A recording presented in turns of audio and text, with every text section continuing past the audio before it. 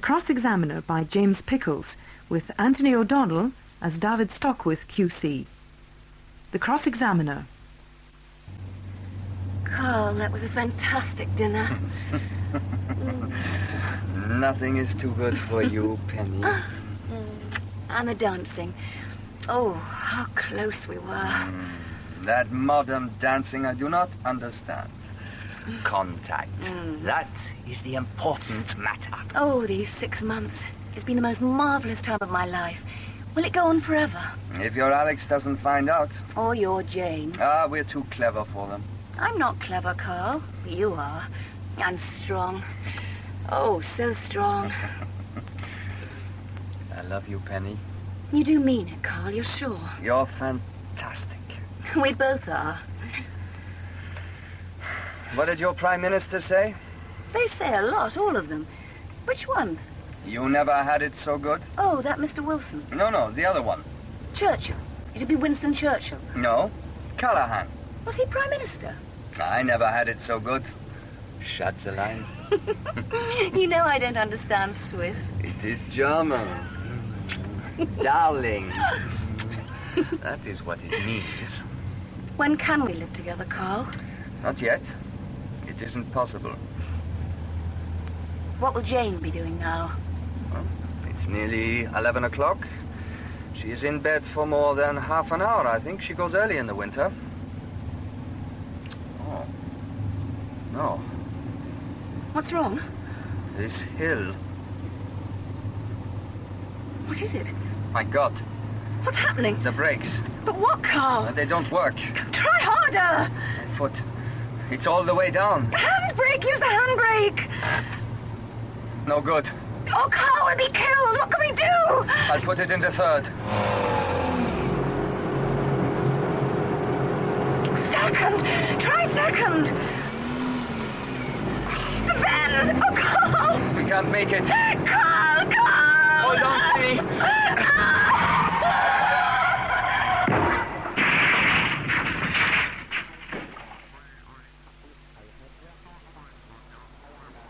Oh, sir. This your car, is it? Yes, officer. My firm's. Huh? What happened? No, stay in your car. My brakes failed. Huh? On your own, are you? Yes. No passengers? No, none. Right. Better have your name and address. Carl Muller. Huh? Roseway, Heath Road, here in Westford. Your head's cut. Oh, it's nothing. Any other injuries? A few bruises. I'll take you to hospital. No, it's not necessary, officer. Check up. It's better. This car's nearly new. Brakes wouldn't fail. Let's have a look under the bonnet, please. Thank you. Now, soon see what's caused it. I thought so. What is it? Brake fluid all over the place. Have you got a rag handy? Well, in the back. I think so. This is my wife's car. I borrowed it. My Jag's giving trouble. I'll get the rag for you. If you would, please, sir.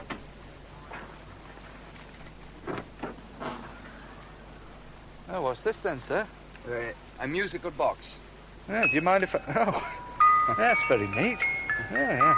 It's my firm. We import them from Switzerland. Hartley Enterprises Music Limited. You're part of them, are you? Mr. Hartley is my father-in-law. Oh. What do they sell at then? It's not possible, officer. Oh, my youngsters. We sell to the trade only. Yeah, I see. Here is the rag. Thank you, sir. Now, I've cleaned all this away. I can have a look. Ah, thought so. Someone's been trying to kill you, Mr. Muller. What? You see those tiny holes in the brake pipes? Just there? Yes. Someone bored them so the fluid would leak out gradually. Who has done this? Any enemies? Every person has enemies. Any special ones? One person, I think. Who? I must not say. Suspicion only. That's the idea. He'll be asking you about it. soon as we've been to the hospital. I'll get onto the radio now.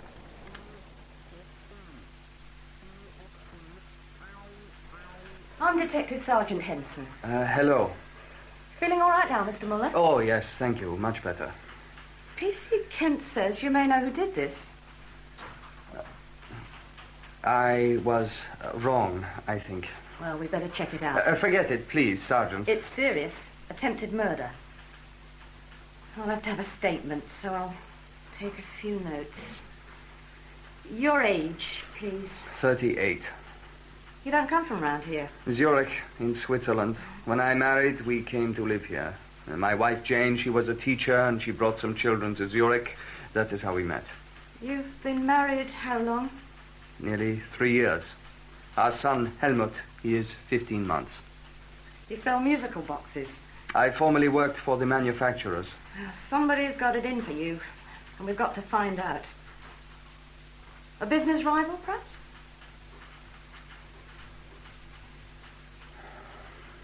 My wife. She has been ill after Helmut was born. There has been trouble. What sort? Oh, arguments all the time. She has been very depressed. She imagines things.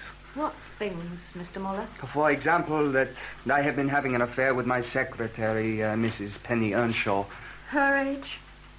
Oh, about 27, I think. Has your wife done anything like this before? The breaks? She has said she will kill me. Said it seriously? In arguments. 2 days ago, she said she wanted me out of her life. Would she know how to, bore holes in the brake pipes? I found an old diary of Jane's from when she was 18. She went to a class for motor vehicles. And she's how old now? 31. She's never told you about the course? We never talked about it. The firm serviced our cars. Can you get the diary? I will look. It's the sort of thing Chief Inspector Creda likes to hold back for when they're cross-examined in court. George Creda's on this case. You know him, do you? Oh, I have heard of him. Will Jane be charged? I don't know yet. Is your life insured? About 6 weeks ago, I started a new policy for £75,000. Your wife knows? I told her, naturally. And you've made a will? Jane and Helmut get it all. Mr. Creda will want to see you, and then your wife. You said you're a detective chief inspector. Creda. Sorry to descend on you like this, Mrs. Muller, and so late. Oh, don't be alarmed, but your husband... Carl, he's had an accident. You know? How could I? It doesn't seem to surprise you. What's happened? Oh, his car left the road and hit a wall. He's a bit shaken. Where is he now? Making a statement. The brakes of the car had been sabotaged. But he was in my car.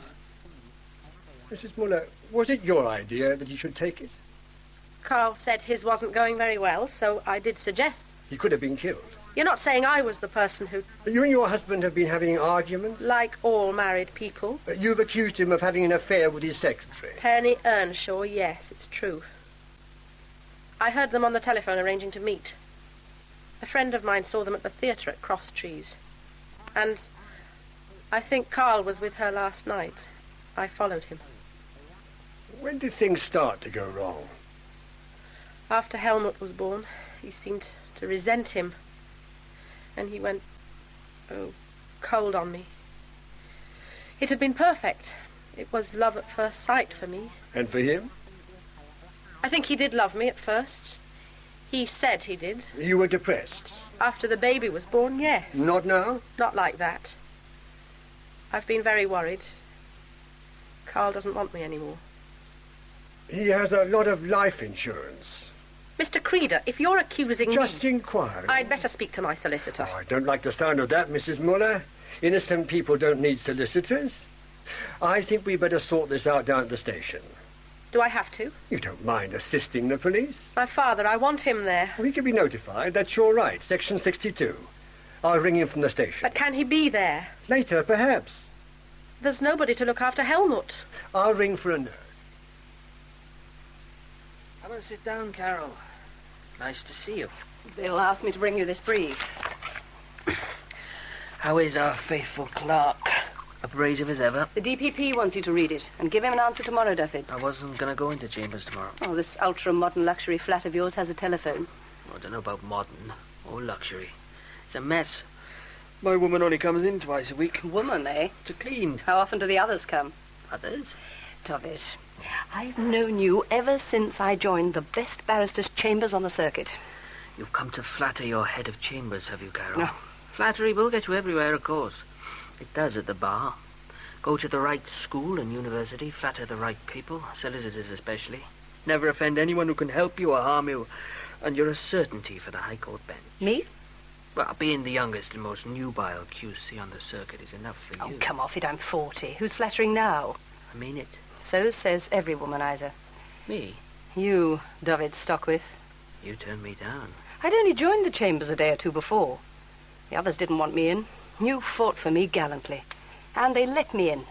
But before I'd had time to sit down, you tried to seduce me. I got nowhere. You'll never know how near you came. To victory? David, you're a very attractive seducer. Where has he got me? Didn't stop Harriet leaving me last year for a dithering dentist. I don't blame her. I don't blame any wife married to a man like you. We had a good life. A home, our son, friends, holidays, a pattern. And all your women. I always told Harriet. Cruel. Honest. She understood. She should have. She'd gone off. Wives do. The ecstasy had gone. It does. The most essential thing for an enduring marriage is a mistress. Only one? One at a time. Your marriage didn't endure? Life was good for Harriet and me. She had everything she wanted. Except a loyal husband. Oh, she had an eloquent, charismatic QC. And now she has a dull dentist who fiddles around in patients' messy mouths, getting their bad breath up his narrow nostrils. But a loyal man, dependable and secure. If that's what she wants. David, that's what every woman wants, except the very young. Who are ruled by sensuality. As men are to the end. I haven't quite reached the end. I hope not. You're hopeless. But you like me, Carol. A bit. You're dangerous, though. Womanizers always are. A womanizer wants it whatever, indiscriminately. I only sleep with women I'm in love with. David, have you been drinking? Good idea. What will you have? I'm driving. Sherry? The best Amontillado, if I remember. I have just that. For me, another brandy. The best, of course. Of course.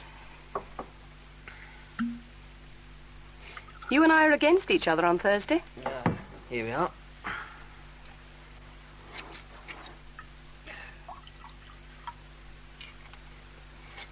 Here's to us, Carol. Thanks. Cheers. One day it will be. It has to be. A belated blossoming. A winter of content. A plethora of passion. An enduring ecstasy. A flame of... fornication? Now you've spoilt it. I always do, Carol. I spoil everything. And I'm really very sad. Which case are we in? Jane Muller, attempted murder. You're prosecuting. I've read the brief. Well, sometimes I do read a brief before the case actually starts. It's here. Interesting. The school teacher who spiked the brakes. When I read it, well, I'd better not say. Oh, go on, David. You're defending her, wouldn't be right. You can't stop now. As the actress said. Oh, come on, Bishop. Tell me you must. I shan't use it. Didn't read like a true bill. Tell me more. Well, a woman like her boring holes in brake pipes? You haven't met her. Have you? Tomorrow at the prison. God knows women can be devious, but somehow... The motives are there. But the method. What about the replies she made to Chief Inspector Creda? And the verbals. You and I know George Creda, the best verbaler in the business, and so convincingly quiet in the box. So you'll be dropping the case?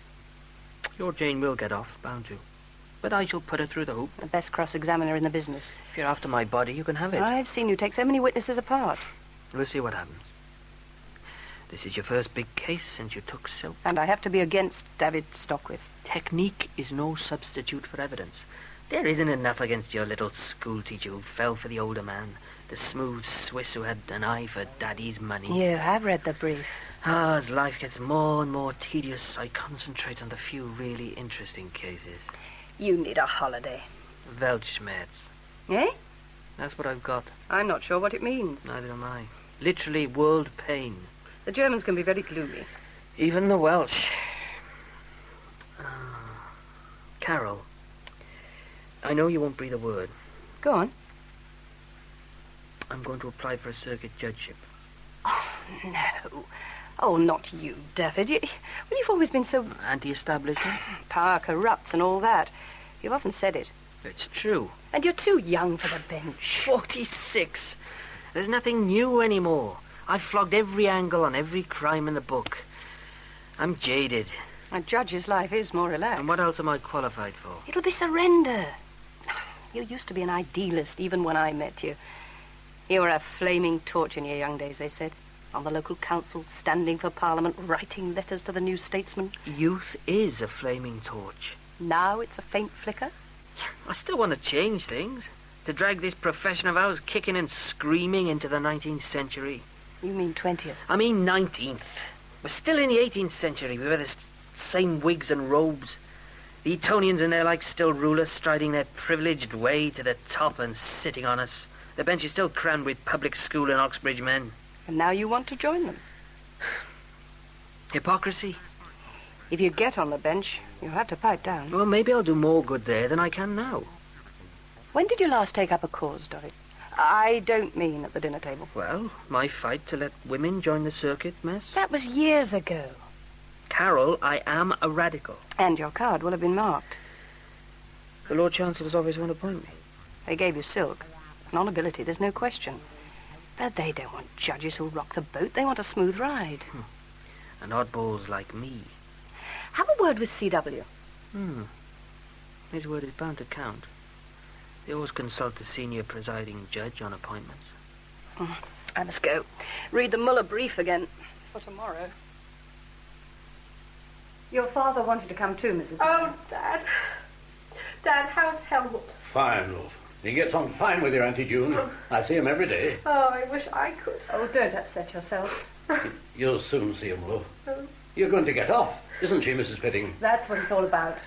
You do believe I'm innocent? Well, I don't have to. What's that? Well, I present your case. I swear I didn't do it. Well, who else had a motive? Oh, you don't believe me. Please, Mrs. Muller. If there's someone else who had a motive, then I want to know... There is. Who? Me. Oh, not you, Dad. I couldn't stand Carl Muller. I know now. I should have listened to you. All very charming to your face, but Carl's got to have his own way. And he was carrying on with Penny Earnshaw. Proof?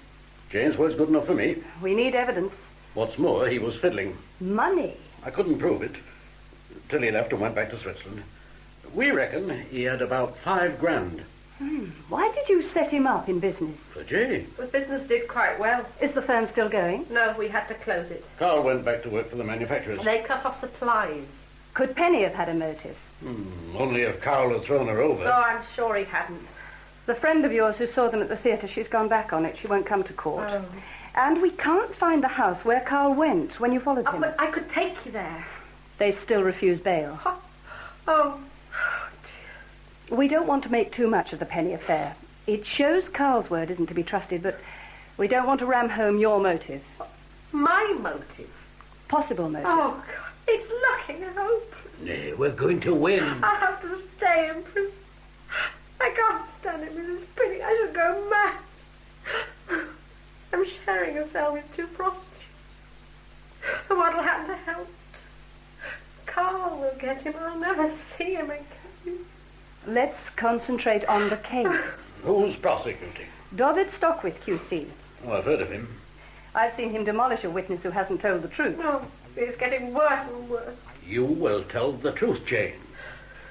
Do I have to give evidence? It's usually best, unless the prosecution case is very thin. The jury will laugh it out of court. If it weren't for Chief Inspector Creda's evidence... I swear I never said all those things. All the police are bent. Well, some are. Well, the judge will pick him out, won't he? Possibly. Now, who is the judge? Mr. Justice Carter White. He means well. An old Harrovian. He was at the commercial bar, charter parties and bills of lading. His hobby is numismatology. It's what? Isn't that old coins? CW is one of the leading experts. He goes all over the world looking for coins and addressing conferences. He's a Latin and Greek scholar. Oh. Bit short on common sense, though. Mrs. Pidding, this case means everything to me. Oh, there are worse judges. Now, we'll have to give more thought to this question of motive. I thought I'd better have a word with you, Judge, before I put in my application. Glad you have, Stockwith. I may be too young. Not necessarily. They're short of good chaps. But there may be other things. I was looking at your file the other day. About 5 years ago, you gave a talk at some university. Bristol. Oh, some red brick place. You wanted to abolish the office of Lord Chancellor. I couldn't believe it.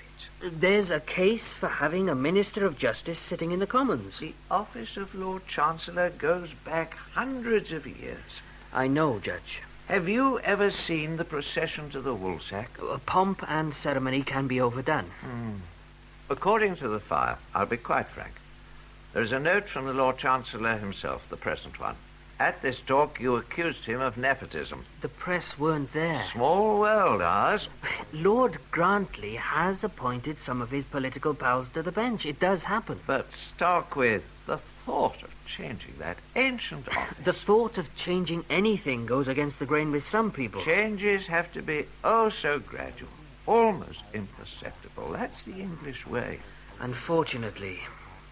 Do you want to be a judge, Stockwith? I wouldn't be here. Keep a low profile, that's my advice, a very low profile from now on. When they're appointing to the bench, they go for reliability, discretion. Oh, I know you've come on a lot since your young days. It's all in the file. You were a bit wild then. Actually stood for Parliament for them. You've lived that down. Don't worry about that. No. Oh, yes, I'll be fair about it. Well, thank you, Judge. You're in the attempted murder tomorrow. Jane Muller, I'm prosecuting. What an appalling thing. Boring into the brake pipes of her own car and getting her husband to drive it. That's the allegation. Women never got after that sort of thing in the old days. It's all this women's lib nonsense and burning their whatsits and all that. I'll keep a low profile on that one, Judge. It is an interesting case, David. What did you make of Frau Muller? I was with her for 2.5 hours. I read it again. If you leave out Inspector Creda's evidence, what is there? Motive and opportunity, but no solid evidence. This is ironical. What? I can't say. Go on. I can't. I told you. Come on, Carol. David, you and I may be on the wrong sides. You mean that you think she did it? I haven't said so. You've been using that intuition of yours. A useful instrument. Unless she's told you she did it. I wouldn't be defending her. She says she's not guilty, so... Like cabs on the rank, we barristers. We go where the fair tells us. Whether we like it or not. See you in court, Carol. Mr. Muller, when did you decide to get rid of your wife? When did I... It's a simple question. I am not on trial. You're the main prosecution witness. If your wife is found guilty, you will get rid of her. Will I? She will go to prison, and you will be able to divorce her. Is that what you want? My lord, those are two questions in one. Yes, Mrs. Bidding. As your lordship pleases. Mr. Muller, do you want your wife to go to prison? That is nothing to do with me. And divorce? She tried to kill me. There is no future. Did you make the holes in those brake pipes and then turn your car into the wall? My lord, this is ridiculous. You were only slightly injured. Why should I risk killing myself? I could have left my wife. Then you would have had to pay her. I do not know the English law. Have you not heard of maintenance and lump sum payments? I have heard, yes. And you had a motive for getting rid of your wife? I know what you will say. Wait for the question, Mr. Muller. You were having an affair with your secretary, Mrs. Penny Earnshaw. That is false. Jane imagines many things. Her mind, it was disturbed. Does Penny Earnshaw attract you? She is an attractive person. Does she attract you? But that is logical. I am, however, a married man. Don't be naive, Mr. Muller. My lord, my learned friend should not insult the witness. Mrs. Pidding, comments like that really don't assist. Mr. Muller, did you increase the insurance on your life 6 weeks before the accident? About that time, yes. To £75,000? Yes, Why? for my wife and for Helmut, my son. But you were having a very difficult time with your wife. She was sick. It was not her blame. I had a responsibility. Were you creating an apparent motive for your wife to kill you? I do not understand. I'll leave it there, Mr. Muller. No further questions. My lord, my next witness is Detective Chief Inspector Creda. Finally, I put it to Mrs. Muller that it was she who interfered with the brakes. She did not reply. She just sat there. I put the question 3 times in all. And then she said, all right, if that's what you think, have it your way. Yes, I did it. Then she burst into tears and sobbed uncontrollably. I thought it right to break off the interview. When did you resume? Half an hour later. In the meantime, the defendant's solicitor had arrived, and I let him see her. He advised her not to answer any further questions. Thank you, Mr. Creda. Chief Inspector, the defendant had been told that she was not obliged to answer any questions at all. The words of caution. Why was no other officer present at the interview? They were all engaged on other duties. You took no notes during the interview? That is not my practice. It interrupts the flow. It would be some guarantee of accuracy. Well, I've had a lot of experience. And a lot of criticism in court. Well, we expect that. It's part of the job. Juries have not always accepted your evidence. With all respect to my learned friend, is that a proper question? I don't think it is, Mrs. Pidding. You see, juries do not give reasons for their verdicts. Mr. Creda, when you saw the defendant at her house, did she ask to see a solicitor? Not that I can recall. Did you tell her that if she was innocent, she didn't need a solicitor? I would never say that. It's improper. Did Mrs. Muller ask that her father, Mr. Hartley, be present at the interview? I rang him and told him where the defendant was. Did he come to the police station and ask to see his daughter? I was still interviewing her. Why could he not have been present? Relatives interfere. Things get out of hand. When you had written your notes of the interview, was the defendant still at the station? She was. Did you read them to her and ask her to sign them as accurate? That is not my practice. So, it was several weeks before the defendant knew your account of the interview. It would be. Did she take any notes herself? I didn't see her taking any. That puts her at considerable disadvantage, does it not? I didn't invent the system, Mrs. Pidding. I just follow it. Mrs. Muller, we have to decide if you're going to give evidence. Oh, dear. What do you think, Mr. Hartley? How does the jury know that Carl didn't fix it himself? Yes. He looked very shifty when you asked him. If you don't go into the witness box, the jury may hold it against you. Oh. I know they shouldn't. And they'll have only Creda's version of the interview. He's an obvious liar. He'll tear me to pieces, won't he, Mr. Stockwell? Just tell the truth. Oh, be fet or liar. He can't break a truthful I witness. get mixed up. Say something silly. Oh, take it steadily. I don't have any option, do I? Lastly, Mrs. Muller, look at the jury and tell them. Did you tamper with that car? No, I did not. Did you try to kill your husband? I swear I did not. My learned friend will have some questions for you.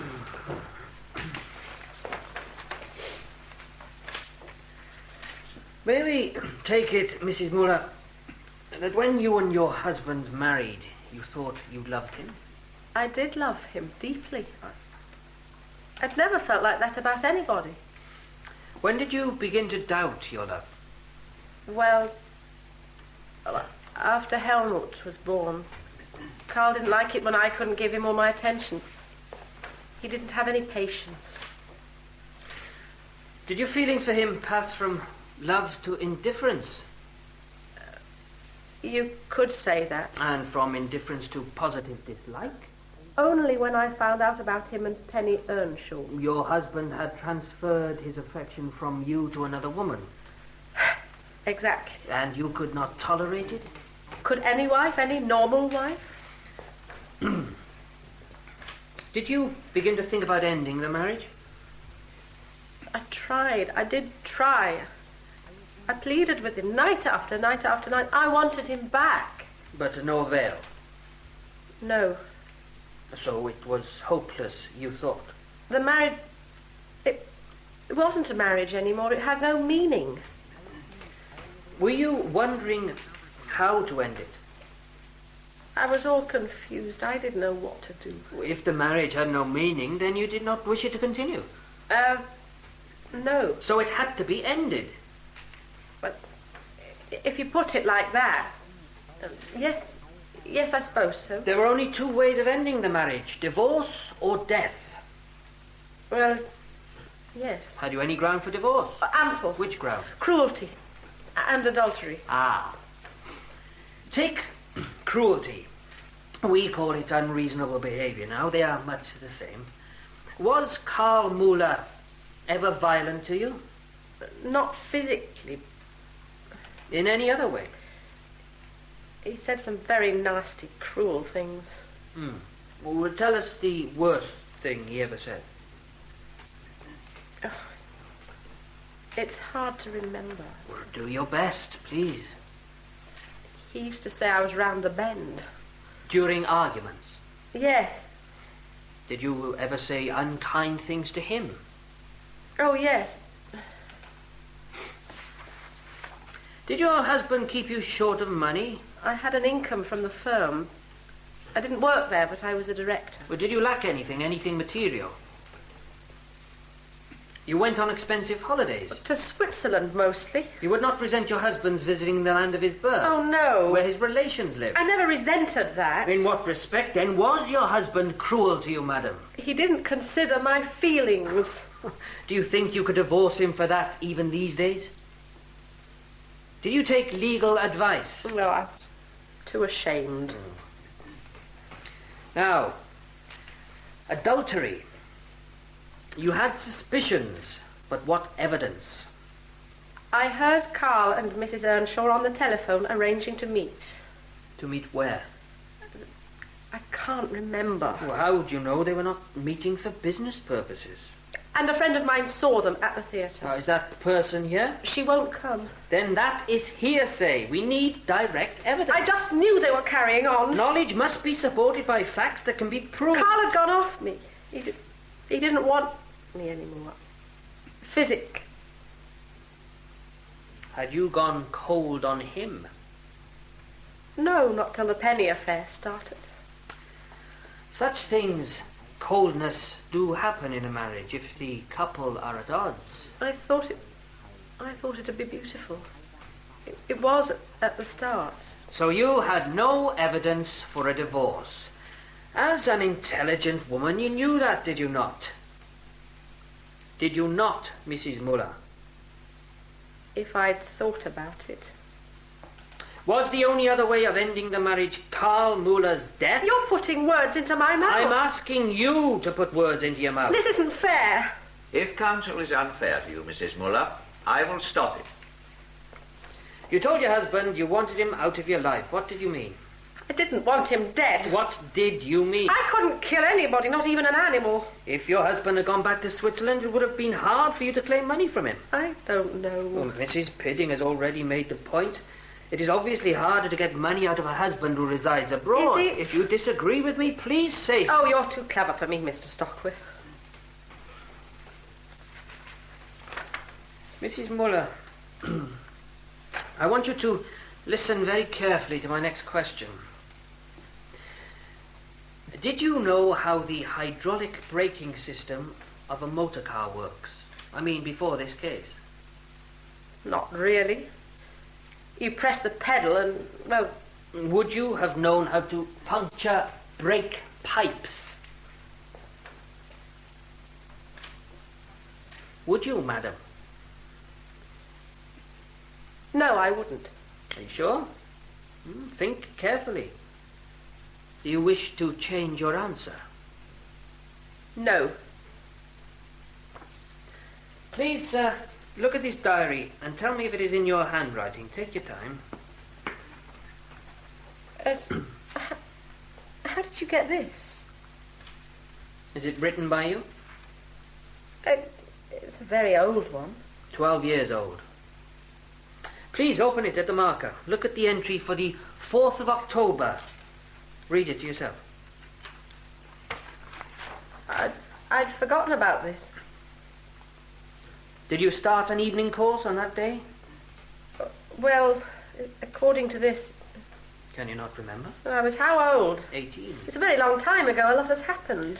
Does your diary record you starting a course on vehicle maintenance?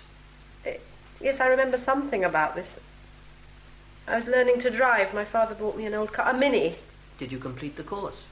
Oh, I would do. I wouldn't start it and not finish it. I have the syllabus of that course in my hand, Mrs. Muller.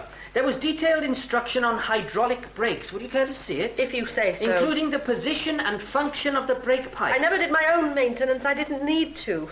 My father's companies, they did it all. Did you lie when you denied knowing how the braking system worked? No, not a lie, no. But you say you would have completed the course. I've been confused for months, all that's happened. You got me mixed up. Are you complaining about me? No, you're doing the job you're paid for. How could you forget all that you learned on that course? I've had electric shock treatment. I have no wish to upset you. But has your memory been affected in any other respect? How would she know? A fair point. Up to a point. Mrs. Muller, you would know, surely, if others had told you you had forgotten things. Have they? Not really. Then I will pass on. Had you ever met Detective Chief Inspector Creda before he came to your house? Never. He would know that you are a person of excellent character. I expect so. Why should Mr. Creda invent evidence against you? To get a conviction. Against you? A respectable housewife? Why? The police do sometimes. Everybody knows. Just think, madam. If you were a person of known wickedness, a police officer might think you guilty and be tempted to bend the rules. But you are not such a person. He could have still thought I was guilty. He does not attribute to you a detailed confession. He does. The words, "I did it." If he was making it up, he could have recorded you as saying, "I took a drill and lifted the bonnet," and so on. Convincing detail. He could have said anything he wanted. That is the precise point I'm making. He could have attributed to you a full and detailed confession, but he hasn't. Oh, you're trying to make a fool of me, Mr. Stockwith. Mrs. Muller, it really does not help to make remarks like that. It does not help you. Oh, my lord, please, I don't know where I am. I'm about to take you through the interview. Oh, I'm all confused. We will adjourn a little early for lunch. That will give the defendant time to compose. Mrs. Penny is crucifying her. She knew what to expect. I'm sure she never finished that course. She said she would have. Stockwith is taking advantage of her. She's like she was after Helmut was born. She's gone to pieces. I must go and have a word with her. No, Mr. Hartley. Why not? It's against the rules. Jane is still giving evidence. What rules? You can't tell her what to say. Well, somebody's got to. They're destroying my daughter. Could you do something? What do you think I'm paying you for? Oh, calm yourself, please, Mr. Hartley. Are you feeling better now, Mrs. Muller? A bit, thank you. Ah. Let us look at some of the replies the Chief Inspector says you made. Question. Did you say to your husband that you wanted him out of your life? Your reply, yes, it was hopeless. I tried everything, but I knew he didn't want me anymore. I can't remember saying all that. But it is precisely what you're saying today, is it not? Well, more or less. Mr. Creda's next question. Did it occur to you that you would be better off financially if your husband died in this country? Your reply, that was obvious. I definitely didn't say it was obvious. Definitely not. But it was obvious, wasn't it? Oh, I don't know. Question. Did it cross your mind that your husband might be killed in a car crash? Your reply, I did think about that possibility. No, never. I never said that. No, It no. is a possibility that can happen to any one of us at any time, surely. I suppose so. Yes, I suppose so. Next, you admitted to the Chief Inspector that you had had the opportunity to tamper with the brakes. Did I? Did I say? Were you there, Mr. Stockwith? Mrs. Muller, you're not doing justice to yourself, you know. Was the interview interrupted when you broke down and could not continue? Yes. He went on at me, just like you're doing. Was the question that caused you to break down this? Was it you who interfered with the brakes? Was that the question? No. And did you eventually reply, all right, if that's what you think, have it your way, I did it? I never said that. I never said anything like that. I swear I didn't. I suggest to you, Jane Muller, that you were the person who tried to kill the husband whom you so much detested. Oh, no, please, no. Believe me, no, please, I didn't. No. Oh.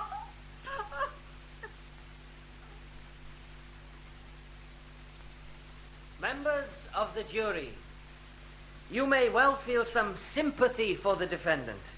She is certainly not to be blamed for the depression she suffered after the birth of a child. And, let us be fair, she may have been treated by her husband with less than full understanding. But even if you were to consider the defendant's suspicions about him and his secretary had some foundation, and there is no evidence to support them, that does not excuse what she did. Indeed, it would clearly establish her motive: to end the marriage in the only way open to her.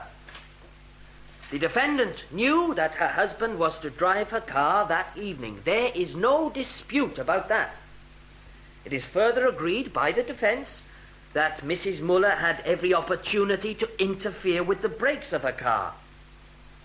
Did she have the knowledge? This question goes to the very heart of the case, you may think.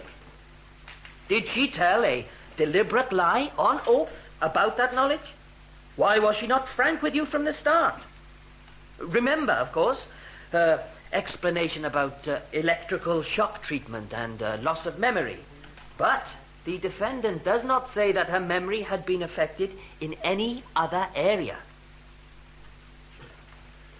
Finally, did she use the words, "I did it," to Detective Chief Inspector Creda? Did what?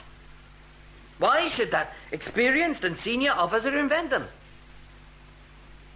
Whatever sympathy you may feel for Mrs. Muller, it is no duty of yours any more than it is of mine to give effect to such feelings. I submit that the defendant has been proved beyond doubt to have tampered with those brakes with only one possible intent: to end the life of another human being, and in the most treacherous manner conceivable. Come in, Stockwith. Mrs. Penny, come and have a cup of tea while we're waiting for the jury. Very kind, Judge.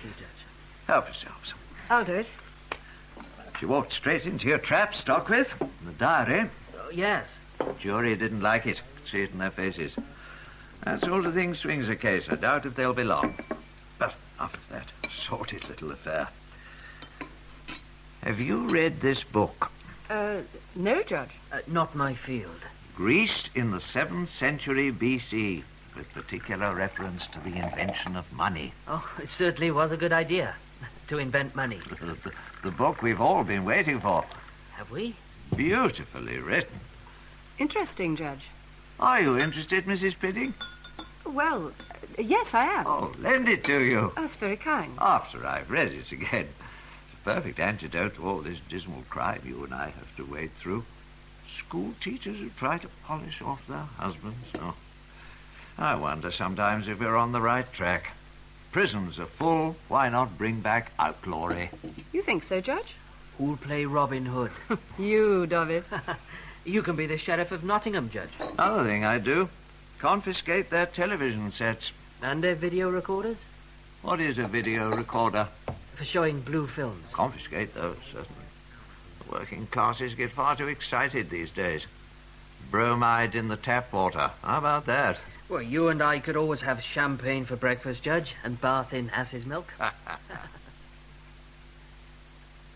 Members of the jury, are you agreed upon your verdict? We are. Do you find the defendant, Jane Muller, guilty or not guilty of attempting to murder Carl Muller? We find her guilty. And that is the verdict of you all? Unanimous.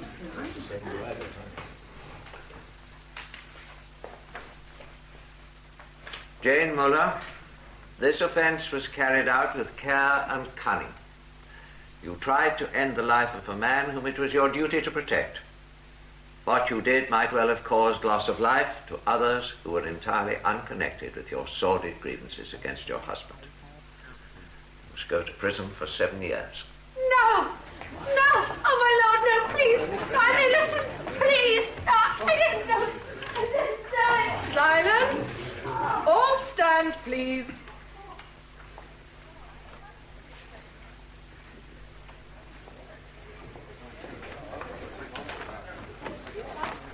I'm very surprised about the verdict, Carol. Are you? I was sure she'd get off.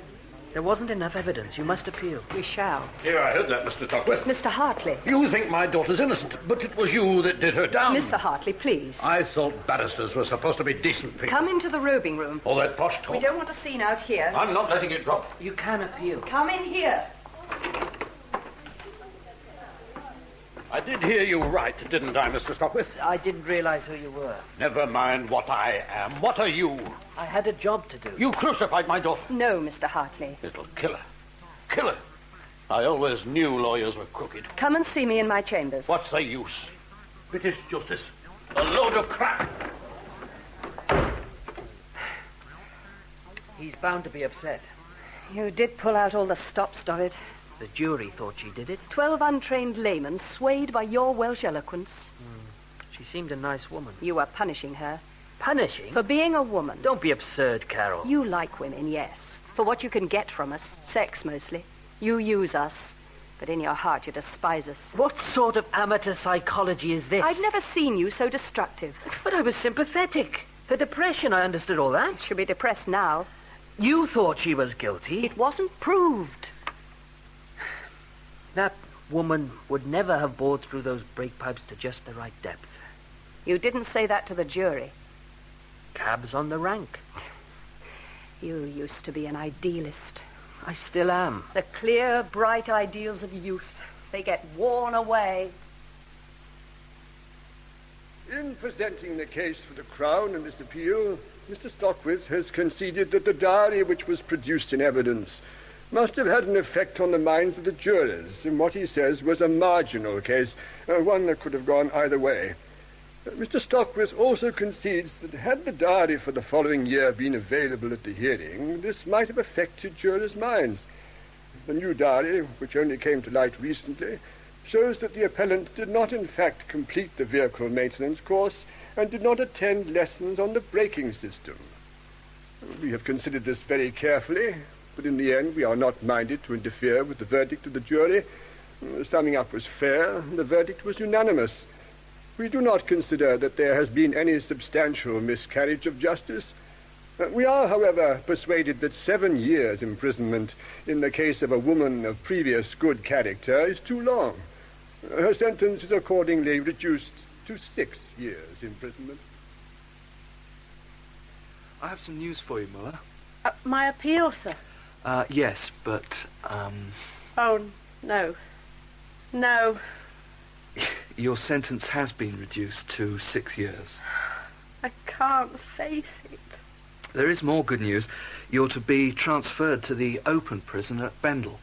It's much better there. It's a big house with grounds, tennis.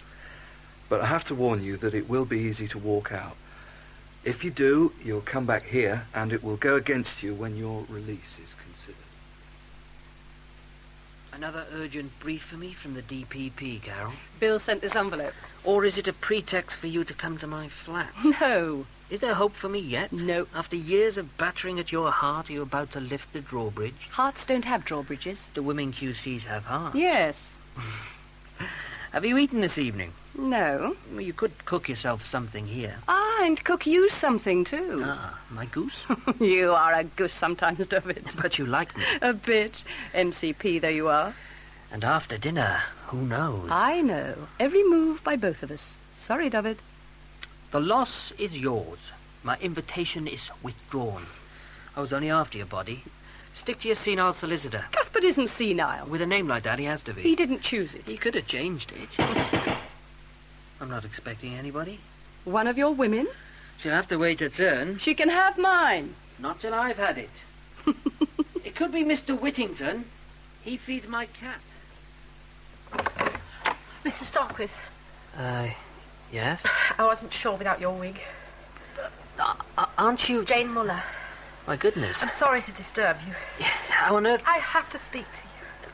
I'm sorry. Please, Mr. Stockwith, don't close the door. It's impossible. Please. You're wet through. It's rained all evening. You'd better step inside for a minute. Oh, thank you.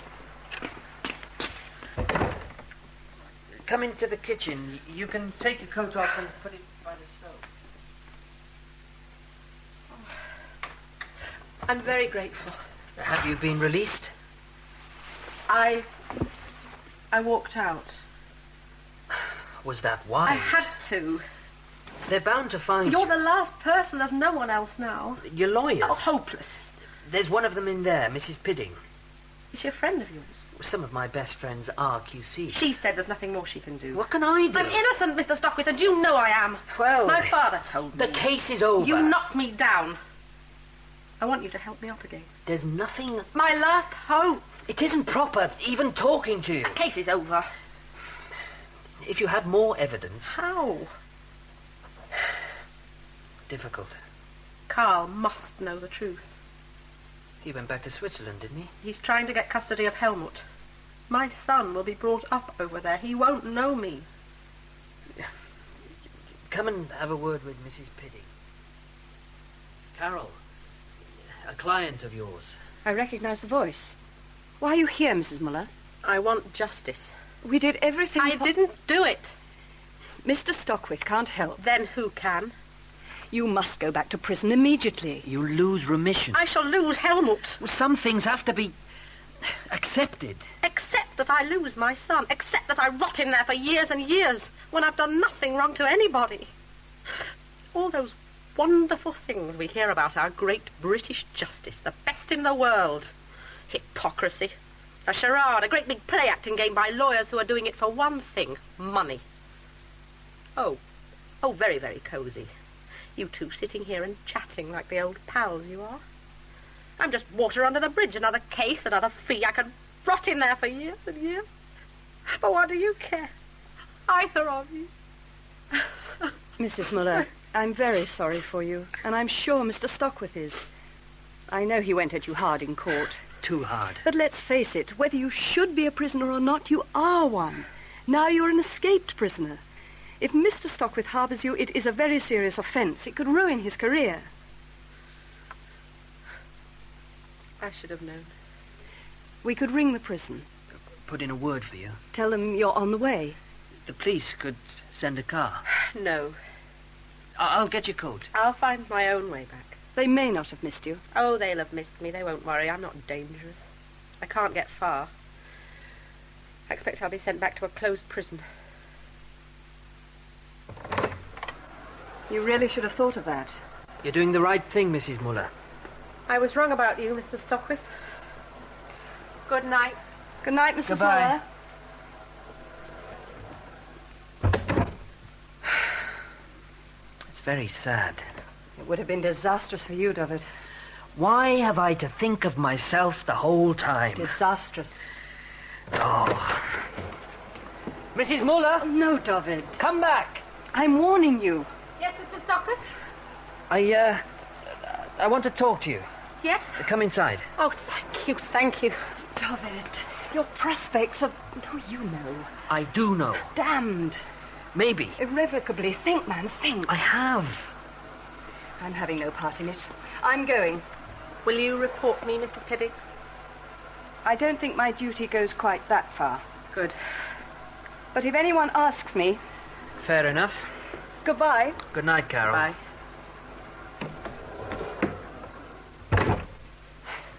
Well, there we are. Come and sit down, Mrs. Muller. Thanks. Take your coat off again. What about a brandy? Oh, yes, please. Has the rain gone through your coat? No, not really. My ex-wife left a few clothes when she decamped for New Zealand with our dentist. Oh, dear. And he'd had free access to my mouth. I'm not very wet. Well, Harriet was your size near enough, I'd say. No, it's not necessary, thanks. Did you take anything with your brandy? Neat today, please. Neat every day for me. What you said about British justice. We have let you down. I in particular. You had a job. Cheers. Cheers. I upset Mrs. Pidding. Oh, Carol Pidding is a very proper person. So are you. There is a devil inside me, believe me, Mrs. Muller. A devil, a Welsh devil. Don't trust me. I tend to go, well, overboard. I can be dangerous. You should know. You savaged me. I couldn't let you walk out into that storm. I owe you something, a warm by the fire, a drink, a few fumbling words of advice. Fumbling? Your predicament is, well... hopeless? Difficult. Unusual for me. Carl is divorcing me. He has the key to all this. He must have. How can we get at him? How can you? I don't see what I can do. Have you any children, Mr. Stockwith? Alan. He's 18. With his mother and our dentist. Haven't seen Alan for nearly a year. The day I got married, I was the happiest woman in the world. Everything was perfect.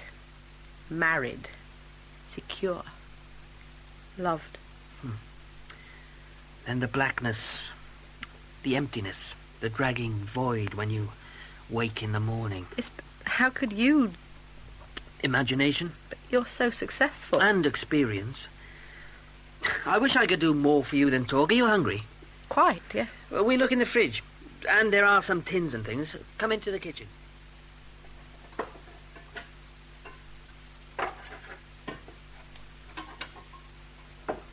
Mrs. Pidding said something about your prospects being damned. This profession, the law, there are some fine people in it, but if you want to get to the top, you have to crawl. The profession is full of what we call, well, not very politely, arse crawlers. Does that shock you? After all I've been through. If you want to get on, you have to keep your nose clean, keep a low profile. Avoid controversy. Don't offend anybody above you. Feed them with flattery. But Mrs. Pidding's remark... Oh, when I was young, I was an idealist. I thought I was. I was a bit of a pompous prick, really. But I thought of myself as some sort of a knight in glinting metal. It has gone rusty. It had. Tomato soup? Yeah, and find something else for the main course. I usually grab the nearest tin. How disorganized. That's me, Mrs. Muller. You're not the same person. Schizophrenic. Don't be taken in. There was a bit of evidence we never used. The evening before Carl's accident, I followed him to Crosstrees. He went into a house. I went to the door and there was this woman, Irish, who said she didn't know anything about Carl. I was looking at a musical box on the mantelpiece when it dropped and broke open. What address? I could take you there. But what connection? There must be one. I've gone over everything hundreds of times. After we've eaten, we can go and find the house. That's the least I can do. Why do you have a sports car? A dirty old man pretending I'm a clean one? I used to have a Spitfire. So did I. I've not been in an E-Type before. I had it done up. I'm in love with it. Smooth, silky, relaxed power, purpose. I can pass anything if I want to. I like to take the hood down and let the wind stream through my hair. All right. I know I'm nearly bald. Oh, the house is just round the corner. On the opposite side of the road. I'm sure that's the one there. Number 32? I know who lives there. I've seen him in the garden. And a police car outside. Detective Chief Inspector George Creda. Creda? Why should Carl go there? I didn't think Carl knew him before the accident. If I go and see Creda, he'll deny it and report me to the Bar Counsel. If you go, he'll deny it and arrest you. Carl. He must know the truth. But Switzerland. If I go, will you give yourself up? I speak German. I taught it. I only speak a bit. I know Brunscheid, where Carl had his flat. It's far too dangerous. My position can't get any worse. But yours, Mr. Stockwith, I've no right to ask you. The airports will be watched. They should be. But they may not. It would be madness. Why have we stopped? When I cross-examined you, you said you didn't know about braking systems. Was that true? I didn't finish the course. Was it true? No.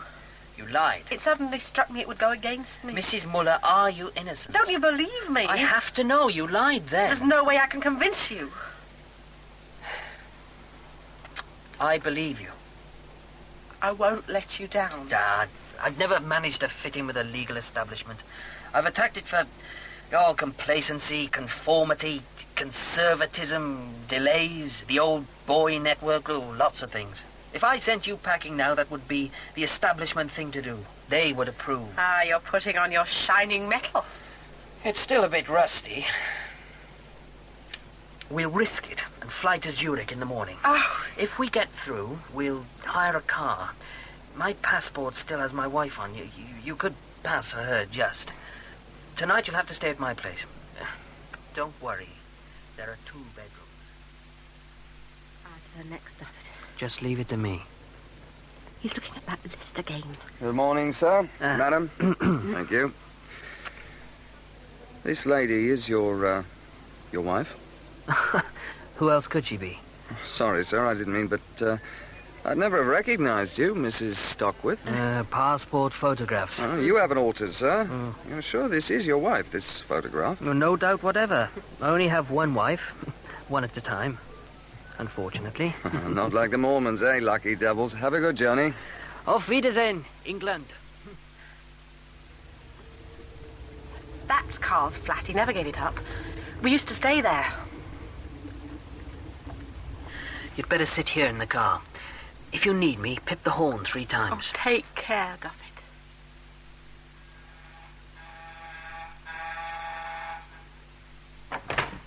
Yeah? Guten Tag, Fräulein. I only speak English. Sorry. Is Karl Muller in? He won't be long. Who are you? Are you Penny Earnshaw? How did you know? I'm Duffet Stockwith. I prosecuted at Jane Muller's trial. Oh, you better come in. I won't keep you long. I'm here to find out more about the case. Jane may have been wrongly convicted. Too right she was. You know? I'm sure she was framed. Please sit down. What do you know? I know Carl. If you don't mind my asking, are you living with him? If you can call it living. Were you having an affair with him before the trial? I was mad about him then. Now I can't wait to get back to England. He won't let me. He thinks I'll open my mouth. Help me and I'll help you, Mrs. Earnshaw. Did Carl know Inspector Creda before the accident? I don't know, but they're very pally now. Go on. Carl and me, we've been living in this flat nearly 3 months, and Creda's been to stay here twice. Why? Well, holidays, they said. The last time was about 2 weeks ago. He's been helping Carl with selling the musical boxes in England. Creda was going to see a firm called Arthur Slingsby's in Hansford Bridge. Some sort of importers. But I don't know whether he did. There's trouble. What kind of trouble?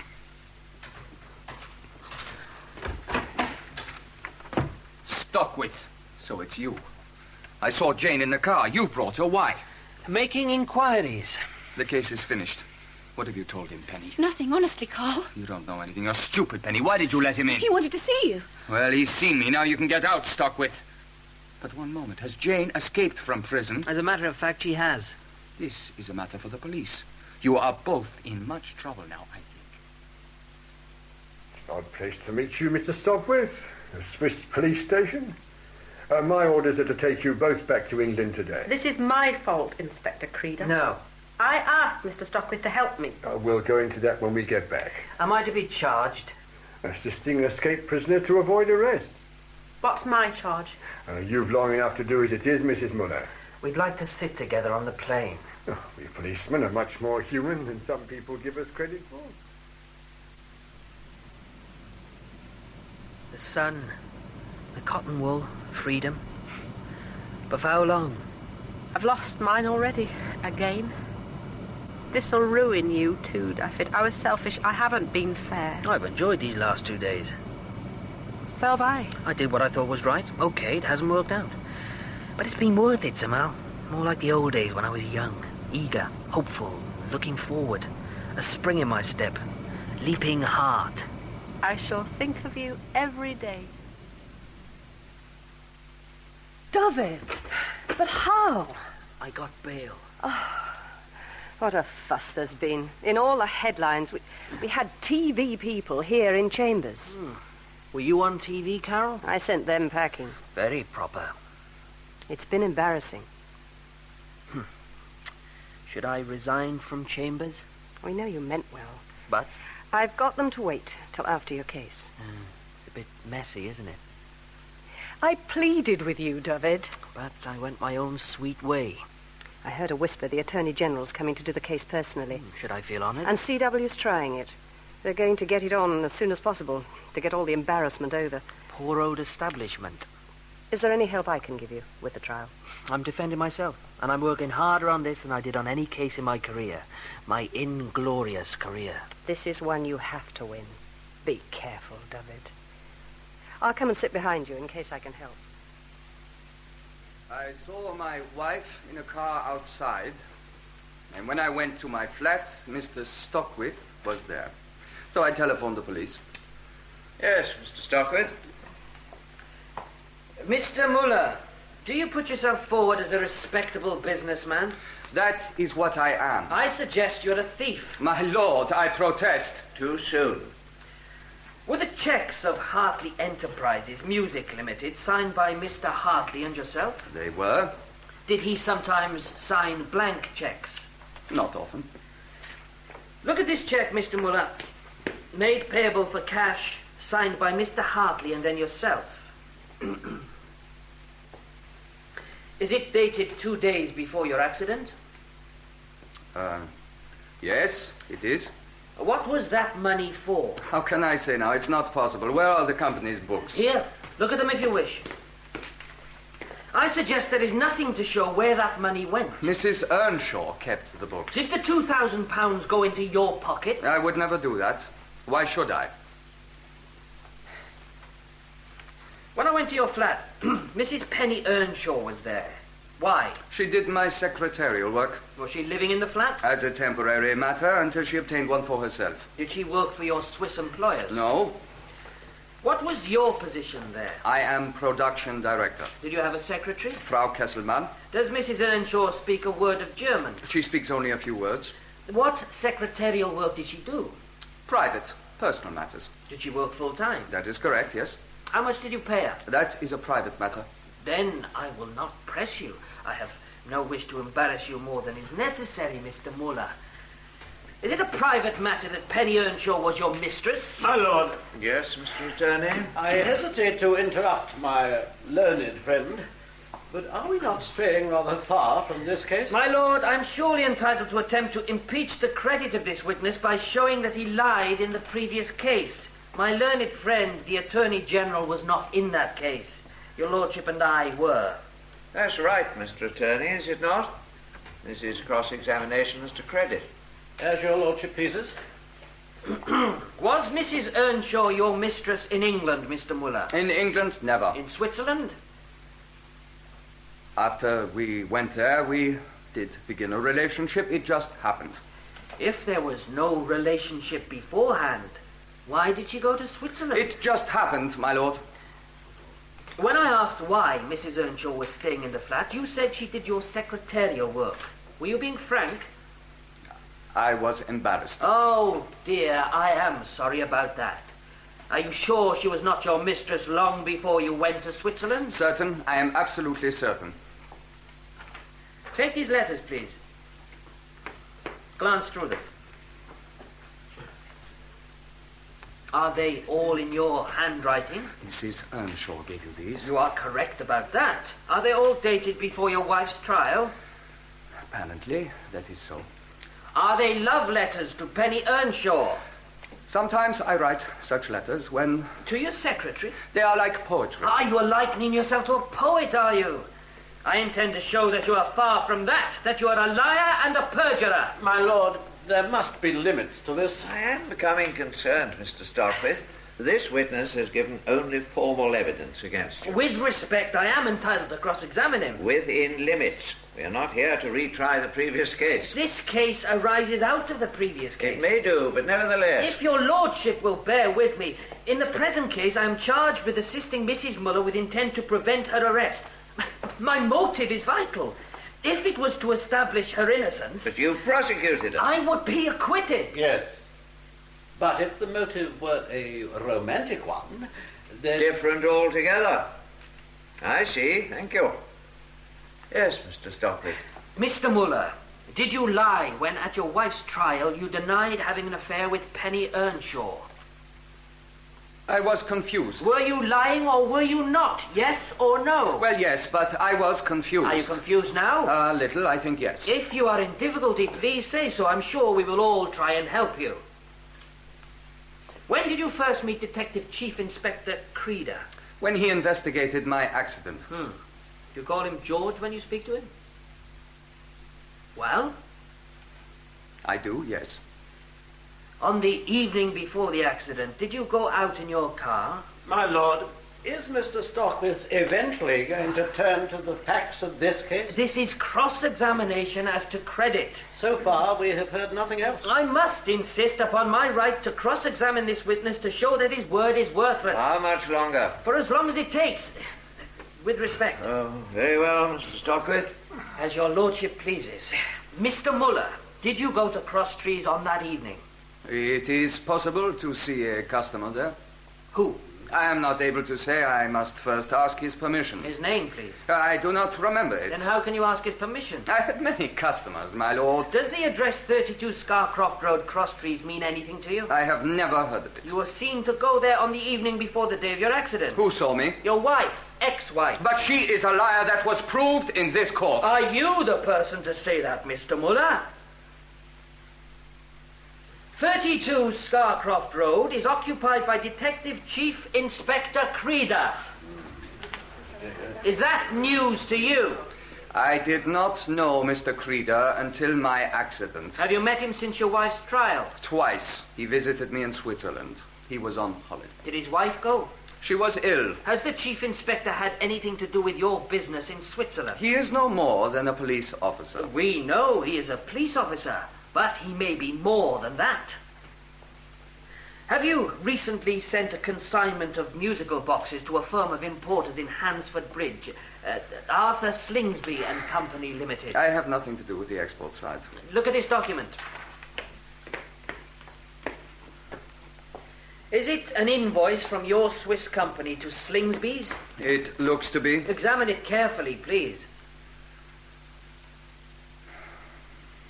Yes.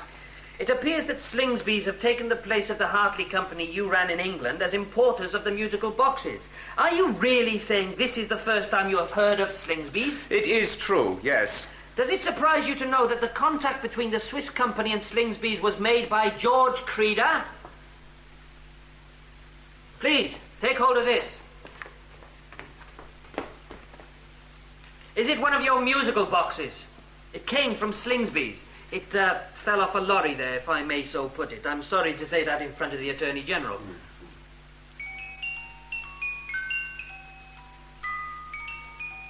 This is one of ours.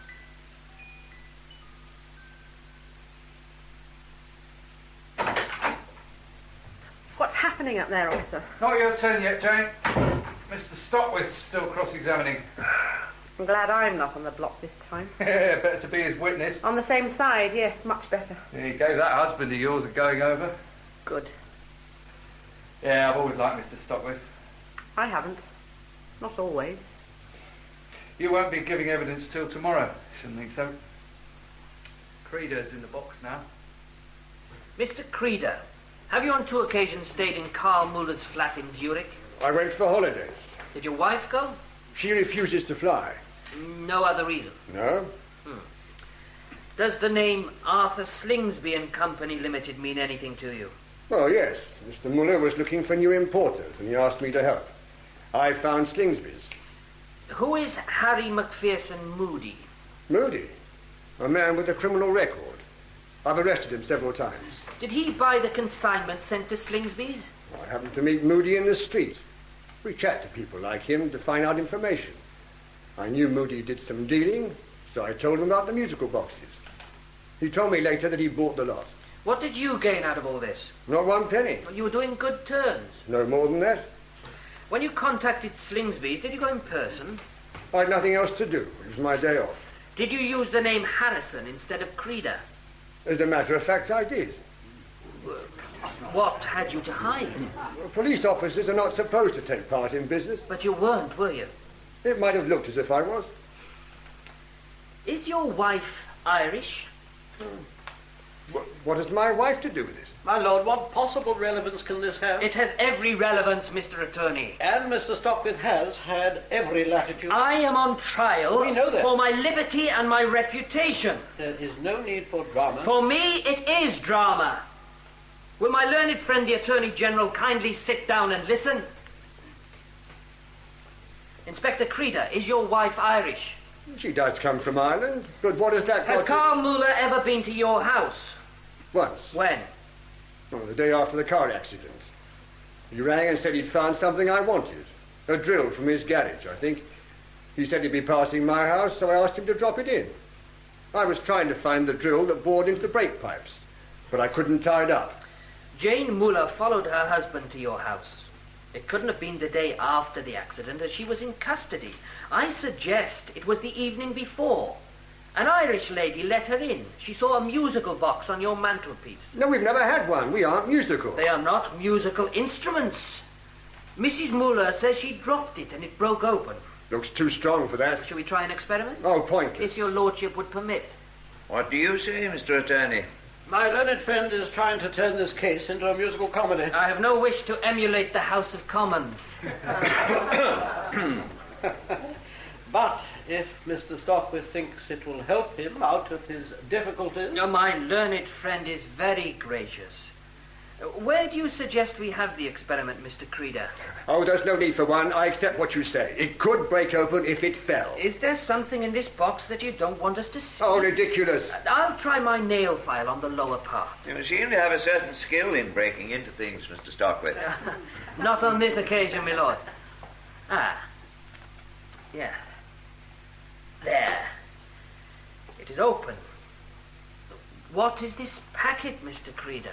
Packing? No. To absorb moisture? I think not. I'll open the packet. Ah, yeah. I see.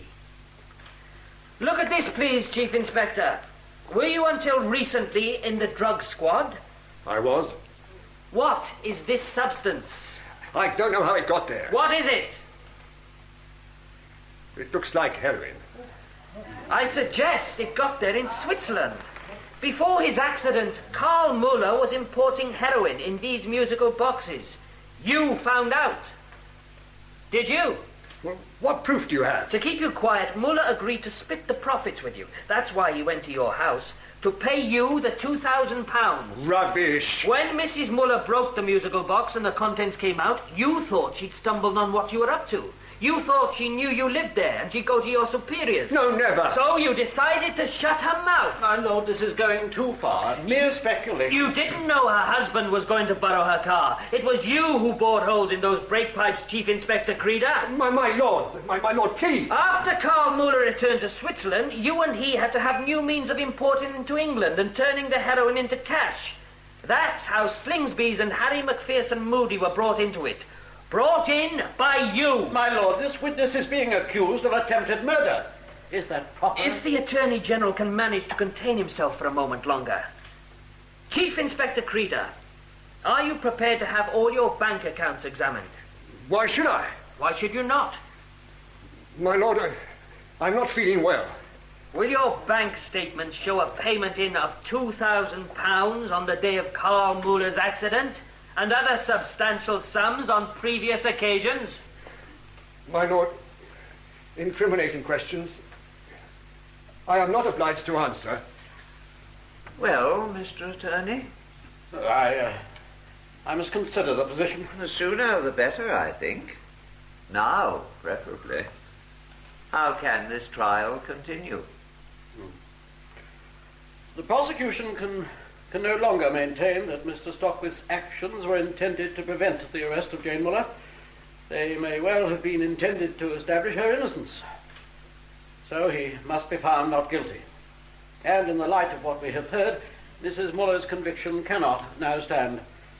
I shall ask the Home Secretary to release her today. Immediate steps will be taken to have her conviction quashed. Stockwith, thank you for coming. I was very pleased about your acquittal today. So was I, Judge. And so is the Lord Chancellor's office. I've just been on the telephone with the Permanent Secretary, but he asked me to tell you the Lord Chancellor cannot, in all circumstances, grant your application to join the circuit bench. Really? Your action in going to Switzerland. I went to get justice, and I got it. Hasty, rash, intemperate. That is the Lord Chancellor's view. Look, Judge, you can tell the Lord Chancellor and his Permanent Secretary to go and jump from that ivory tower of theirs into the Thames, Stockwith. singing the Eton boating song. They were both there, weren't they? This only confirms the view. Singing it in Latin, or better still, Greek. You haven't brought me a brief this time, Carol. I've come to tell you that Creda's been arrested. He's confessed. Don't say somebody's verbaled him. I've been turned down for a circuit judgeship. Oh, no, David. The Lord Chancellor thinks I'm unbalanced. He's right, of course. You can stay on at the bar. Oh, no. I've had enough. I'm going to emigrate. West Cork. Not to live there. It's idyllic. The scenery, the silent beaches, Gulf Stream sun, palm trees. Wonderful people. A sailor's paradise. And writers don't pay income tax. I'm going to write my memoirs. Take the lid off the whole legal setup, the whole can of worms. You're one of them. The worm that turned. Are you going to Ireland on your own? I have a short list. You're at the top. Well, come with me, Carol. Hibernian rapture. I'll write before sunrise. I'll let you make my breakfast. Oh, that's good of you. Long walks in the sunset. You haven't changed. Oh, yes, I have. How could I leave Cuthbert? As Harriet left me, without warning. I'll give you one guess. One? I still have more than one string to my bow. You balding Beau Brummel.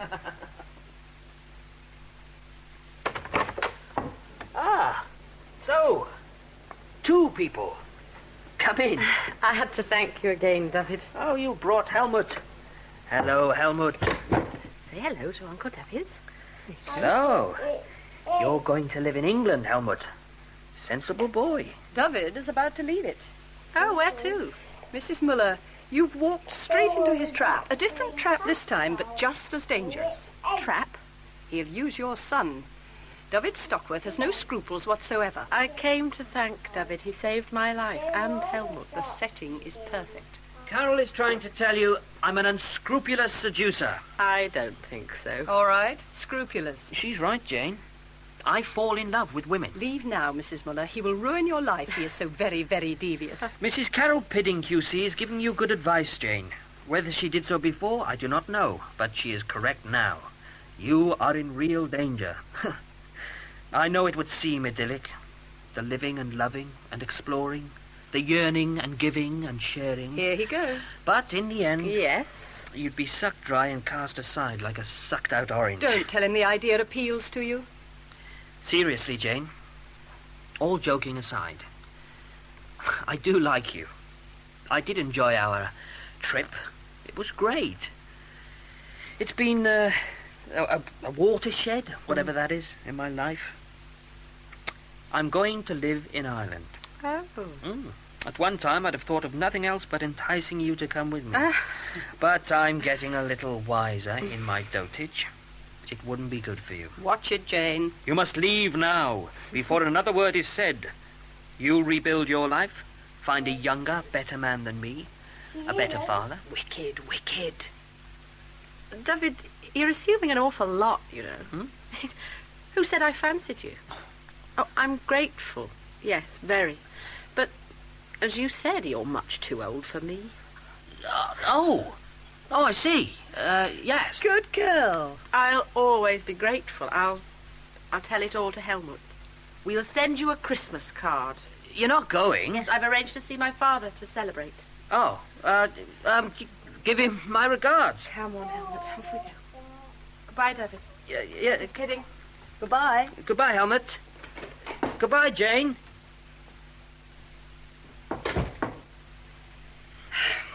Well, there it is. I never felt so much for any woman in my life. You'll find some Irish Colleen. I'll miss you, David. You'll be head of chambers. It won't be the same without you. No. My regards to Cuthbert. Who this time? The next one on the list? I don't want the next one.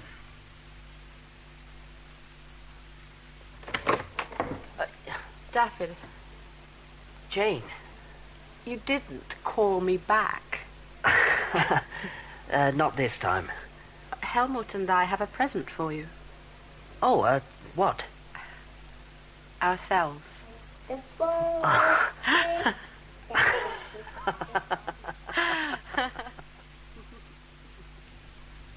The Cross-Examiner was written by James Pickles, with Anthony O'Donnell as David Stockwith, QC. The cast: Carol Pidding, QC, Narissa Knights; Jane Muller, Carolyn Pickles; Carl Muller, William Hope; Inspector Creda, John Forbes Robertson; Mr. Justice Carter White, Peter Copley; Larry Hartley and Attorney General, Jack Harding; Penny Earnshaw, Melinda Walker, and Detective Sergeant Henson, Hilary Newcomb. Other parts were played by Christopher Douglas and Diane Collett. The programme was directed in Bristol by Brian Miller.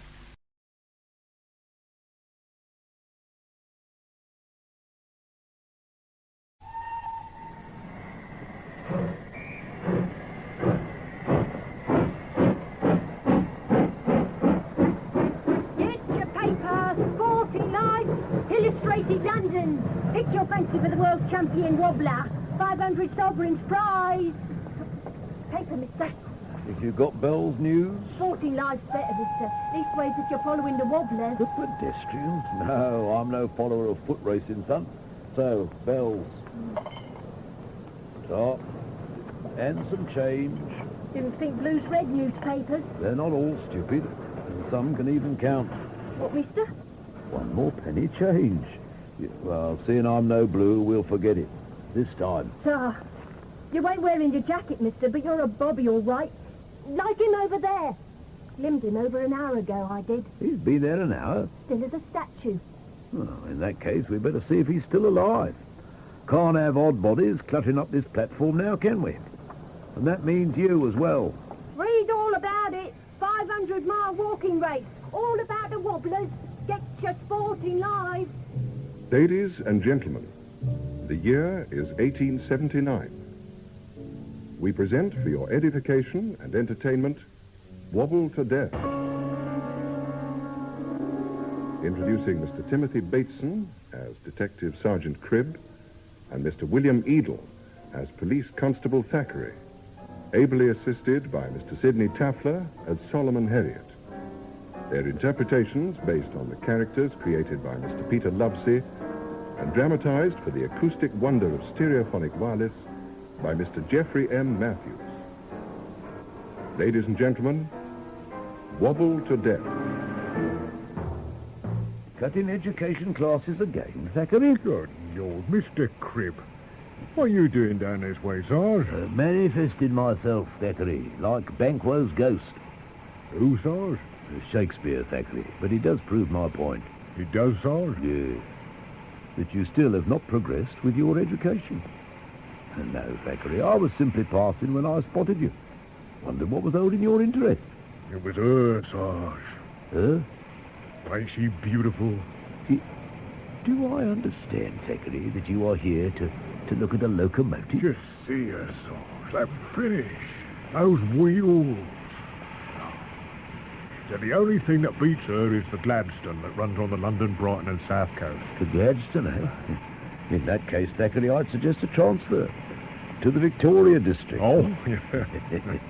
You are off duty. Yes, Sarge, till 6. And it's beat bashing at Islington Green. Oh, that 6-day pedestrian race at the Agricultural Hall. Could give you a problem or two. Yeah, don't I know it, Sarge. Wish we could stop it. Trying to walk 500 miles in 6 days, that's no sport. For sheer cruelty, even bare-knuckle fighting don't compare. The crowds don't think so, nor do the wobblers. They're professional. It's not the pros that bother me, Sarge. They're going for the 500 guinea prize. It's the rest, vagrant street scum, all swarming in for the 10 sovereign start money. They'll be working for it, Thackeray. Sarge, the state they're in most won't last out 1 day, let alone 6. Now, you mark my words, Sarge, for some of them, this race could be no more than a wobble to death. Right. Who'll take a sovereign on how many will end up in coffins? How many do you reckon could afford one? Here, cast your eyes on him, in the gold specs. Looks more like a plucked chicken than a proven pedestrian. Reckon he was left over from last week's poultry show. You see his number? 12. That'd make him, Mostyn-Smith. Dr. Francis W. Blimey. Francis Mostyn-Smith. Double barrel for a half pint, eh? What with hyphens and guards officers, pet racing's getting proper respectable. Guards officers? Call yourself a reporter. There, Erskine Chadwick, Balliol College, Oxford, Captain 3rd Dragoons, and champion pedestrian of England. Well, if he's here, can't think why the rest bother. There's still 1 or 2 about who'll give him a run. You wouldn't be thinking of Charlie Darrell. So you have done some homework. Yes, I'm thinking of Charlie Darrell. He's come a long way in 2 years. Yes, so's O'Flaherty, the Dublin Stag. Have you seen the odds on him? Hey, come on. Looks like Sol Elliot's going to have a say.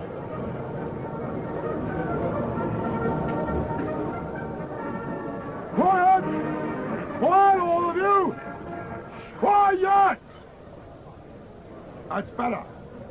Now, for those contestants who are unable to read, so that you all know what you have signed, I shall recap on the main rules.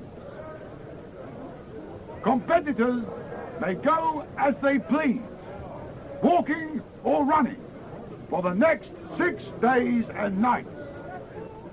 Every contestant is allowed 1 attendant who may hand him refreshments, but only from the area marked on the track. Now, is that understood? Yes. Very well. The race will commence in 5 minutes. It will end at 10:30 o'clock on Saturday evening.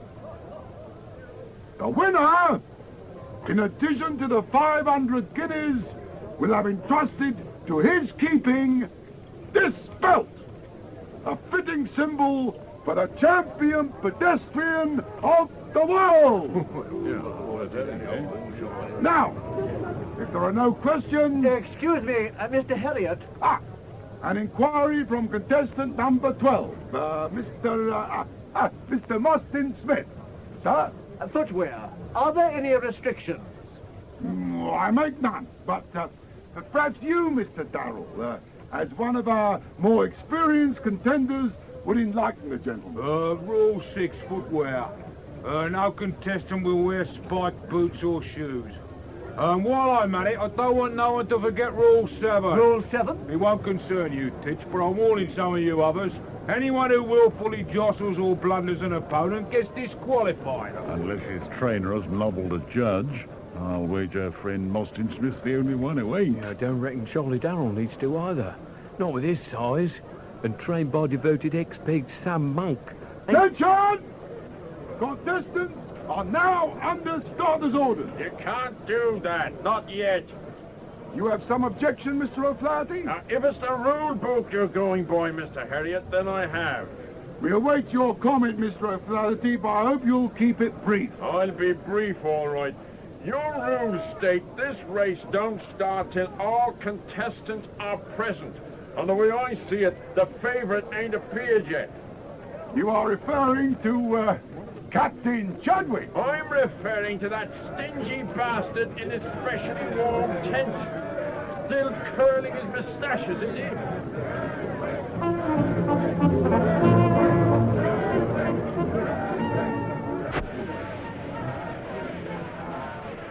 Time you was getting out there, Captain, sir. Oh, confound you, Harvey. Stop waving that damn glass around. I can't see a bloody thing.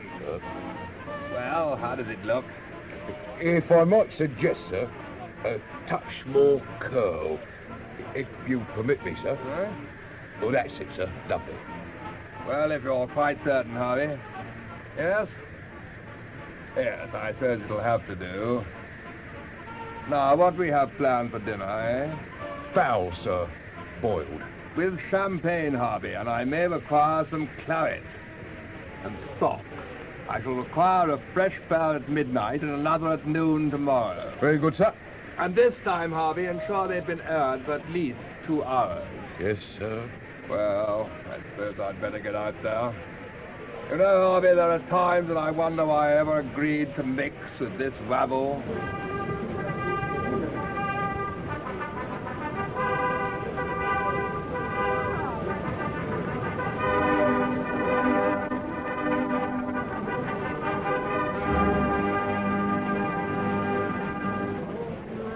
On your mark!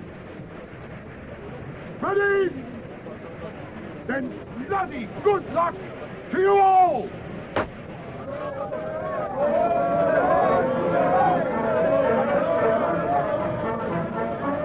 Blimey, watch Charlie Darrell. He's streaking right away from the captain. Just what old Chadwick wants. You'll bottle behind until Charlie busts his gut. That's when you'll see his real form. Now, my throat's a mite dry, so I'll let them get on with it.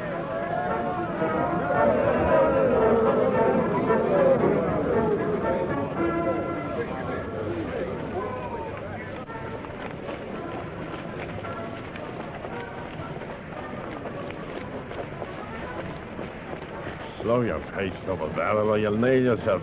Hardly a 30, seeing I do not have any of your disadvantages. Oh, that's telling you, Dublin. Save your breath, Chalky. What disadvantages, double barrel? I have no wish to be personal, O'Flaherty. However, since you inquire, you are overweight.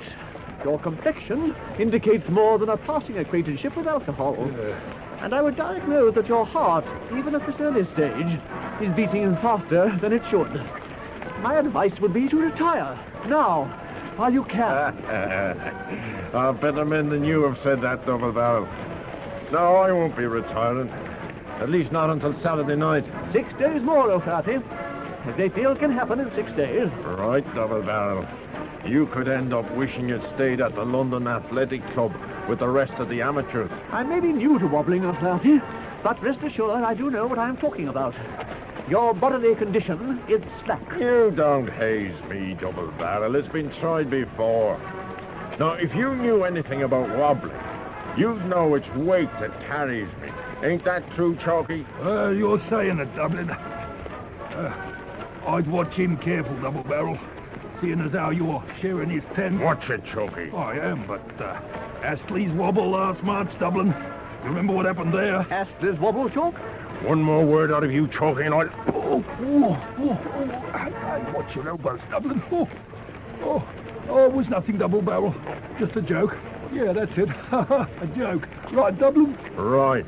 So we leave it at that. And I suggest we all save our breath and concentrate. I will see you later, gentlemen. You will, double barrel. You will.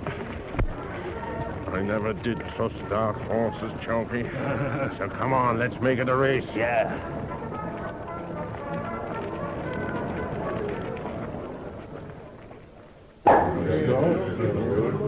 To the race, gentlemen, and to the next 6 days. As I was saying to my manager, Mr. Jacobson here, I said, Walter, for the press, nothing is too good. As promoter of this... No. Before you ask anything, to the success of the competitors And to your health. Your health. That is gracious of you, Mr. Elliot, but I'm a mite more interested in the health of the pets, especially since Chadwick and Darrell appear to have been segregated. Segregated? Yeah. No. Darrell and Chadwick are simply using the inner track. Oh, why not let them run with the others? Why? Answer me a question, gentlemen. Why do we have different classes of railway travel? Why do some tickets for the music hall cost a shilling and others a guinea? I'll tell you. Because first class is always reserved for the best. So, Chadwick shares a track with Darrell. The captain has never been beaten in long-distance walking. And Darrell, in the last 3 years, has proved himself the only pedestrian fit to challenge him. But surely, if Chadwick and Darrell use the inner track, they have an advantage. They must cover a shorter distance than the peds outside. Obviously, you've not studied the rules. Here. Now, contestants on the inner track, otherwise Chadwick and Darrell, will complete 8 circuits to every mile. Those on the outer perimeter will complete 7.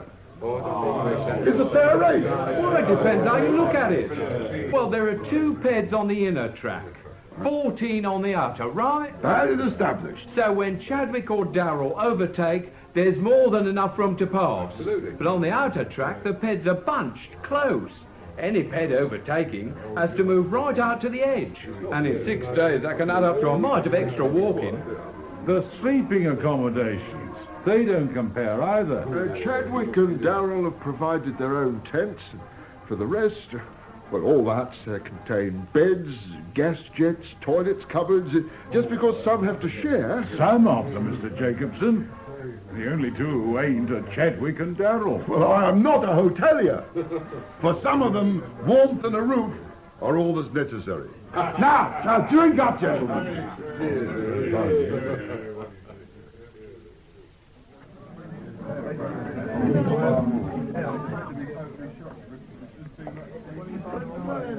Public too crowded for you, Thackeray? Blimey. You startled me, Mr. Cribb.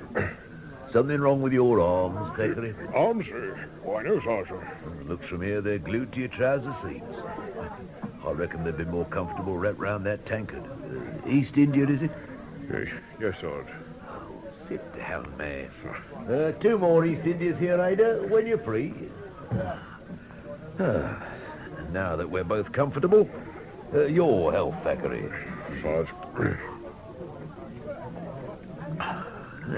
It's lucky for you I'm not the duty inspector.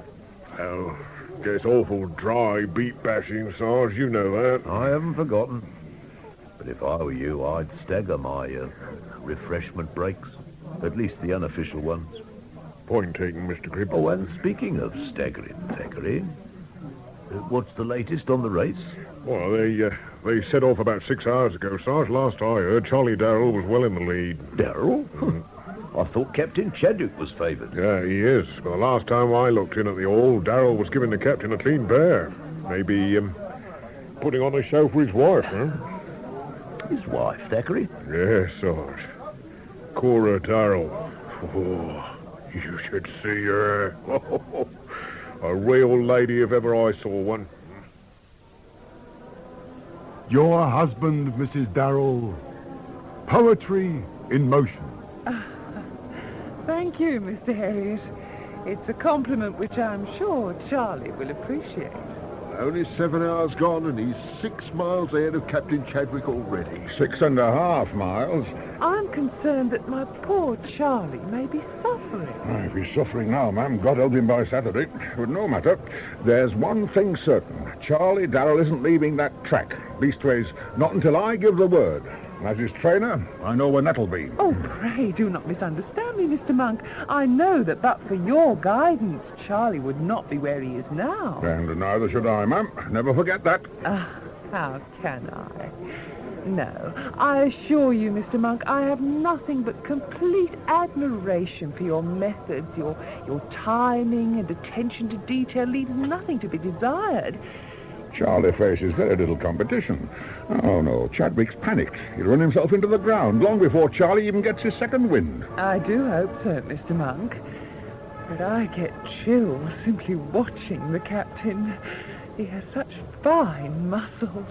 And even now he moves faster than Charlie. If Sam Monk says your husband will win, ma'am, then he will. Right, Walter. And since I've wagered a pony on young Charlie, I don't plan to lose it. Now, Mrs. Darrell, if you would accompany me, I should like to show you Charlie's sleeping accommodation. Oh, that would interest me greatly, Mr. Monk. And perhaps on the way, you would permit me to discuss a problem with you.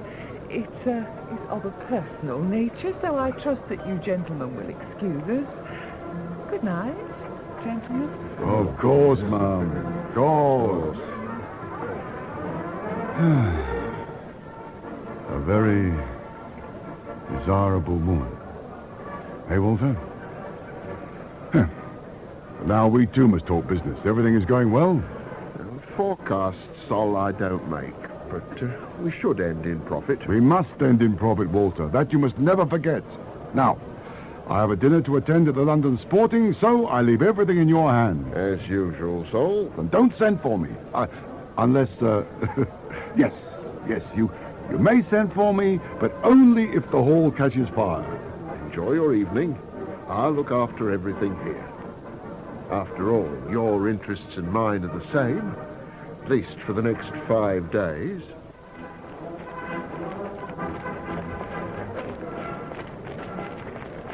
Only 5 more bloody days to go, so keep wobbling, Double Barrel. I don't count days, Chalk. Only left. Right. You know, Dublin, you've got to give Double Barrel his due. He's outlasted some sharp men already. Here is a doctor or something. Word is he trains on a elixir. Something special. It'd better be, Dublin. He'll need it after a night sharing your tent. I wouldn't even wish that on the bloody captain. Here, you're still having trouble with them banshees. Hold your ruddy tongue, Billy. So it was true, Dublin. Aye, as true as he's bouncing round this track. During Astley's wobble it was. That right, Dublin? I said hold your bloody tongue, Billy. Easy, Dublin, easy. Hey, anyone seen Cora Darrell on this round? No.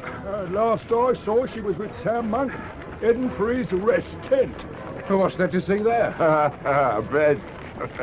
And Cora ain't the sort to pass one by. Not if there's a fancy man around. Seeing as I ain't ever been in that position. Then you must be one of the few, Billy boy. I reckon every other pet in London has. Hey, she must be speeding up. She's coming out. How about Charlie, then? Don't it bother him? Oh, he ain't like you and me, Billy boy. When he trains, it's no ale, no tobacco, no women. So if Cora needs amusing, she can't go to Charlie. But he don't stand in her way if she looks elsewhere. I don't reckon it myself. Hey, look at Double Barrel. Ooh. Trouble, Double Barrel? Not at all, William. I have completed 360 circuits. 90 miles precisely on schedule.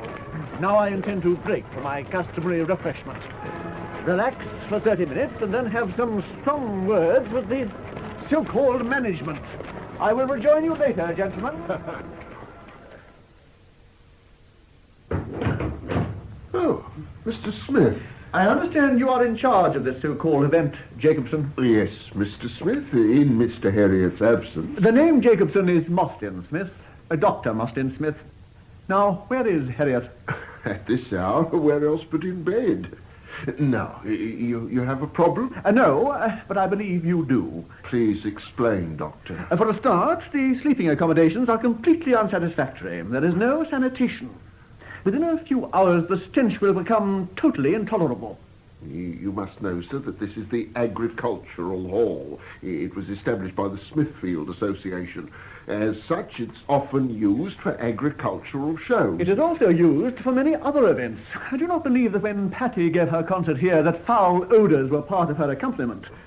The last agricultural show ended over 2 weeks ago. Sufficient time, I would have thought, for you to have cleaned up the sleeping area. I'm certain Mr. Harriot will have an explanation. Oh, he'll explain all right. To the press. Unless the hut I share with Dublin, Mr. O'Flaherty, is scrubbed clean with disinfectant. Very well. I will see to it in the morning. No, Jacobson. You will see to it tonight and every night. That is understood? Good. You see, Mr. Jacobson, hygiene, care of the body is a matter of great importance to me. Mr. Jacobson, your kitchens, they've caught fire.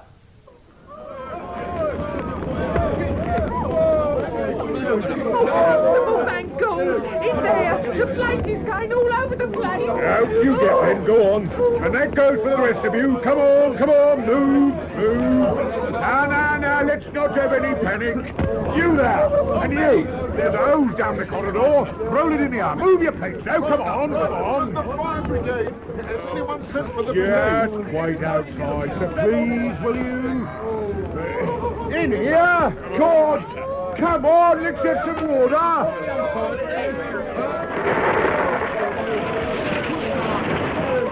That's better. Don't, not there, in that corner. Right. Now hold it there. Good man.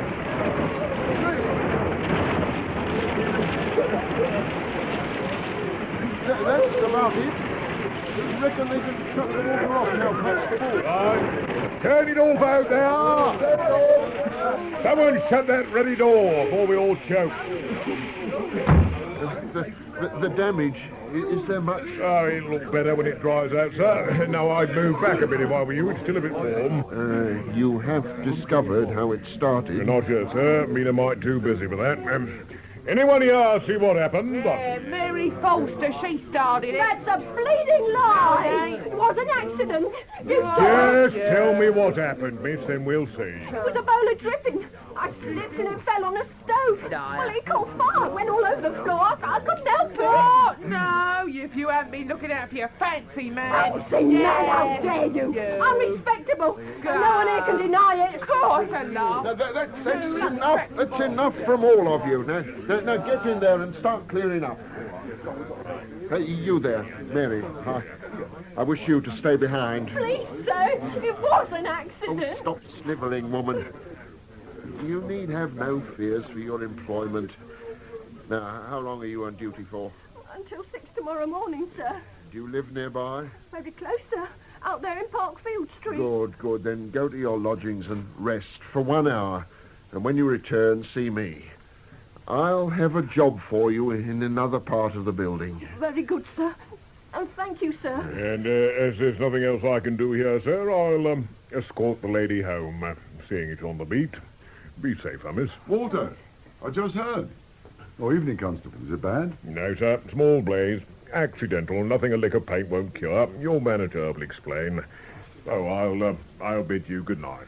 Good night, Constable. Come along, miss. You know, Walter, gives me a great feeling of security to know that such men exist. Honest, loyal, without them... Yes, Sol, yes. But for the moment, the kitchens are unusable. Temporarily, Walter. And meals are already being prepared in the refreshment tent. Cold, but good enough for the peds. Now, Walter, go home. Change your clothes.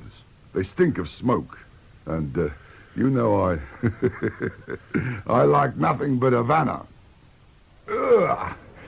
Cigar smoke, fog, gas fumes, cattle dung. I tell you, Harvey, my lungs are ruined. Here, knock some of this back. Make you feel better. Perhaps, Harvey. But tell me, how can a gentleman practice athletics in such sordid conditions? Just lie back, sir. Now, relax. You'll be as fit as a fiddle by the time I finish with you. Move to the shoulders, Harvey. Yes, there. Walking, I can give any man 5 miles and 100 on the open road, but this running in circles... Oh, you do it, sir. And as for that Charlie Darrell, he can't last much longer. No. His blisters will do for him, sir. Fair hobbling he was the last hour. With his blisters, I'm not surprised. You must admit he's got guts. It puzzles me that his man... what's his name? Monk, sir. Yeah, the Monk. It puzzles me that Monk allows him to run with nothing on his feet. Running barefoot? You lost your head, Charlie. Well, I had to, didn't I? The boots was rubbing. See the blisters? I've got eyes. Right now. Lie back. See what we can do. Fine bloody mess they're in.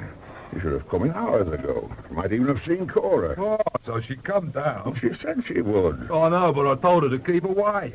Keep away? Hey, sometimes, Charlie, I wonder about you. Ah, it's not that I don't want to see her, Sam, you know that. It's just, well, 6 weeks. It's a long time. Just looking at her makes me... It won't be much longer, Charlie, and just think. With the winnings from this mix, you won't be training for a while. You could have a couple of months off. Rent a cottage somewhere. Cornwall, by the sea. Over Christmas. That's where I fancy. Oh, here, what's that stuff you're slapping on? A calf's bladder. Best remedy I know. It'll be like running on velvet. There now. How does that for you? Oh, good as new. Honest, Sam, as a trainer, you don't half take some beating.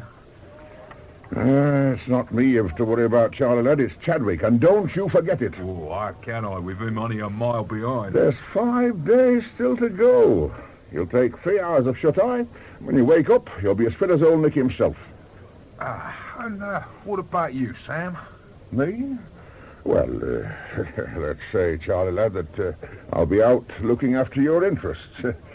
Now then, come on, lie back.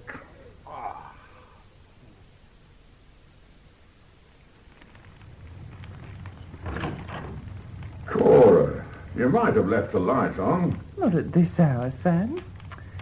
Come in and have a chair. Thanks, but I rather fancy that footstool by the fire. Ooh, it's perishing out. That feels more like it. Very punctual, Sam. I take it all's going well. I told Charlie he could keep till 4. You don't mind if I have a cigar? Of course not, Sam. Charlie, he is still bleeding. He is? And apart from a mite of foot trouble, fit as a fiddle. Chadwick's suffering, though, bad. It's only the first day. So, Charlie's doing well. I am pleased. You must wake him at 4? On the stroke. I've a cab coming at 3:30. Well, that doesn't leave us much time. Oh, time enough. Your supper tonight, did you enjoy it? The menu was excellent. The company could have been better. Maybe some night I'll persuade you to escort me. No, not me, Cora. Let them with the brass supply the wine. I'll provide what you don't want from them, eh? Oh, well, but how about a tot first? I'm still chilled. Now, where's the glasses? There, by Charlie's trophy. You know, Cora, there's ped history in this belt. These names, Johnny White, Young England, and then Charlie Darrell. It made me proud. The day that Charlie won it outright. I believe you really mean that. I do, Cora. You see, by right, there should be another name on that belt. Mine. 15 years ago, I ran against Johnny White. Oh, I could have thrashed him stupid, but, well, I was young, still wet. So when Johnny's man offered me 50 gold once to slow up, I did. Let Johnny walk it in slow time. And you never went against him again? No, Johnny held the belt until Young England thrashed him. Then it was Charlie. That's why when he's out there wobbling, I'm with him, every yard of the way. Except when you take his place here with me. Now, drink up. We're not going upstairs, then? Why waste time, Sam? Besides, Charlie's never approached me in front of the fire. So, Sam, here. Love me here.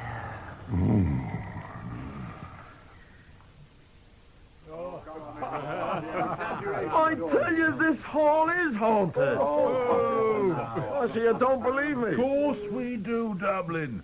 But our readers will take some convincing. Banshees, Dublin, they're like leprechauns. Too many of them, especially after a baddie's had a nip or two. Oh, it's too bloody early in the race for that. Oh, Oh, I've me pick-me-up ready, all right, but I'll not be touching it before Thursday, and that's the God's truth. But you said you were asleep when it happened, Dublin. No, I just got in. I was lying back on the cot. Then I heard the scratching and breathing. Then the smell came.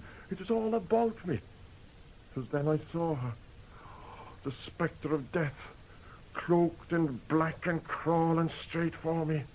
Her perfume like all the rotten corpses in hell. I knew I had to save my soul. I jumped up and shouted. The she-devil recognized the wrath of God. She screamed and ran out. A she-devil, Dublin, steeped in sin, and you couldn't catch her? Oh, for a vision like that, Dublin, I'd have surrendered my holy soul. The man who jokes at death risks his salvation. May the saints forgive you. Oh, they may, Dublin, but I'm not so sure about friend Mostyn Smith. Double barrel? He wasn't there. Well, perhaps that's why he's heading this way now. Good morning, Dr. Mostyn Smith. I'm glad you think so. Now, what the devil have you been up to, O'Flaherty? Me, double barrel? Such innocence, O'Flaherty. Gentlemen, I walk all through the night. I make up 28 laps. And when I come off to take a brief rest, what do I find? A shambles, gentlemen, instead of a clean, disinfected hut. Disinfected hut in this hall? Yes, in this hall. I spoke to Mr. Jacobson last night. I persuaded him to have our hut scrubbed and disinfected. I anticipated that O'Flaherty might prefer to relax surrounded by the refreshing aroma of carbolic. But instead, I find... The corpses from hell, eh, Dublin? Instead, I return to chaos. And a message from Jacobson to say that his cleaning woman is in hysterics, and that I have attacked her. How do you explain that, O'Flaherty? Golly, cleaning woman, if I get my hands on you, double barrel. No. Father, save me from committing a mortal sin. And there was Dublin, screaming at Double Barrel like one of his own banshees. One more scare like that and it'll be curtains for him. Right, Mr. Harvey? Could have put paid to Dr. Mostyn Smith's chances as well, Mr. Monk. Right, Mr. Harvey. But it doesn't solve our problem. Now, we're both reasonable men. We both know that neither Charlie or the captain can hold this lick. Look, if they burn each other off, what happens? Who gets the prize? O'Flaherty, maybe Chalk? Right. Second-raters, both. And neither of us would want that. Now, I'm not suggesting we fix the result. No. What I say is that your bloke and mine share the pace. That way, they'll both break the 600-mile record. Then, come Saturday, they can open up and fight this race out between them. Fair, Mr. Harvey? Not a chance, Mr. Monk. If your Charlie's as crocked as you say, then the captain ain't going to wait. But I'll give you some advice. Gratis. Switch some rhino onto the captain. That way you won't be cleaned out. Well, not completely, Mr. Monk. What happens if he drops out? You gentlemen, please, if you'll have your pencils ready, I can give you the positions. At the end of the first day, Charlie Darrell is still in the lead. He's covered 117 miles. And the captain? Captain Chadwick is just 1 mile behind. Oh, and I stayed awake for this. At that pace, they won't even break 500 miles by Saturday. Which means no record. My editor ain't going to like that, Mr. Jacobson. Gentlemen, it's still early, and don't forget, even if the two favourites have slowed down, Williams and O'Flaherty are going very well. They're only 4 miles behind Chadwick. Well, think of the excitement if there was an upset. Yeah, might make the bookies happy. Now, the refreshment tent is open, so please avail yourselves. I'll talk with you later. Oh, well, excuse me going back to the bubbly anyway. Well, Walter? You should have talked to them, Sol. They're worried. So am I, Walter. The takings. In 1 day, only 260 pounds. So today, the crowd is small. On Wednesday and Thursday, we fill the place. On the last 2 days, it'll be standing room only. Believe me, Sol. Such certainty. I tell you, Walter, it cannot happen. Not now. Who would think that Chadwick, Darrell, the two best peds in England, would slow up? You advised me to promote this race, Walter. You agreed to manage it. So now you will do that. You will see. No. You will ensure that Darrell does not drop out. He must run, walk, crawl until Saturday. Do you understand, Walter? Until Saturday. I understand, Sol, but I will not be the scapegoat. You're right, Walter. You are right. I apologize.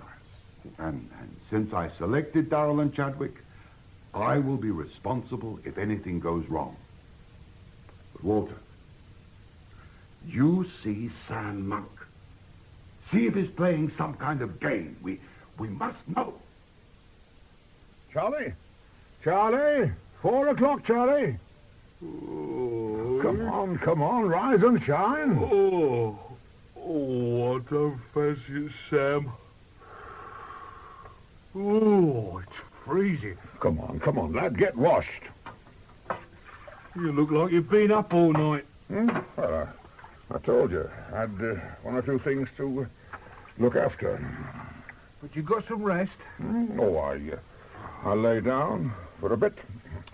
Now, what you need is a livener.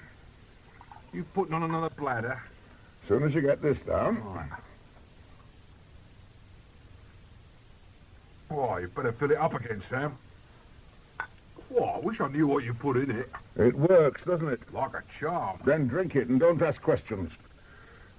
What's the plan for today, then? My guess is Chadwick will try and break you. So, it's who breaks first, that it? Come on, get your foot up. Now, hold that sock back. There. How does that feel? Oh, good as new. I thought you was going to have a word with Harvey. I did. The bastard wouldn't agree.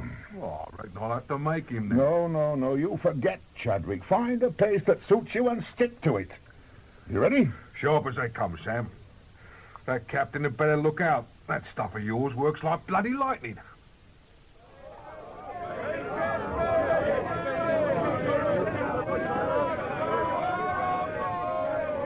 Young Charlie's made a fine start, Sam. Be back just 2 hours and 2 miles ahead of Chadwick already. I didn't think he could recover so much. Not after the distance he lost yesterday. But he's going too fast. It's not right, Charlie. He knows you can't play about with pace. You didn't instruct him to warm up the pace? No. What the hell is he playing at? Maybe he heard you. He's slowing up. Good. Maybe he's starting to suffer. So, you'll call him in? No, Mr. Jacobson. If Charlie hasn't learned that you don't bolt like a goose at Christmas on the second morning of a race, then he deserves what he gets. And I'm not sparing him no sympathy. Not yet. His blisters? Oh, I've seen worse. And Charlie won't give up on that account. I hope he won't give up on any account. It'd be disastrous for our promotion if Charlie and the captain don't last out the 6 days for their final duel. Aye, then it's Chadwick's man you should be talking to. We're not going to stop. Not before Saturday. What the hell's he up to? He's staggering badly. Maybe, Sam, you should call him in. He's collapsed. Cramp. Oh, God. He was asking for it. At that lick, he had to get cramp. Oh, the stupid bleeding guy. That's my diagnosis, Mr. Harriet. This man has a saline deficiency. He's totally exhausted. But not to run for 12 hours. Wait. He is a sportsman. Such men recover quickly. Is there not so, Doctor? 12 hours, Mr. Harriet, or I'll not hold myself responsible. His pulse is dangerously fast. Mr. Monk, what do you say? Maybe another opinion? Oh, I don't know. Charlie looks bad. Easy, lad, easy. Oh, dear. Mr. Harriet, I require a stretcher. He must be moved immediately. Oh, stay there, Doc. I'll get one. Mr. Monk, your man, I just... You can't see him now, Double Barrel. Mr. Monk, I have a degree in medicine. Maybe I can assist. Oh, all right. That is, if the other doc doesn't mind. Do you, Doc? No. I should be in your debt, Doctor. Thank you. Mr. Harriet, will you stay within call? I may have need for urgent medical supplies.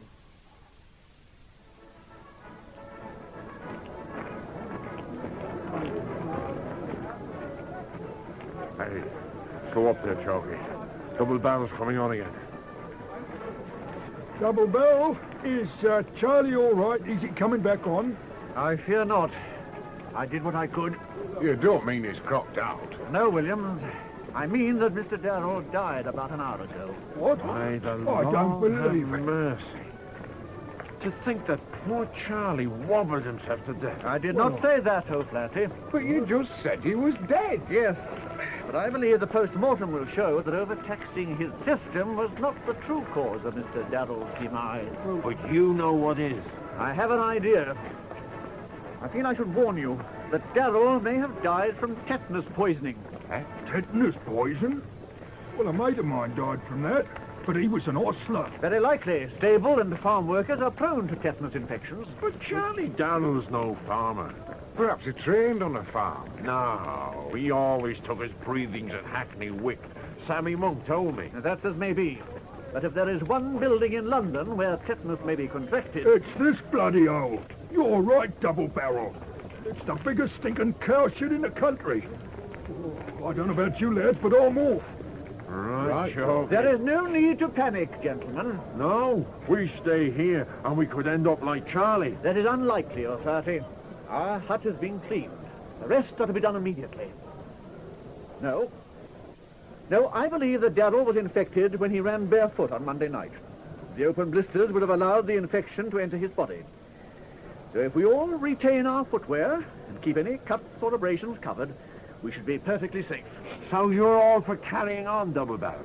As a doctor, I consider the risk to be small. As a runner, I shall make up for lost time by increasing my stride. And remember, if you withdraw, I could be among the leaders by Friday. With poor Charlie gone, Captain Chadwick, how do we hold the crown? Yeah, I agree that circumstances are tragic, but as a military man, one learns to accept death philosophically. Are you sure you won't have some champagne? Speaking frankly, Captain, the crowds are here only to see you and Charlie Darrell. I would agree that, Mr. Jacobson. So now we must consider how to rearrange the event. Unfortunately, there's no single competitor worthy to run against you.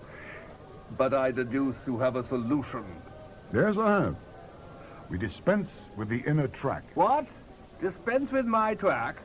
You dare suggest that I, Erskine Chadwick, appear on the same track as those donks and half-wits out there? Oh, many of them are well-known pedestrians. Oh, clowns and criminals, all of them.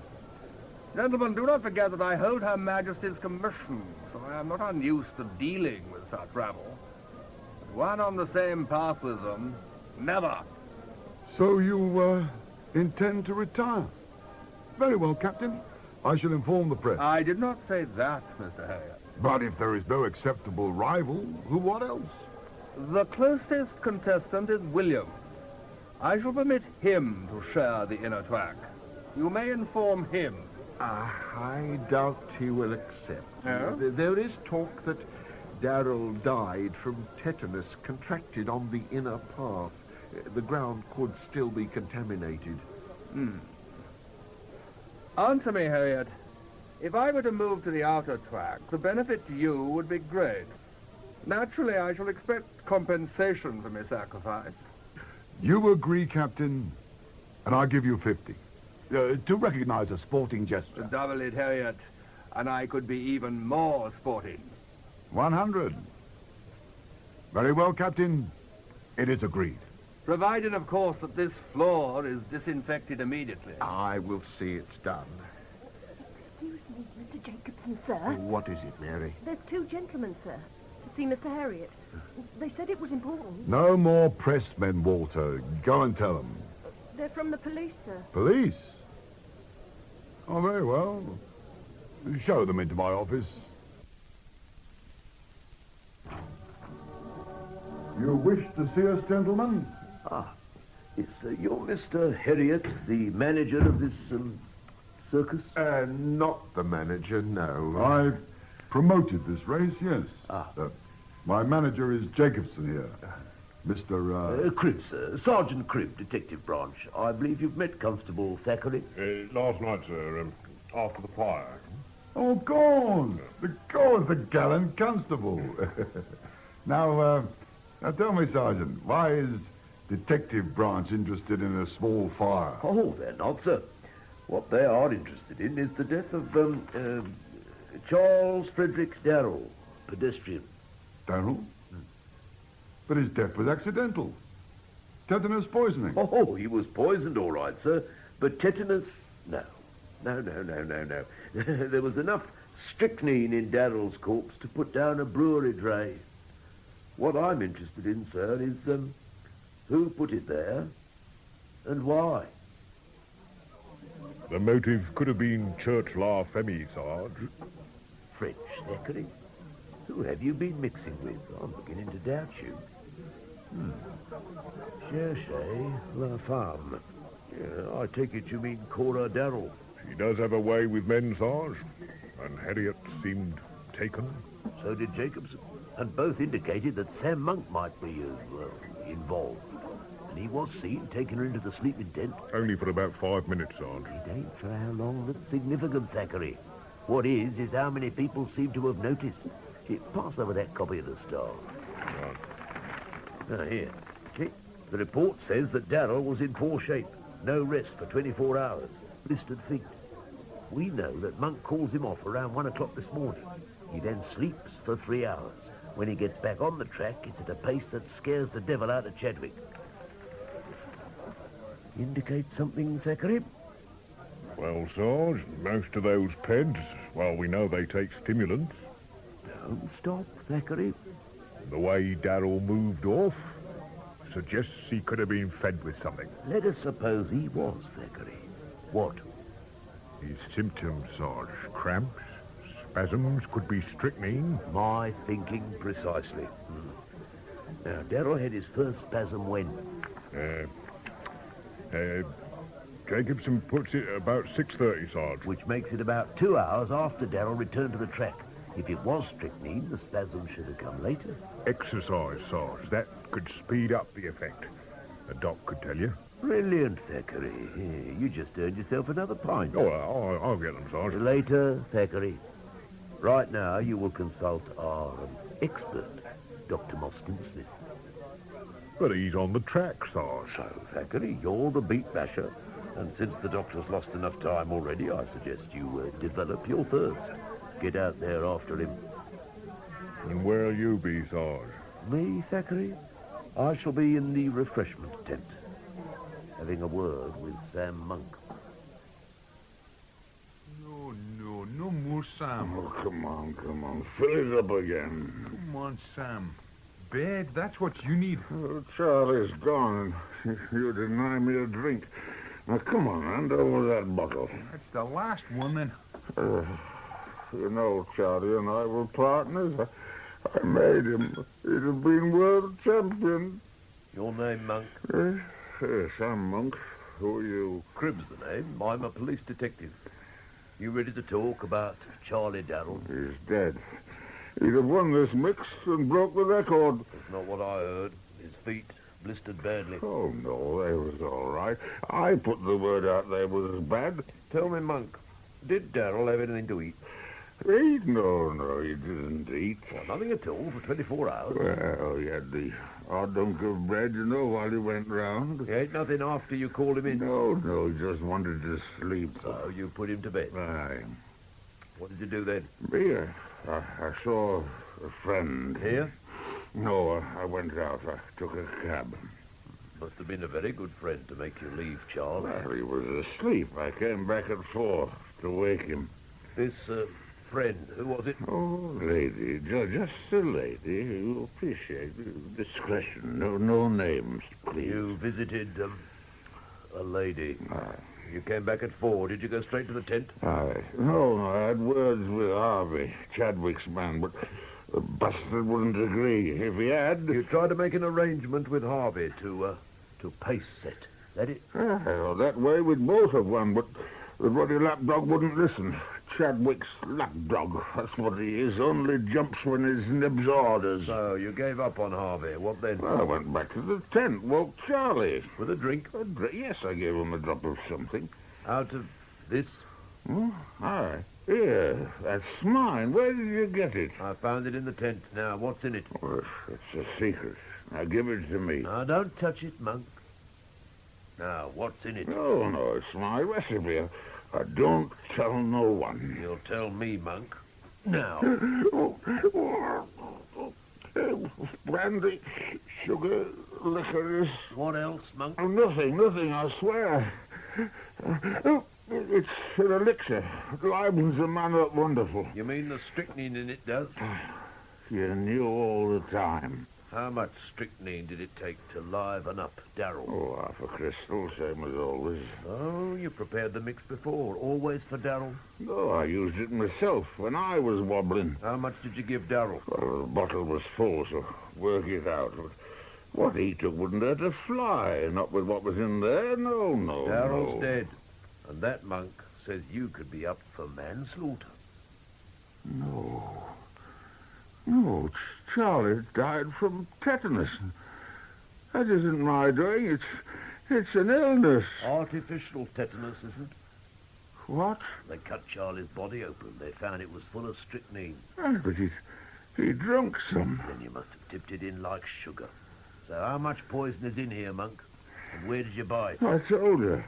I mixed half a crystal. I bought 5, same as always, from a chemist, Haywood's, in Bethnal Green. I've still got the rest. Hand them over. Oh, they're in my lodgings where I made up the stuff. 4.5 crystals in the file. Address? Rupert Row, 118. Now, when did you bring this bottle to the hall? Sunday. Same day I made it. And you kept it where? Well, the tent in the cupboard. And you didn't use any before last night? No, there was no need. Oh, God, I feel sick. I'll let you go and rest, Monk. But I will see you again. Until then, you will not move out of this hall, understand? Thackeray.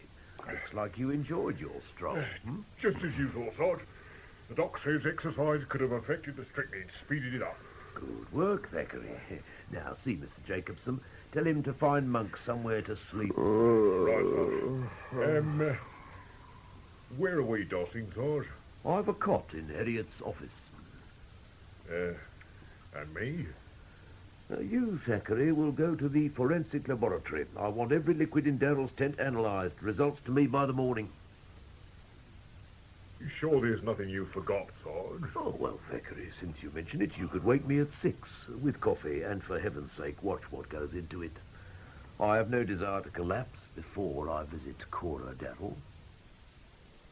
I am surprised, Sergeant Cribb, that you should have chosen such an inopportune moment to visit. But since you are here, you may sit down. Thank you, Mrs. Darrell.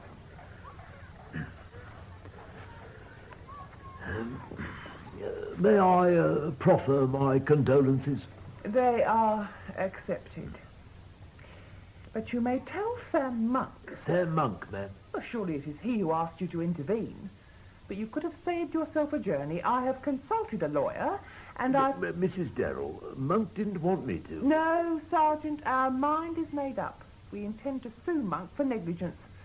The loss of a husband is tragedy enough, but there is our future to consider. If Monk had taken care of Charlie, we would have been richer by £1,000. But Mrs. Darrell, ma'am... Do you deny reason Sam Monk was negligent? You cannot. Not after he let Charlie run barefoot round that disgusting track. Ma'am, that is what I'm trying to tell you. So, you agree, Mr. Cribb? Good. Then I shall sue Sam Monk and call you as a witness. Ma'am, I am trying to tell you. Your husband did not die from tetanus. Not tetanus? Well, then how? Strychnine, ma'am. Your husband was poisoned. Poisoned? Then Monk is still responsible. It was his tonic. I knew it was dangerous. Well, you do know that Sam Monk is a drinking man. It's obvious. He was intoxicated. He gave Charlie too much of the elixir. Negligence. Yes, I shall sue Monk for criminal negligence, and he can defend. So, you learned nothing from Cora, Sarge? Nothing we didn't know already. How's the race going? Nothing much happened, Sarge. Harriet's moved Chadwick to the outer track. Has he?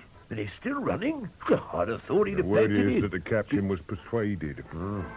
Mind you, Williams is giving him a good run. He's only 6 miles behind. Is he? Oh, that must be bothering some of our betting fraternity. How are the rest doing? Well, when the second day bell went, Chadwick had run 202 miles. Williams and O'Flaherty were neck and neck, 196 miles each. The rest were all well behind. I'd hope Mostyn Smith would have caught up a bit. After the time he lost yesterday, Sarge, now he's over 30 miles behind Chadwick, being lapped all the time. I know the feeling. The Bunsen and Beaker Brigade, they tell you anything?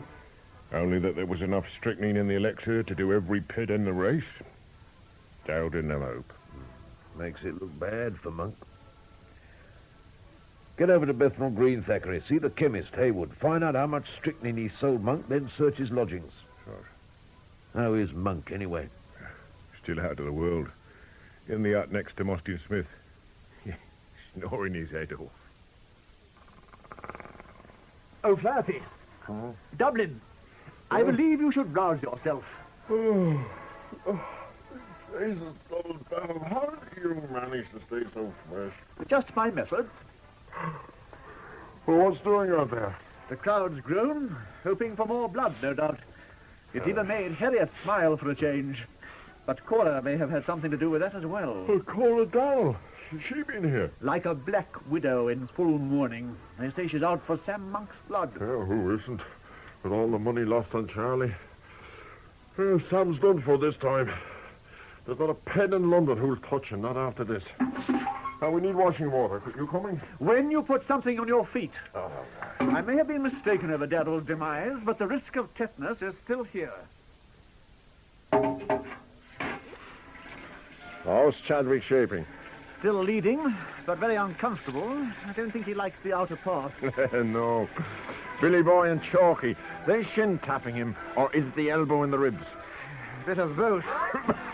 There's a smell in these latrines. Fatty, that doesn't smell like... It's gas, double barrel. Hey, coming from next door. Some oafs to have to tap on. Come on. That bloody door.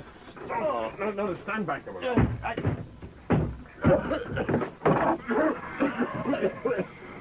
someone in here. Oh. Now, I get him out. You turn the gas off. Right.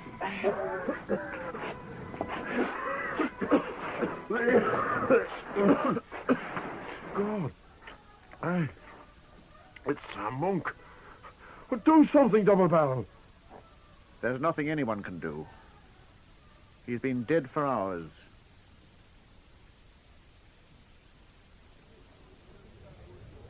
This is to show how sorry I am.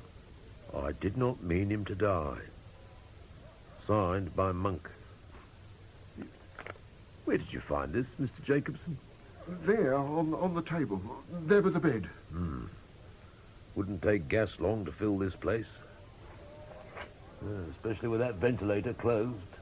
Screwed down tight. Do you know if Monk could write? Well, you have a note. It's signed by Monk. Don't prove he wrote it, but we'll verify that. Do you need me for anything else, Sergeant? Not for the moment, sir, no. Thank you, Sergeant.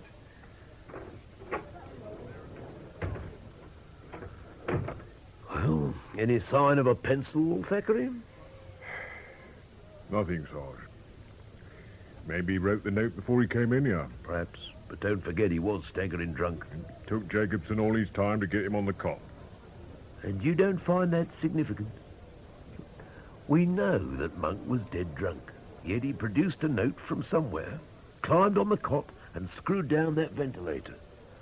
From there, he moved right across to the opposite side of the room, turned on the mantle and the gas ring, and then lay down again. Can you really see it happen, Thackeray? He did have 5 hours to sober up, Sarge. Granted. But why should Monk want to kill himself? Conscience, Sarge, over Darrell's death. Why? Monk swore that his elixir contained a minute quantity of strychnine. Therefore, it could not be responsible for Darrell's death.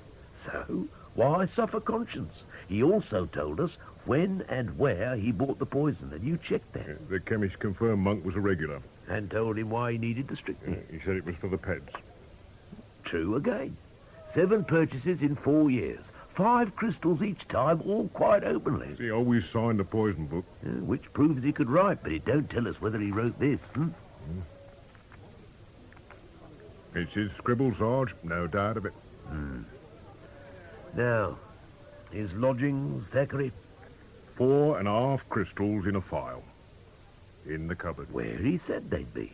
Yet this elixir contained a monstrous dose of strychnine. More than the total purchased by him in 4 years. Which says Darrell's death was no accident.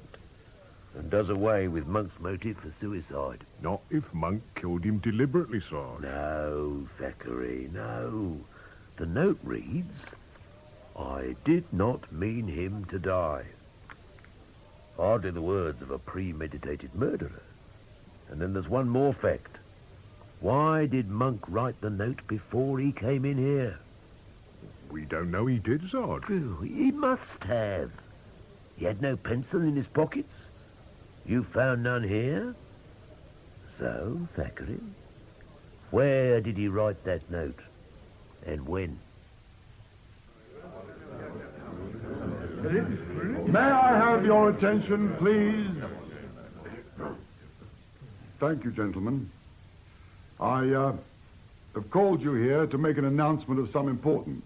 You will have heard that Mr. Samuel Monk, the attendant of the late Mr. Darrell, was himself found dead from the effects of gas. A note suggests that he took his own life. These 2 tragedies have shocked and saddened me. So some of you have even expressed the view that the race should be stopped as a mark of respect. Now, I'm not insensitive, gentlemen. But to stop it, do we not overlook our obligations to the living? To the remaining 9 who even now are more than halfway along the long road to victory. Captain Chadwick and Mr. O'Flaherty are battling gallantly with only 4 miles between them. 381 and 377 miles walked by those 2 men in 4 days. And let us not forget Dr. Mostyn Smith, who is even now less than 30 miles behind the 2 leaders.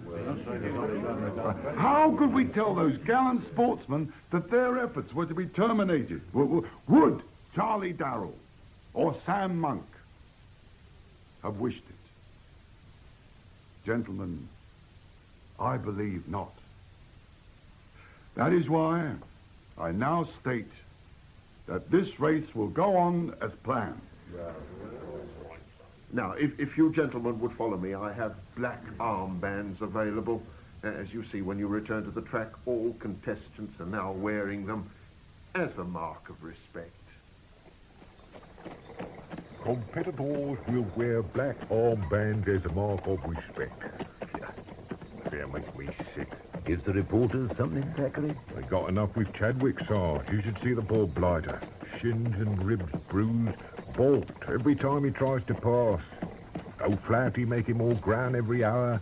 You should stop it, Sarge. If I hadn't bungled so badly, I might have done, Thackeray. Now, I've got to keep our suspects firm under one roof. Don't take it so hard, Sarge.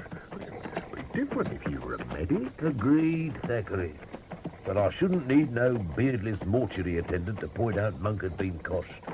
His head, Sergeant Cribb, a heavy blow, obviously inflicted before death. Well, seeing the party that bashed Monk pulled his hair neat over the wound, Sarge, anyone would have missed it. Tell that to Inspector Jowett, Thackeray. But it does leave us with 2 murders and a brace of suspects. You still including Cora Darrell, Sarge? Naturally, Thackeray. Why else are we going to see her? Murdered, Sergeant Cribb? Sam Monk was murdered? And I said such terrible things about him. Sam Monk was in no way negligent. The strychnine came from elsewhere. I see. Yet my husband is dead. Murdered. Someone must have had a reason. Your husband was well fancied. With him out of the race, Captain Chadwick is bound to win. so, ma'am. Anyone who bet heavy on the captain would have a motive. And you are investigating all these people? We are trying, ma'am. Number of bookmakers are being questioned, the competitors, the sportsmen. Which is why you may be able to assist us, ma'am. Since I do not mix with that class of person, Sergeant, I hardly see how I can No, be you then. misunderstand me, Mrs. Darrell. It is just that you and your husband had a wide acquaintanceship in the sporting fraternity. We have a number of friends, yes. But some are closer than others. By that I mean some do visit your home. Naturally, Sergeant. Friends of us both were always welcome. Naturally. You would classify Mr. Heriot or Sam Monk in that category? They were both good friends, yes. I see. Now, last Monday, you had a visitor that evening. Last Monday? No. You're very positive, man. Yes, Sergeant. You see, on Monday evening, I was out. I had dinner with friends. Perhaps you would be so kind as to give us their names and address. A mere formality, ma'am. Very well. I dined with a Mr. and Mrs. Darby. They reside at Holly House, Trap Lane, in Highbury. At what time did you return home, ma'am? Oh, I believe it was about midnight. No, a little before. Anyway, it was before my maid came home. She is expected to be in her room by 12. You're certain of that time, ma'am? Yes. Why? Your maid has told us that she was in her room well before 12, ma'am. You have spoken to my maid. Sergeant, I find this intolerable. Yes, perhaps, ma'am, but facts must be checked. No, I have no wish to put the next question so as to save you embarrassment. I shall answer it myself. My information is that you received a visitor and that he arrived in the early hours of Tuesday morning. You are insulting, Sergeant. A man here after midnight. Did you deny a man came? The question is impertinent. I think you had better leave and take your constable with you. Very well, ma'am. Thackeray. Should you change your mind, the police office at the hall will locate me. At least for the next 2 days.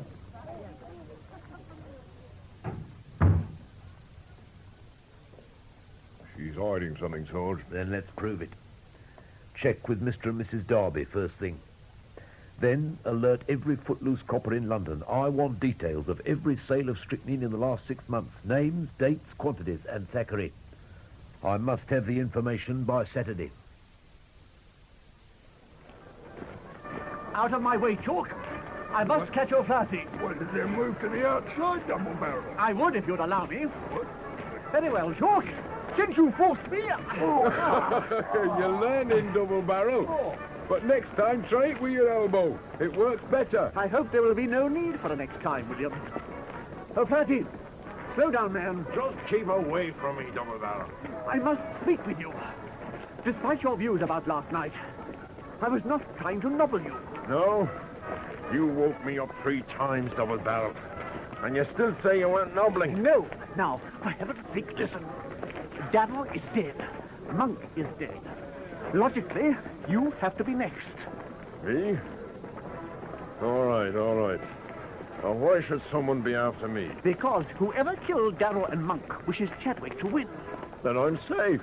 He's 4 miles ahead. No, you are 4 miles behind. With 2 days more to go. Precisely. And Chadwick's in poor shape. He's slowing, which makes you an obstacle. One which our killer must remove. The only thing I'll be removing is you, double barrel. But before I throw you off this track, I tell you, if I'm next, it'll be a mercy. I'll be free from you.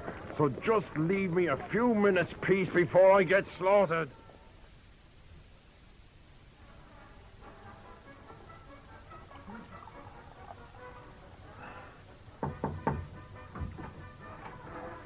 Oh, you timed that well, Thackeray. You'll find a clean cup on the shelf. Tea? Ah, very welcome, Sarge. Phew, what a morning, eh? Well, let's hear your report. Poison books in all districts are being checked, Sergeant. The locals didn't like the idea, but I used your name. Caused them to jump, did it? No, Sarge. Not until I said you were acting for Inspector Jowett. What else, Thackeray? I went up to Highbury, saw Mr. and Mrs. Darby. I trust that results merited the effort. They didn't see Cora Darrell on Monday night, Sarge. They were at the Lyceum watching Irving play about a moneylender in Venice. Didn't sound like much. Obviously, the quality of your mercy is not strained, Thackeray. But at least we've resolved one problem. We have, Sarge? Oh, yes. Remember when I grilled Monk? He said he'd been with a lady. You reckon it was Cora Darrell? He could have got to Finsbury and back easily. But that was after midnight. Cora was out before then. We need to know where. So she stayed on the list? For the moment. But if Cora doctored the tonic, it had to be on Monday afternoon. But she was with Monk, Sarge. That's the only time she went into the tent. Problem is, it would make Monk an accomplice. Except that we've cleared him, Sarge. Cora could still have killed him, Thackeray. Supplied us with a murderer to save herself from swinging. Possible, Sarge. But still only theory. So, let's get to fact. We know the elixir was poisoned after it got into Monk's tent. So when was the poison added? Well, best time would have been during the night. Yes, but only during the times Darrell was out on the track and Monk was away. And that covers a lot of people. So what now, Sarge? We'll just have to dig, Thackeray. Ask some more questions. Starting with our rather curious Dr. Mostyn Smith. Question, Sergeant Cribb. Why? Because you puzzle me, Doctor. I can't think why. Then, sir, I'll tell you. You're a misfit. And that might make me a murderer? Oh, dear me, no, sir. Are you? You are the detective, Mr. Cribb. Oh, yes, sir. And I ask questions, put together facts, place things in their proper perspective, and you don't fit. Not here. An educated man, a doctor who suddenly enters a pedestrian race, starts contesting professionals. Makes me curious. Then allow me to complete the puzzle, Sergeant. My reasons are here. This box contains some 50 health foods, formulations concocted by me. My participation in this contest is by nature of an experiment. To prove what, sir? That my food will nourish the system, banish fatigue, recharge losses resulting from strenuous exercise. My rather odd appearance in this contest has been much commented on in the press. I have gained valuable publicity. Which you will later use to advertise your products. Naturally, and to sell them. But to succeed, you must complete the race. It is essential. I take it I will be permitted to continue. Oh, you will. But I'll take a look at these elixirs. Don't worry, sir. They'll be here when you require them. Now, I'd get back on the track if I were you. You have some 25 minutes to make up. So the doctor couldn't help, Sarge? Only enough to pencil him off our lists. Which leaves us with no one, Sarge. So we go through them all again. Persistence, Thackeray. Have you got Monk's suicide note handy? Sarge. Good. Just read it to me, will you? This is to show how sorry I am. I did not mean him to die. I did not mean him to die. That's it, Thackeray. That's what's been bothering me. What, Sarge? When was the only moment when he would have felt remorse? Before he knew that Charlie Darrell had died from strychnine. Do you recall Mostyn Smith's original diagnosis? Tetanus. Exactly. And how is that disease contracted? Through an open wound. And Darrell was running barefoot. Monk could have stopped him, but he didn't. And Darrell died. Well, Thackeray? So that's when he wrote it, Sarge, just after. Yeah, I believe so. It's the only time he would have felt any guilt. Right after Darrell's death. So he did plan to kill himself? No, but that's when he wrote it. But if it wasn't a suicide note, Sarge, why and who to? Well, that, Thackeray, I would have thought was obvious. Sarge? You know, I think we have caught ourselves a murderer. Oh. When do we arrest him, Sarge? There's no hurry, Thackeray. I've a supper engagement tonight and one or two things to attend to in the morning before I return. You, Thackeray, must be here through the night. Be on the alert. I shall see you at midday. Good morning, Thackeray. Morning, Sarge. Well, how's the race going? Oh, Captain Chadwick's making the pace. Looks as fresh as a 2-year-old. Is he? How about the others? Oh, none of them have a chance, Sarge. Not the way he's moving. Still time for a turn-up? Sergeant Cribb! Mr. Harriet! Sergeant, come quickly, I'm ruined. Ruined? Yes. Ruined, finished. To think he could have done this. Now, calm down, Mr. Harriet. Calm down. Who did what? The safe, it's empty. £1,000. Gone. Oh, to think that Jacobson would do this. Jacobson? Why Jacobson? Only he had a key. And the staff, they say that he left half an hour ago carrying a bag. Well, in that case, he may need to stop off at his lodgings. And with only half an hour's start, yes, we'll try and catch him there. You, Thackeray. Sorry. Nip out and find a cab. What's Jacobson's address, Mr. Harriet?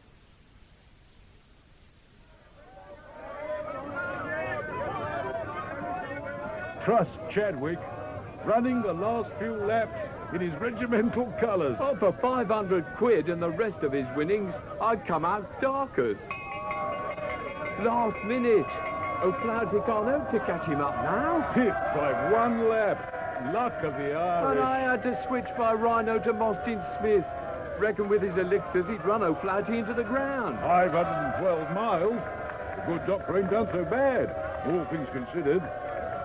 Well, we might as well get to the finish and see Chadwick in, and Harriet's going to make a speech. My friends!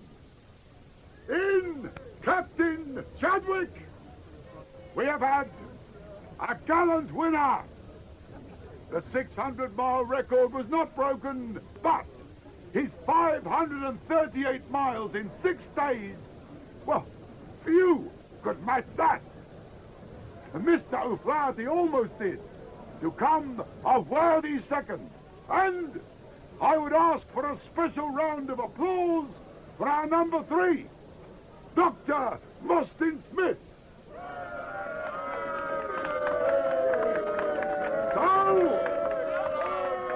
So, as our gallant contestants leave this hall, I hope, despite certain unfortunate events, that this race will be remembered by all as a notable sporting occasion. Thank you all, and good night.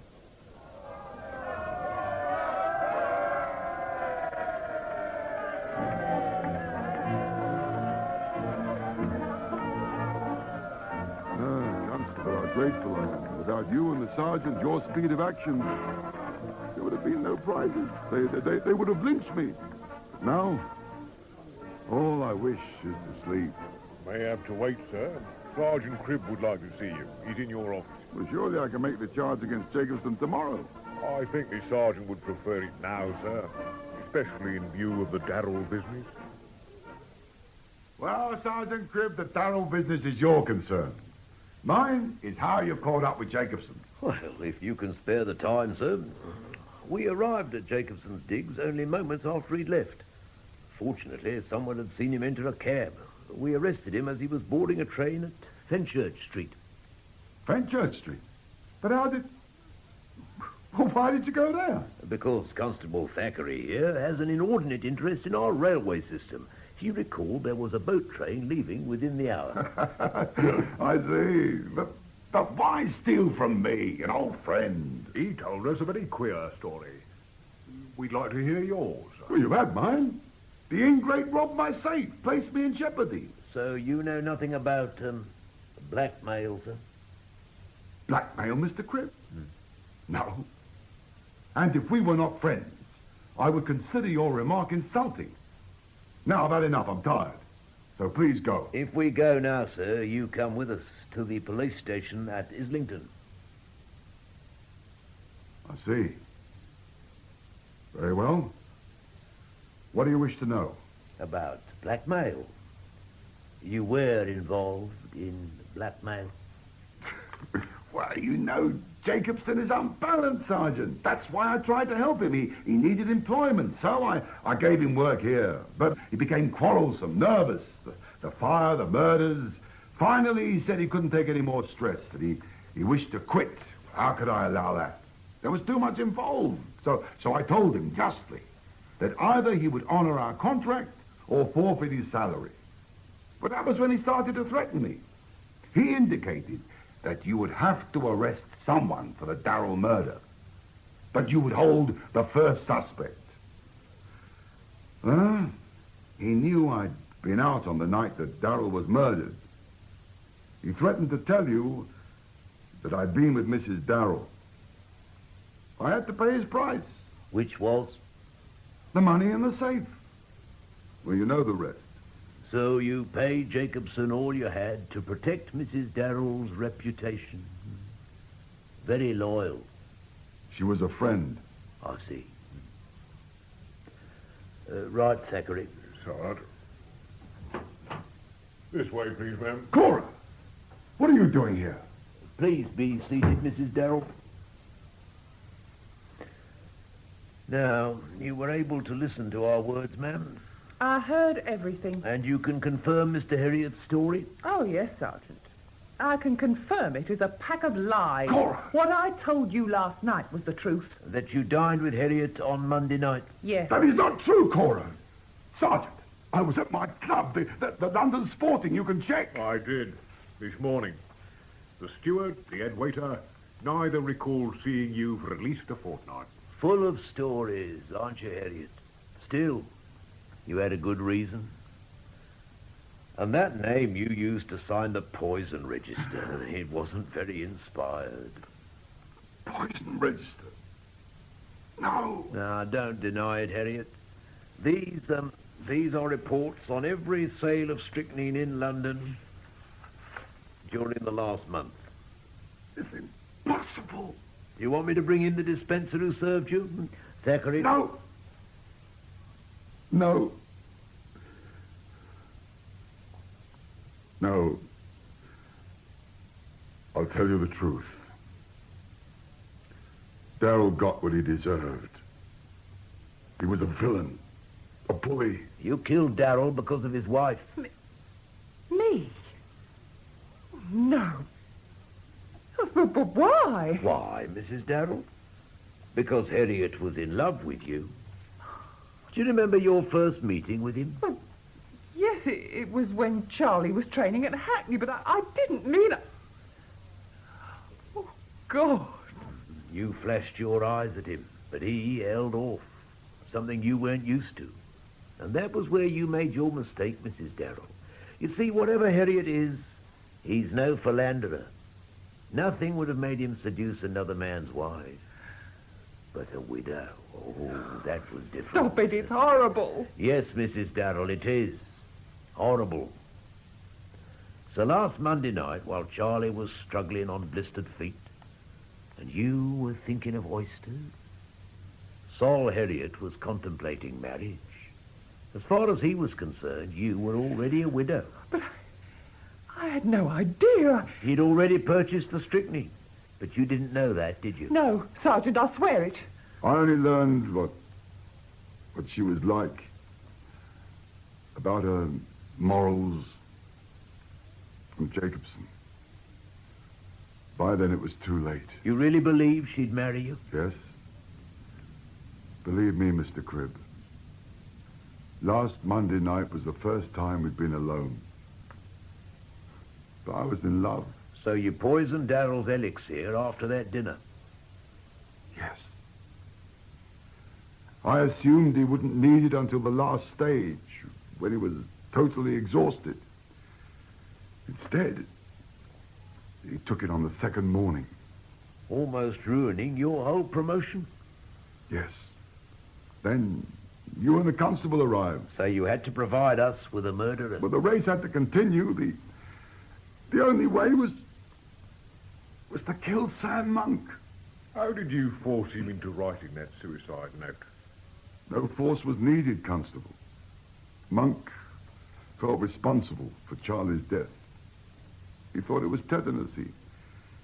He wanted to explain, to tell Cora what he felt. He came to me for help. And you dictated a perfect suicide note. And then you killed him. I did it for you, Cora. But even that went wrong. Monk was not as drunk as I thought. He saw me turn on the gas. I had to stun him. But for that, the sergeant wouldn't have suspected murder. Then Jacobson accused you of an affair with Cora? Yes. I was willing to sacrifice anything to stop you learning about that. I offered to buy Jacobson off. I gave him the takings. Then reported it as a theft. Well, the peds had to be paid. How could I have announced at the prize giving that the money was gone? It's happened too often in such promotions. I would have been lynched. So I gave Jacobson time to get away. Then I came to you. Now, if there's nothing else, Sergeant. Take Mr. Herriot to the station, Thackeray. I reckon he can do with a rest. I hope, Constable, you will ensure it is a long one. Now, what happens to me, Sergeant? Are you going to escort me home? Escort you, Mrs. Darrell? No, ma'am. But I'm sure you'll find a cab. Or maybe one of the peds is still hanging about. Good to be going home, Sarge. It still puzzles me how you got Jacobson to spill. Oh, Jacobson never said a word, Thackeray. He didn't? Then what led you to Harriet? Deduction and elimination, Thackeray. Commencing with the motive for Charlie Darrell's murder. I'd have waged it was for profit. Yes, Thackeray. But who would it benefit? Not Chadwick. He was confident of winning. Until Darrell raced ahead, Sarge. Chadwick could have decided to do him then. Oh, no. First, he would have had to obtain poison. And second, he was too well known. He might have been spotted going to Darrell's hut. Harvey was a possibility, but I discounted him after Monk died. Don't see why, Sarge. Well, they didn't get on. Harvey could not have persuaded Monk to write anything, let alone his own suicide note. And Jacobson? Oh, Jacobson was up to his eyes in debt. No bookie would give him credit, no wages. So no profit in him killing Darrell. Which left the Peds, Cora Darrell, and Harriet. Well, the Peds didn't count. Second raters, all of them. As for Cora... I eliminated her, Sarge. She needed her husband alive. Excellent, Thackeray. Why? Well, she was a born liar, Sarge, but her fury when she heard Darrell was dead, that was genuine. Darrell was just coming into big money, getting recognized by society, reflected glory, Sarge. She lived for it. She lied about that supper. She must have known we'd check with Mr. and Mrs. Darby. She was afraid of scandal. A lonely wife, taking lovers. Don't look so good when the husband gets murdered. Could have ruined her chances in the future. Yeah, that left Harriet. Except he didn't need money. Which led to the only other possible motive. A crime passionnel. I thought that was the same as Church La Femme, Sarge. Yes, Thackeray, I suppose it is. Anything else you'd like to know? Yes, sir. You suspected Sol Harriet, but getting the proof. Oh, didn't I tell you? My supper engagement last night was with Cora Darrell. It was then I persuaded her to tell the truth. She admitted dining with Harriet. That added to his motive, but it still wasn't proof. So you got that from the poison register? No, Thackeray. Not even Inspector Jowett's name moved the local constabulary. I never did get the reports. But those papers, Sarge. A few forms from the statistical branch, Thackeray, and sheer bluff. But if you were so sure, Sarge, you could have confronted Harriet sooner. I mean, we could have been home last night. Well, we could have, but that would have ended the race, and I couldn't have that. You held off for the Peds, Sarge, to save their prize money. Yes, Thackeray. And for Mrs. Cribb. Your wife, Sarge? Yes, Thackeray, my wife. Now, you know, I'm not a betting man, but Mrs. Cribb, well, she had 10 quid on Chadwick. And Thackeray, if she'd found out I'd nobbled her chances... Ah. championship race. Promoter charged with murder. Paper, mister. Bell's news, son. Sorry, mister, but this one's better. Tells you all about the wobble to death. We know all about that one, son. Do we, Thackeray? There are one or two things I'd still like to find out. There are, Sarge. Yes, Thackeray. And since you're so good at reading... Oh, no, Sarge. That's an order, Thackeray. Right, Sarge. Wobble to Death, a play for radio by Geoffrey M. Matthews, was based on the novel by Peter Lovesey. That's excellent, Thackeray, but a bit on the slow side. Now, try it like this.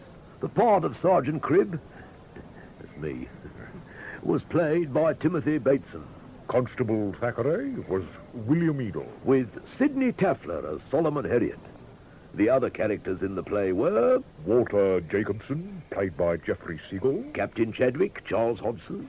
Dr. Mostyn Smith, Jonathan Scott. O'Flaherty, Rio Fanning. Charlie Darrell, Eric Allen. And Cora Darrell, Carol Boyd. Sam Monk was Hector Ross. Harvey and Williams, Steve Hodson. Chalk and the Doctor. Trader... I beg your pardon. That's all right, Thackeray. Trader Faulkner.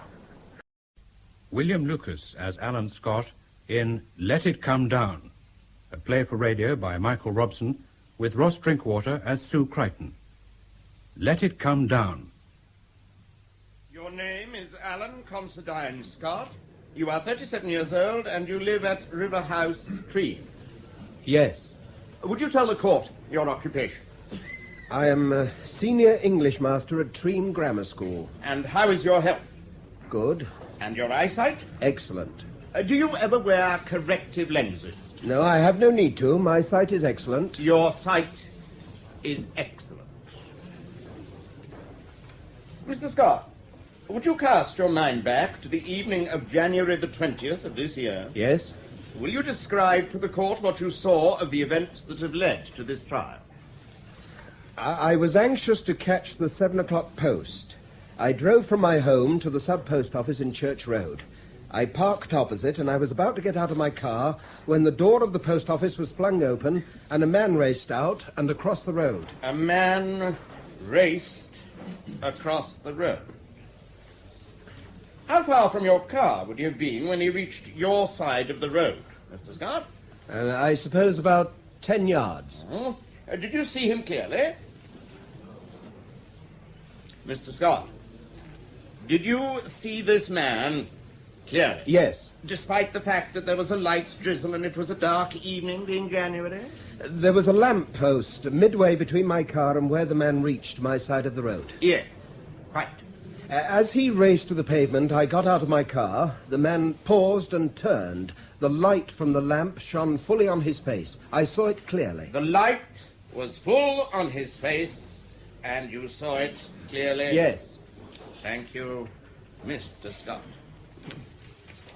Now, 3 days after this incident, you were asked to visit the police station in Treen, were you not? I was. For what purpose? To see if I could identify a man the police were holding in connection with the robbery and murder at the sub-post office. They were holding, in fact, an identity parade. Yes.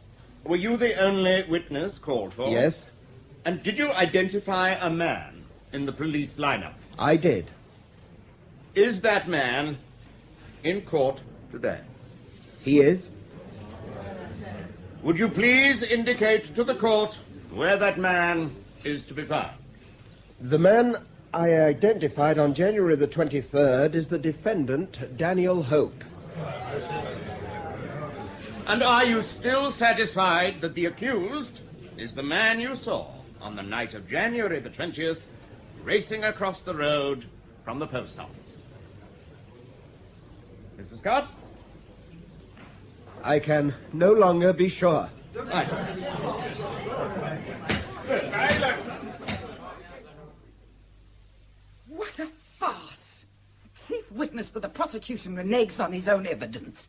What a fool you looked! And what fools the prosecution looked! Are you out of your mind? I was not satisfied that Hope was the man. For God's sake, the robbery took place 4 months ago. But you were certainly not at the identity parade. Oh, yes, very quick to nail him then. Because I was angry and sickened that poor Hollis had died after the beating he'd taken. That inoffensive and charming old man.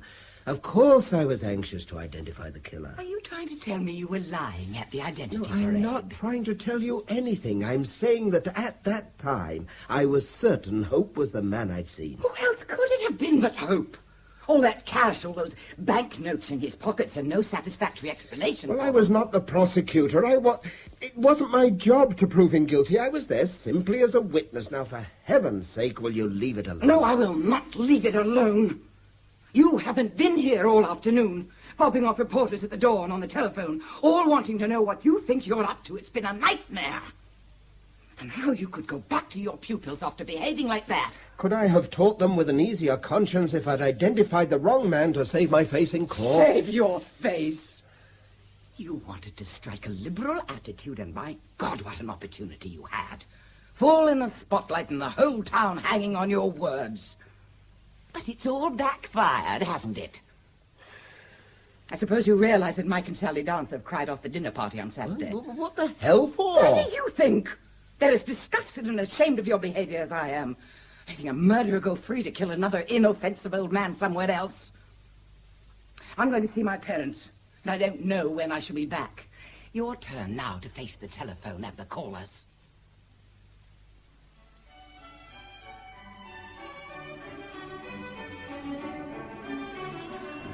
Oh, no.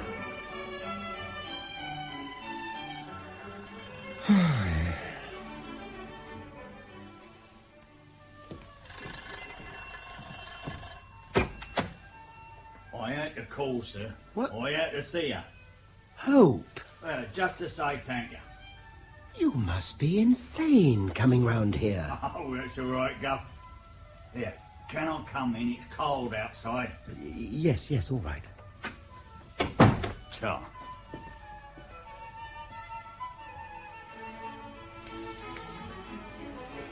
You realize that if anyone finds you've been here, we'll both be under suspicion. Oh, but I was discharged, wasn't I? Not guilty. Free to go. Have you never heard of collusion? Pardon? Oh, God. Collusion. If the police ever discover you've been here, they'll think we rigged the whole thing in court. Yeah, but how could we? You never spoken to me. Or been in a nick since January. Yes, you've probably had a rough time of it, but... Look, why are you here? Well, I just wanted to thank you, that's all. But there's no need. I simply spoke the truth today. Yeah, not many people would have done what you done, though. Not for someone like me. The kind of person you are has no bearing on the matter. I wasn't sure anymore, and I had to say so. Well, there you are, then. You're a fair man and an honest man. Yeah, I tell you, I thought it was all up this morning. I'm 55, and if you'd have nailed me, I'd have gone down for the rest of my life. Yes, that thought had crossed my mind when I went into the witness box, but it didn't affect my evidence. If I'd still been certain you were the man I saw that night, I should have said so. But there was reasonable doubt, and I had to express it. Yeah. Coppers didn't like it, you know. No, I don't suppose they did, but the police don't try the cases they bring. Ah, thank God. Yes, well, Oh, look, Hope, I don't want to seem uncivil, but I think you'd better go. Huh? I've had a few problems today, and if you should be found here, I'll have a great many more. Do you follow me? You want me to go? Well, I appreciate the trouble you've taken to find out where I live and to call round and thank me, but I don't think Treem's the healthiest place for you to stay, do you? What are your plans? Well, I thought I'd probably go up to Liverpool, see me son. Bit of a surprise for him, it'll be. Yes, a pleasant one, I hope. Yeah, he hasn't got much time for me, never had. Well, I suppose it's understandable, really. He's 32 now, and I've been in and out of stir all his life. Mr. Hope, have you got the rail fare to Liverpool? Eh? Because if you have, I'd advise you to get off there now. You've said yourself the police aren't too amused at the outcome of the trial, and they'll be watching you all the way out of the county. Oh, I was careful, sir. No one knows I'm here. But have you got the rail fare? Look, let me give you some cash. Tide you over for a bit. By God, you are a fair man. I'm being practical. It'll be bad for us both if you stay on here. And I've only got £8 in cash, but... Oh, look, are you joking? I got a pocket full, haven't I? No problem. I see. Yes, well then... Well, I'll be off. I don't want to wear me welcome out. Well, it's not a question of Pardon wearing me saying so, but You're an educated man, a teacher, ain't you? What do you mean? Well, I reckon you know the law pretty well, don't you? I know it neither better nor worse than any other layman. Yeah. Why? Well, you know, I shouldn't worry too much about me calling on you, Mr. Scott. Not even if the coppers do find out.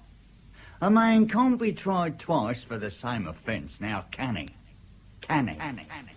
Can he? Can he? Can he? Can he? Can he? Can he? Can he? Can he? Can he? Can he? Can he?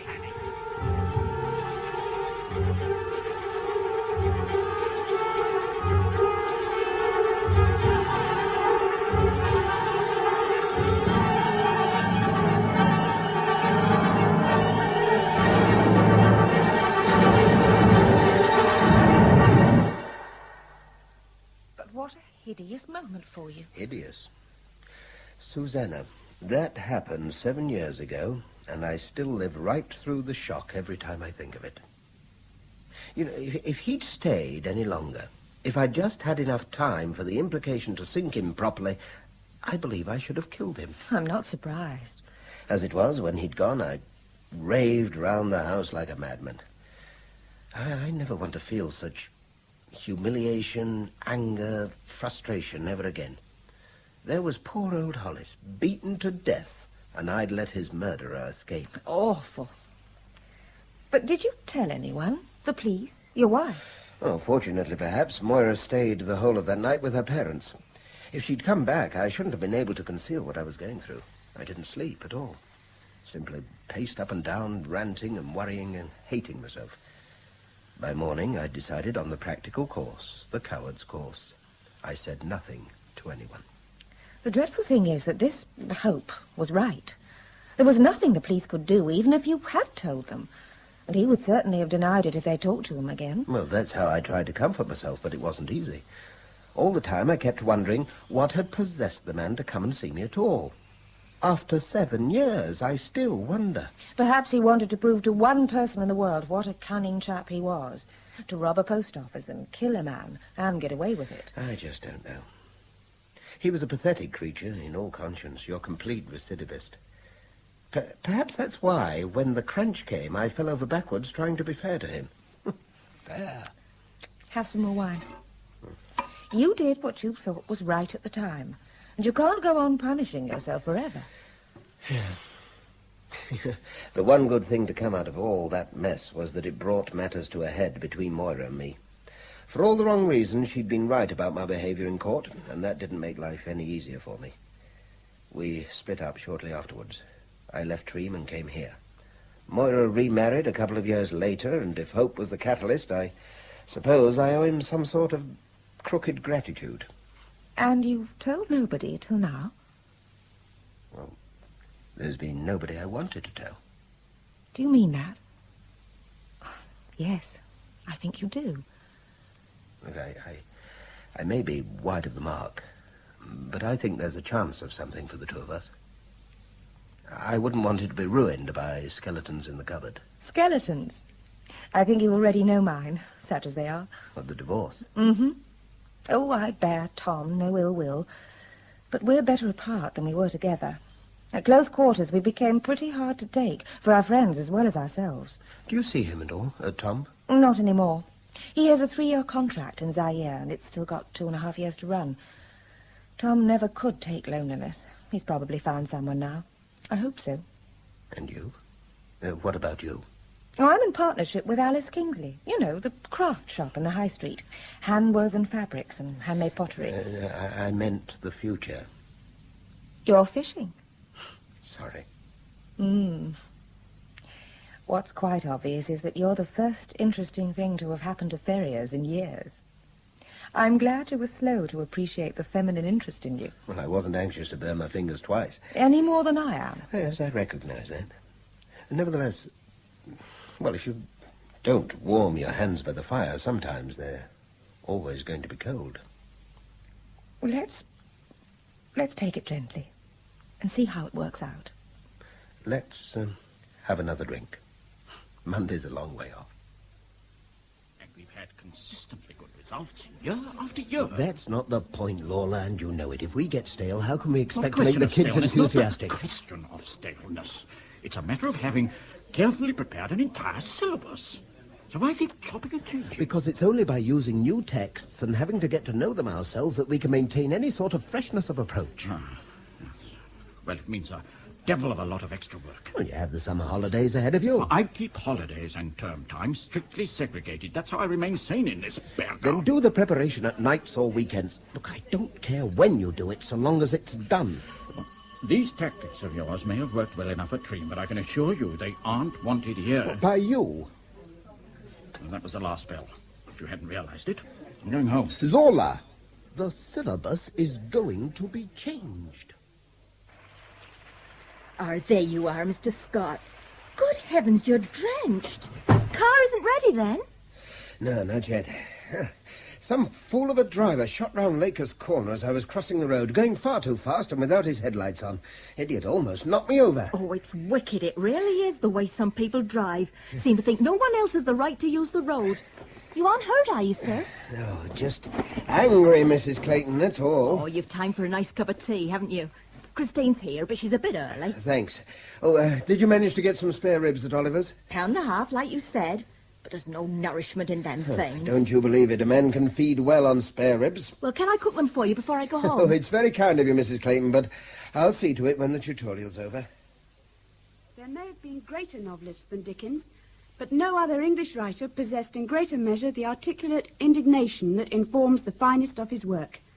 Great strides, Christine, great strides. Nicely judged between quote and commentary. Oh, do I get an alpha? Don't let it go to your head. Seriously, though, do you think I've got any sort of a chance for Oxford? Well, if you didn't have a chance, I shouldn't have encouraged your father to spend good money on tuition fees. I don't think that's an answer, sir. I can't prophesy. All I know is that you'll do yourself and the school and me great credit when you write the exhibition next year. I want to get there, more than anything. Yes, I know. And that's why you're halfway there already. Your other subjects still all right? Oh, not too many problems. Good. But, look, I know you're keen, but don't overdo it. Learn to pace yourself. That's the secret, really. I'll try. Has it stopped raining, do you think? It seems to have done. Sorry I can't run you home, but my car's still in dock. Oh, it's all right. I can get the bus from Lakers Corner. You wouldn't like to have supper with us, would you? It's very sweet of you, but I've a private feast planned. I bet you're a really good cook. My mother can never understand that a man can cope on his own. She gets really worried about you, honestly. Well, then, thank her, but assure her that I'm gross and overfed, will you? All right, Chris. Well, then, same time, same place next Tuesday, hmm? Fine, sir. And thanks very much.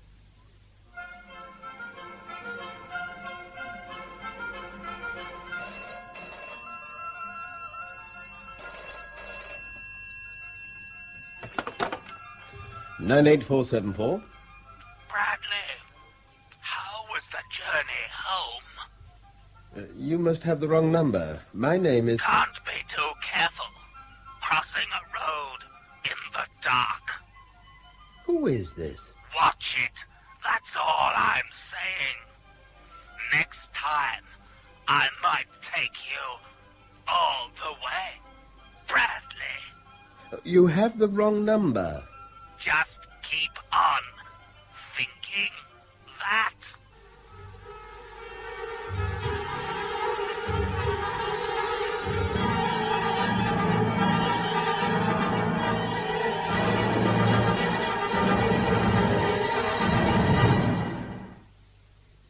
I'll be off now, Mr. Scott. Yes, all right, Mrs. Clayton, thank you. Your husband not picking you up this evening? No, tonight's his late night. Oh, yes, of course. Look, why don't I run you home? The car's back now. Oh, there's no need to bother, sir. The buses are pretty regular.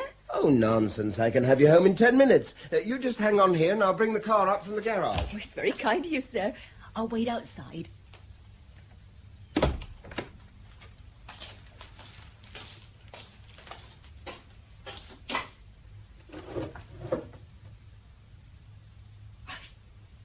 Believe it.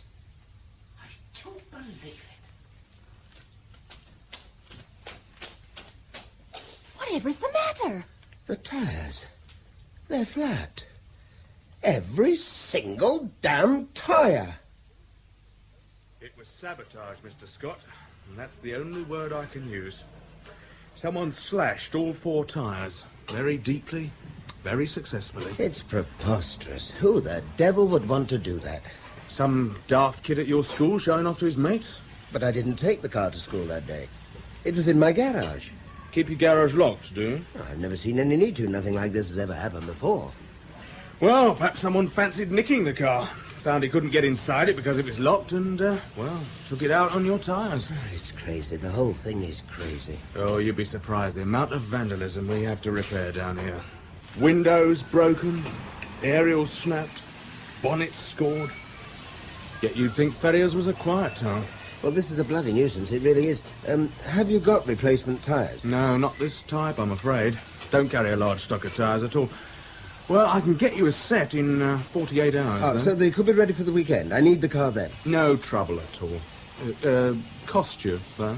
Yes, Mr. Bennett, that's what I was afraid of. It's senseless, the whole thing. First, the lunatic nearly knocks me over. Then he rings up with vague threats and calls me Bradley. And then he slashes all my tyres. Why? Have you told the police? Well, is there any point? I'd waste a lot of their time and they'd waste a lot of mine, but I'm damn certain we'd be no nearer to a solution. Yes, but if the same person's been responsible for all of this... Why does the fool keep calling me Bradley? But do you know anyone of that name? No, I don't. Could the caller be trying someone else and getting a cross line? Oh, no, of course he couldn't. If it was someone else he wanted, he couldn't have known about Laker's Corner. Sue, I've checked the local directory and the local exchange. There's no subscriber called Bradley in the entire district. Shall I answer it? No, it's all right. I still get normal calls from normal people most of the time. 98474, Alan Scott.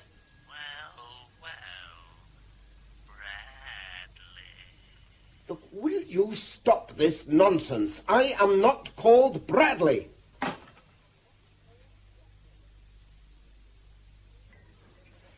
Scott, I want a word with you. Yes, what is it?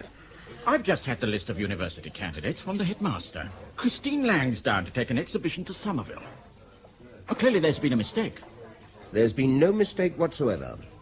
I beg your pardon? There's no mistake. Christine's been doing very well since she entered the 6th, and she's also taking private tutorials from me. Private tutorials? Christine Lang? She's the best hope we've got on the art side for an Oxford entrance. Good God. How did you soft soap her father into throwing good money after bad, Well, that child has as much chance of getting Oxford as I have of dancing on the point of a pin. But Christine is my pupil, not yours. I'm head of the department, not you. Now, for God's sake, will you look after your affairs and let me manage mine? You evidently don't understand what I'm getting at. I taught that girl for 5 years. She hasn't an original idea in her head apart from flirting with anything in trousers. Well, no doubt she's fluttered her eyelids at you. Lola, one of the many reasons you failed to get the job I hold is because of your total misjudgment of your pupil's potential. Christine Lang has all the makings of a considerable scholar, though God knows how she's managed it after 5 years under your regime. Ah, Mr. Bennett, thanks for getting the tyres on time. All grist to the mill, sir. But if I were you, I'd lock my garage doors in future. Yes, I suppose I shall have to. It's either that or take a chance on its happening again. Yes, I know. But you say this kind of thing's been going on a lot recently. What, vandalism? Yes. Almost a third of our business these days, unfortunately. Well, you'll send the bill to me, will you? Righto, sir. Have a good spin. I'll try. Going far? Bishop Stortford. Oh, no distance at all. With those tyres, you could travel 40,000 miles. Still have tread to spare. Well, I'm glad something's reliable around here.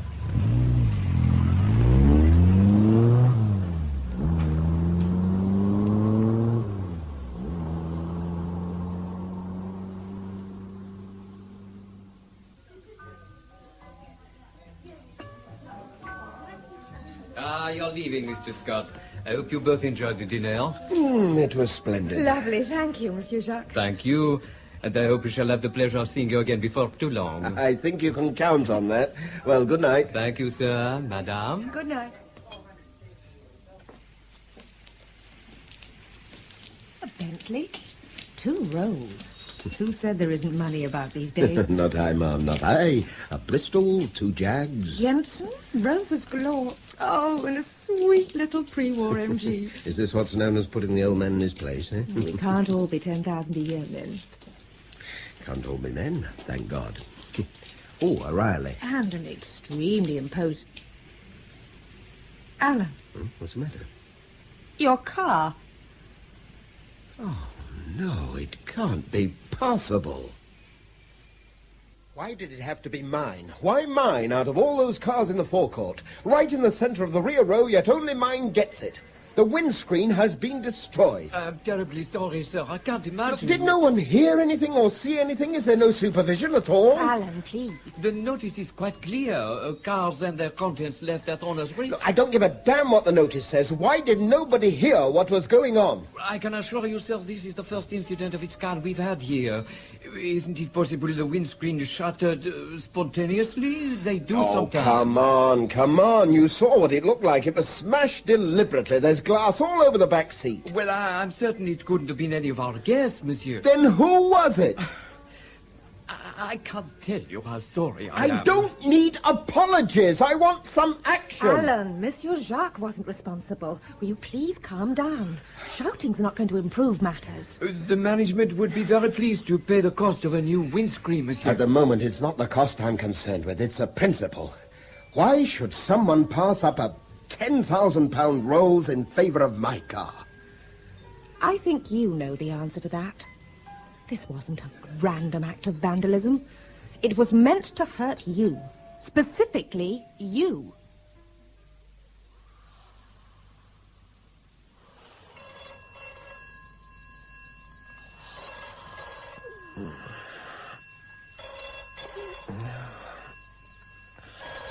Oh, what the hell kind of time is this to bring the men? Yes, what is it? How many women do you need in your life, Bradley?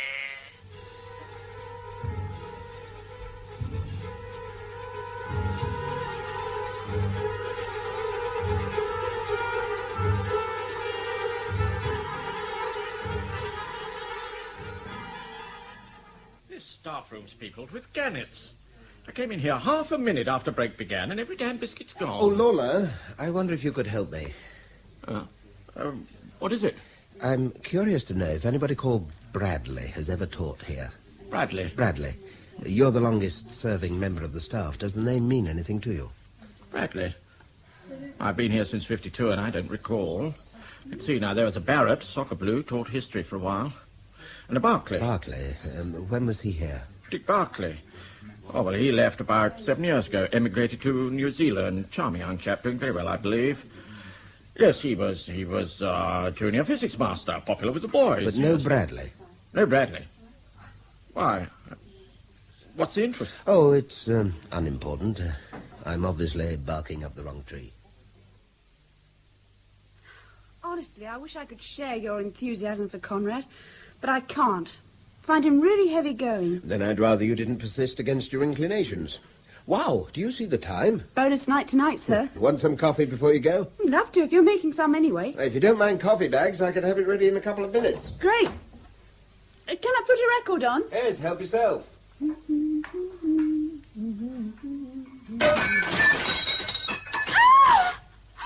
What the hell? It just... Go into the kitchen. Stay there till I come back. Where are you going? After that bloody maniac. It was hopeless, too dark, too many trees. Oh, my God, if I'd caught him... What's it all about? Well, if I knew, I'd be able to stop it. This sort of thing's happened before. You mean you've had someone smashing your windows before? No, not exactly. Look, Chris, I don't want this to get around the school. You understand? Not a word to anyone. Yes, if you think just might be able to help. I can, of course I will, but... Over the past fortnight or so, I've been systematically victimized. I've been almost killed by a tearaway car. Every tire on my car has been slashed. And last Saturday night, someone destroyed the windscreen. And now this. That's dreadful. Have you told the police? I intend to call them in a few minutes. But I want to talk to you first. because I've also been getting anonymous telephone calls. Oh, my God. Which convinced me that this madman knows a great deal about my life and movements. I'm almost certain he knows you're here tonight, in this room. Hence the broken window. I'm sorry, but I don't... Look, I suggest this only as a possibility. But do you have a boyfriend, at the school or elsewhere, who knows you have private tutorials with me? Someone sufficiently involved with you to be, well, frankly, jealous of your coming here? Well, there has to be some reason for it all. I'm right. Hmm? I have got a boyfriend, and he is very jealous. But he'd never do anything like this, I promise you. He's at Ferrier's at the school? No, he's... It's all a bit complicated, really. Well, I don't want to pry into your life, but if I don't do something, the police will. Can't be, Tony. He wouldn't. Tony, tell me about him. This is confidential, too. Yes, of course. My parents don't know I'm still seeing him. They'd be furious if they found out. He had a pretty awful life when he was younger, and How old is he now? he's 19. He's great. Some people mightn't think so, but they don't know him like I do. Oh, I respect your judgment. No, I mean it. If you think he's incapable of this kind of thing, then... I want to tell you about him. He was brought up by foster parents. When he was about 14, he just stopped getting along with them. He ran with a wild bunch of kids and got into a lot of trouble. Up before the juvenile court, that sort of thing. He's been, well, using his common sense for years now. What does he do? He's a motor mechanic. A motor mechanic? Yes. Over at Langbury. He's good at his job, he really is. He loves working with cars and motorbikes. But he's jealous. Very jealous. Look, it's perfectly natural, Chris. If I were your boyfriend, I'd be jealous too. Thanks. No, it's just a couple of times there've been bad scenes at gigs. Doesn't like people chatting me up. Was he violent? He scared them off, you know. He knows you come here to see me, on my own, and why you come. Yes. He doesn't want you going to university at all, does he? I never said that. No, but he doesn't. He can't. Why'd you say that? There's a gap between you now, social, emotional. You practically admitted it yourself, and if Tony's as bright as he sounds, he knows perfectly well that if you spend 3 of the most formative years of your life away from him, he'll lose you for good. That's just not true. I think it is. I've seen it happen 100 times. We're not 100 other people. We're Tony and Chris. You've never known much outside the world of Ferrier's, have you?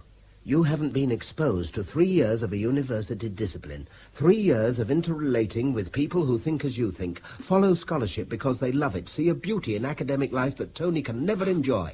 How will you feel? How will he feel when you're a Master of Arts and he's still a motor mechanic at Langbury?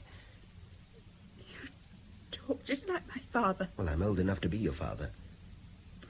Fathers aren't inevitably wrong, you know. They mightn't always have right on their side, but they do tend to have experience. Oh, no, Chris. Come on now, don't cry. Look, I'm not against you and Tony. It's nothing to do with me. All I'm concerned with is to stop this grotesque persecution. If Tony should be behind it, let's sort it out amongst the 3 of us. And if he isn't, well, then it's up to the police. I'm sorry. I didn't mean to... Look, just find out, without rocking the boat, where Tony was last Saturday night and where he's been tonight. Now, can you do that without collecting a black eye? Hmm? I'll try. I promise. And you have no idea at all who could be behind all this, sir? None whatsoever, Sergeant Franklin. Yes. No, I only wish I had. Or any idea what these references to Bradley might mean? Sergeant, none at all. As I told you, I've checked at the school, I've checked with the local telephone exchange. No help at all. No Bradley. Yes. Very unpleasant for you. And drafty, and expensive, and time-consuming. Yeah. I'm fairly sure Saunders will fit new windows for you tomorrow. I'll have a word with him myself. And that's very good of you. As to the future, well, I'll see our patrol cars keep a sharp lookout on your house. Fact is, you're overlooked here by almost every building in the village. And I'd advise you to make sure all doors are locked and all windows secured if you have to leave the house empty. And if anything further happens, any more telephone calls, any trouble, call us straight away. I shall. And thank you for coming so promptly. That's all right, sir. Good night to you. Good night, Sergeant.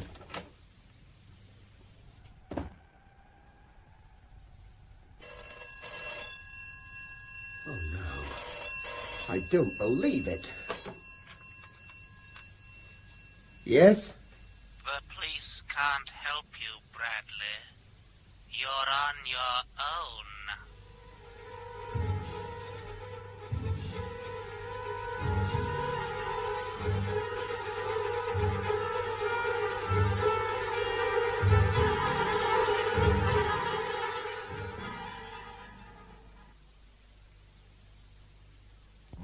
I'm beginning to feel better already. Me too. A weekend's break will do you the world of good. Have you been to this place before? A couple of times. Oh, it's charming. Your actual pull-out picture postcard Wiltshire cottage. Early 17th century and drowned with thatch. It's very decent of them to let us use it. I think Gordon likes to know there's someone responsible around when he and Fiona are away. Oh, you'll love it. I know you will. You were right. It's almost too twee to be true. And try saying that twice. But the whole village is so absurdly picturesque. Yeah, I can imagine hordes of garden gnomes crawling across the lawn, snipping the grass to regulation length with minute nail scissors. Sacrilege. Better not let Gordon hear you talking like that. Oh, but he's certainly done the place up quite beautifully. Not without a little help from his wife. Including the kitchen? Oh, good Lord, no. Fiona's beyond pine. What on earth's the matter? I never heard anything so beyond pine, forsooth, you camp old thing. I shall turn the garden hose on you, I warn you. What could be more refreshing? Shan't cook you lunch if you carry on like this. I've no intention of watching you slave over a pine stove, not just now at any rate. Look, we're in the country. Let's tackle the local pub for lunch. What? The goat and compasses? It can't be true. True as I stand here. Goat and Compasses is the name of the pub down the lane. Oh, this is preposterous. The whole damn village has got to be a mock-up, carefully stage-managed by the British Tourist Association. I'm beginning to wish I'd never brought you. I'll make it up to you, I swear. You shall have 2 helpings of shepherd's pie and all me onions. You really are beginning to relax, aren't you? Yes, I was, but I've just remembered something. What? No, it's all right, but I should have told Sergeant Franklin I'd be away for the weekend. Well, telephone him from here. Yes, I shall. Look, why don't you potter down to the goat and slide rule and suss out the lunch situation while I call Franklin? I shan't be long. Well, this is typical, of course. You want to be sure I stand the first round. Yes, of course. Mine's a large draft bitter. You should be so lucky. I'm still not entirely convinced we aren't dreaming the whole thing. First the cottage, then the village, and finally the pub. Cheerful landlord, buxom barmaid, grinning dogs, good beer. And a fantastic Cornish pasty. Sort of thing you'd only expect to find in G.K. Chesterton. Including the buxom barmaid. Especially the buxom barmaid. You know, from the way she was giving me the eye over those grilled sausages, I have the feeling that if I'd been here on my own... Alan! The garden! Oh, my God!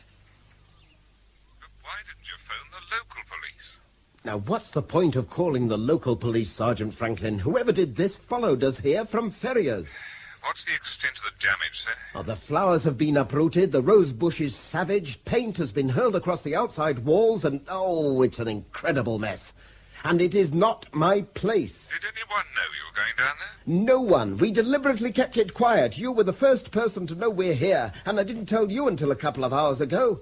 The whole thing is monstrous. Whoever is behind this is a dangerous criminal lunatic. When are you coming back, sir? Tonight. I'm going to drive back tonight. I'm trying not to become manic, but I'm almost certain the car behind us has been sticking to our tail for the past half hour. How can you possibly tell? It's so dark. It's kept a constant distance behind us. It hasn't attempted to overtake, even when I've slowed down, and it's let no other car come between us. Alan, I know you're having a rough time, but it won't do any good to assume that every bush you see is a bear. Well, there must be dozens of people driving east at this time of night, all with the most innocent of intentions. So why not the car behind? Nevertheless, I shall pull into the next lay-by we see and let this joker overtake us. You're the driver.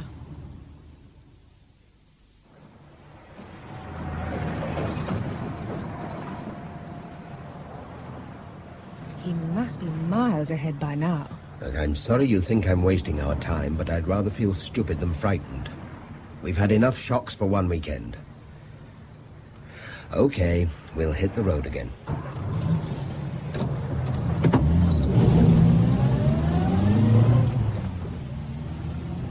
Do you mind if I doze for a while?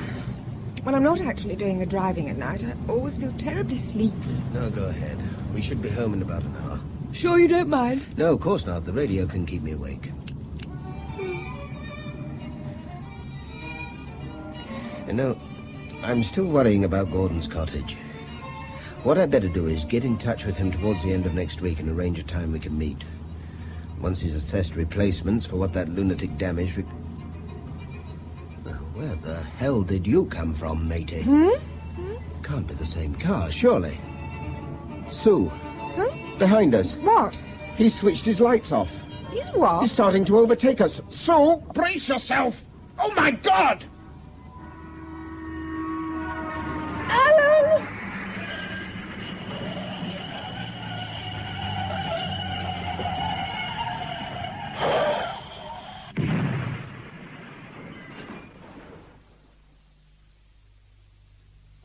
I realise you have to talk to Mrs. Crichton, Sergeant, but I can't let you stay long.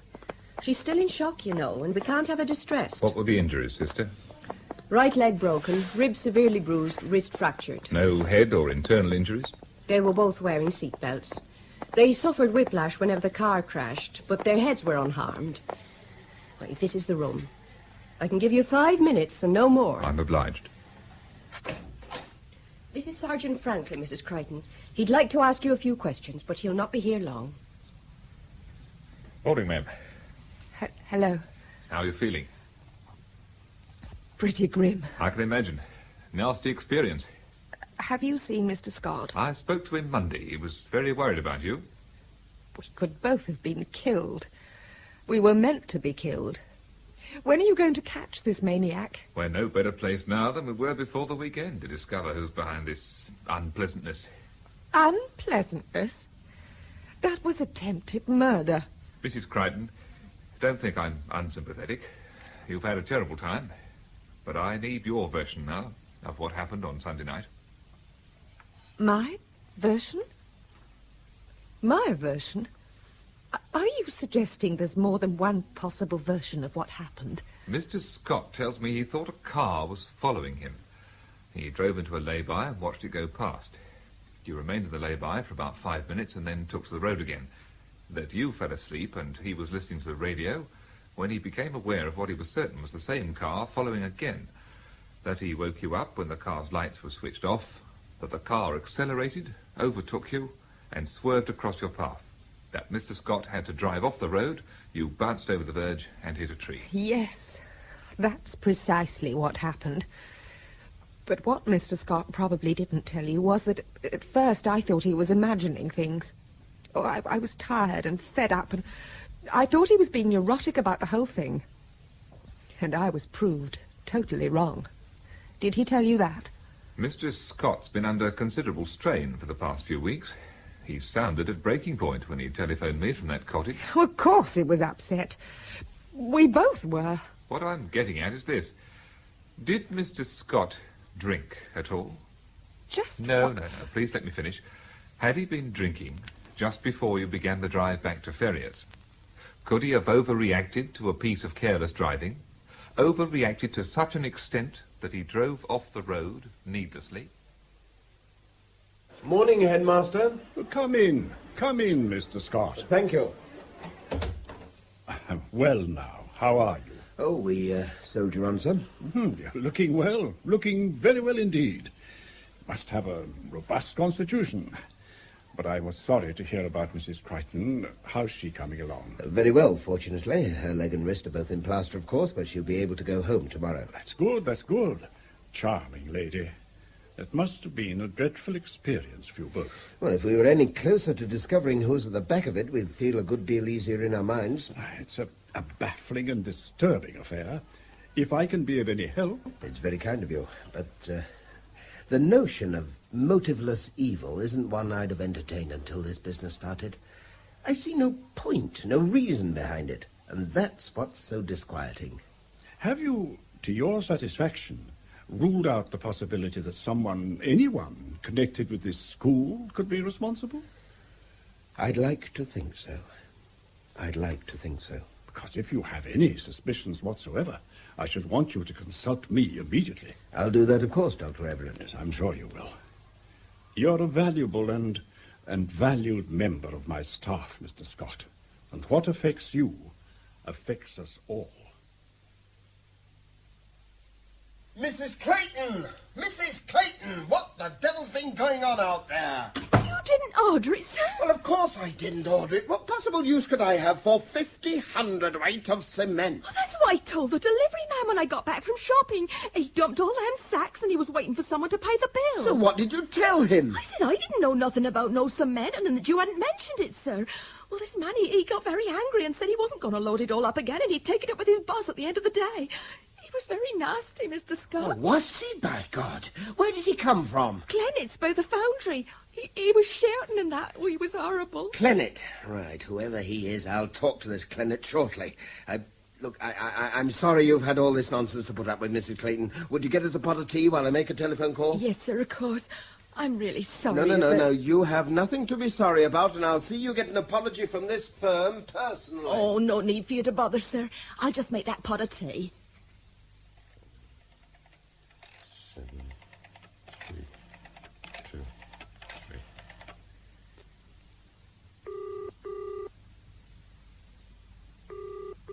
Come on.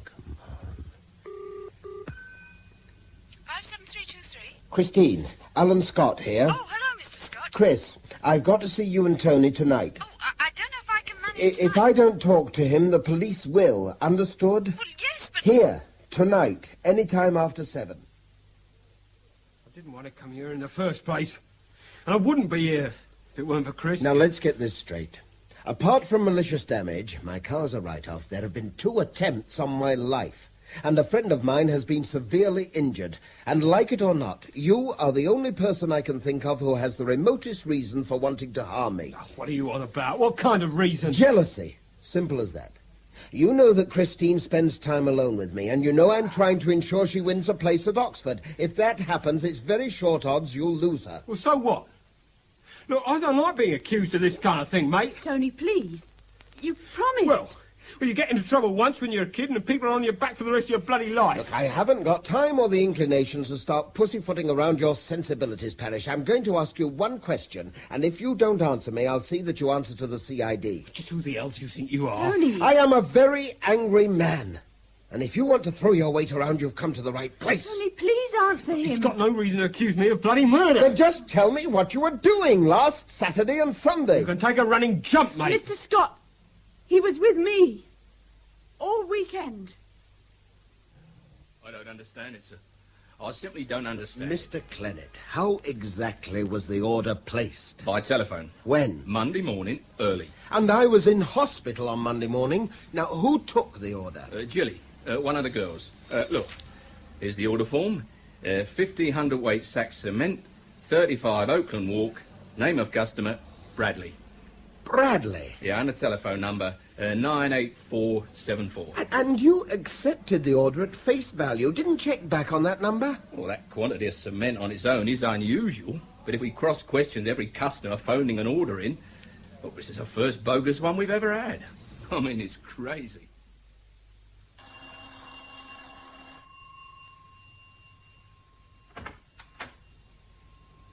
Christine? Could I have a word with you, sir? Yes, of course. Come in. Go through into the study. Right.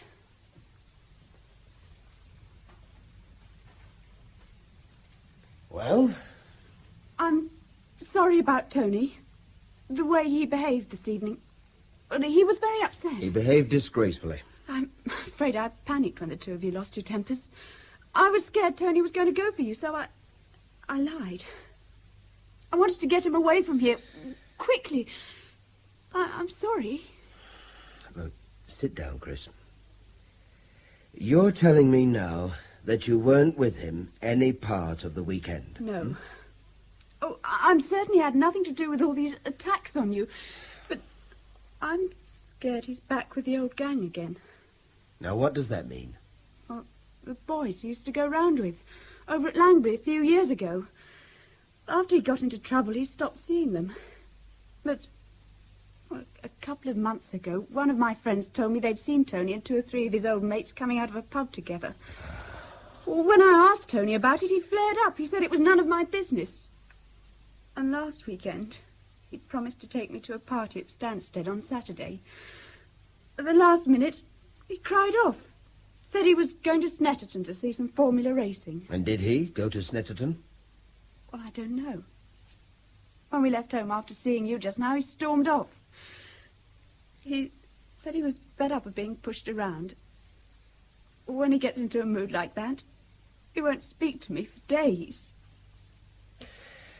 Look, are you in love with him? I don't know what I feel. I just know that I'm happier with him than with anyone I've ever known. And when he won't speak to me, it's like there's something dying inside me. What I'm going to say will be unpalatable, but I shall say it all the same because I'm concerned for you and your future. Look, you have the ability, the initiative, the personality to find for yourself an interesting and honourable career and to do something eminently worthwhile with your life. But these next 12 months are vital to you if you're going to get the right start, and in that situation, Tony is bad news. Look, I'm sorry, but he's bad news. If the time you should be spending on scholarship is spent worrying about him and what he's up to, then it's a gross indulgence and you're wasting my time and yours even thinking about university entrance. It isn't as easy as that. Well, of course it isn't. Nothing worthwhile is ever easy. But the choice is straightforward and only you can make it. Until you write that exhibition, you can give priority to your work or to that young lout. And I warn you, the police are going to be interviewing him very shortly. Yes? And Inspector Durrance here, Mr. Scott. Oh, thank you, Mrs. Clayton. I was expecting him. Come through, Inspector. Thank you. Yes, I'm very glad to see you. Good evening, sir. Thank you, Mrs. Clayton. Good night, sir. Sergeant Franklin's brought me up to date, of course. Yes, he's very thorough. Yes. Do sit down. Oh, thank you. Tell me, how did you arrive? I beg your pardon? Did you come in a police car with all the trimmings? I did. Why do you ask? Because if this madman is keeping watch on this house, he'll realize the heavy brigade is moving in. It might just scare him off. Will you open the wine, Alan? See if it's fit to be drunk. Yes, of course. Corkscrew? Thanks. Yeah, you're becoming very nimble in spite of the plaster. Are you still having any pain? No, not really. It's just awkward and very uncomfortable. Anyway, tell me about this Durrant. Is he getting anywhere? Yeah, I liked him. There we are. Good mind, cogent thinker. He's certain this Bradley nonsense is a blind. As we are. As we are. Well, has he talked to that young man of Christine Lang's? Tony, what's his name? Tony Parrish, yes. I don't think he's entirely happy about the boy's attitude, but there seems to be nothing to go on there, apart from a general hostility to me, the police, and any form of authority. In fact, I'm sorry for him. Naturally. No, I mean it. He's had a raw deal from the word go, and now he's had the misfortune to fall for a girl who'll leave him standing in a few months' time. You can understand bitterness, resentment, and... Where are the glasses? Oh, behind you. Oh, right. Shall I, Absolutely. But if you've ruled out Tony Parrish, who does that leave us with? Who could possibly hate you so much? Well, Durrant's as puzzled as we are. Here, cheers. Cheers. There's one consolation. Our man's been lying very low since Durrant's been around. Not a whisper, not a move for over a fortnight. Mola. Oh, yes, Dr. Everett. Now? Yes, of course. Yes. Oh, Scott. Yes? That was the headmaster. He wants to see you right away. But I have the upper six almost immediately. Right away was what he said. I imagine he meant it. You've had a good many problems recently, Mr. Scott, and I hesitate to add to them. I'm sorry. Do sit down, please. Now, how long have you been giving private lessons to Christine Lang? Oh, about a year now, I suppose. Oh, yes, of course. I remember your mentioning it when they began. What's the problem? The lessons. Do they take place at her parents' home? No, at mine. Yes. Is there anyone else in the house when the tutorials are taking place? My housekeeper, Mrs. Clayton. She's often around. Why? I have a letter. An offensive and anonymous letter. It refers to a member of my staff called Bradley, but it's clearly about you. Bradley. Now, normally I should have destroyed it immediately and tried to forget it, but it's become one more aspect of this vindictive campaign against you, and you'll probably want to show it to the police. This is it. And it deals with Christine and myself, yes. Yes, just about as revolting as you can get. It's foul, and I'm sorry. This man is mad. I want you to appreciate very clearly where I stand in this matter. And if I can be of any help so far as police investigations are concerned, please don't hesitate to tell them to contact me. Well, thank you. Apart from my secretary who had the misfortune to open the letter, you and I are the only ones to have read it. But my one concern is that this deranged person may cast his net wider and write to other people about you in similar vein.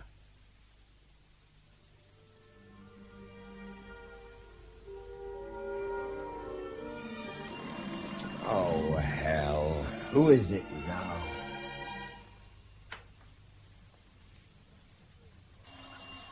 Coming! Oh, Mr. Lang. Yes. Do you think I could... Yes, come in, please. Thank you. I'm terribly sorry to be calling around so late. I've been in a quandary all evening. Come through, Mr. Lang. I think I can guess what it's about. Thank you.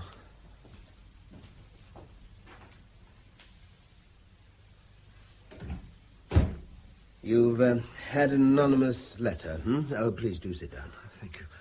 A letter? No, not a letter. Oh, then what? Telephone calls. Always during the day. My wife's answered all of them. Oh, my God, all of them. How many have there been? 4. 4, Mr. Scott, in the past 4 days. But why didn't you tell me earlier? Well, my wife and I were puzzled at first. Oh, the calls were obscene, all right, but this man was talking about how someone called Bradley was carrying on with Christine.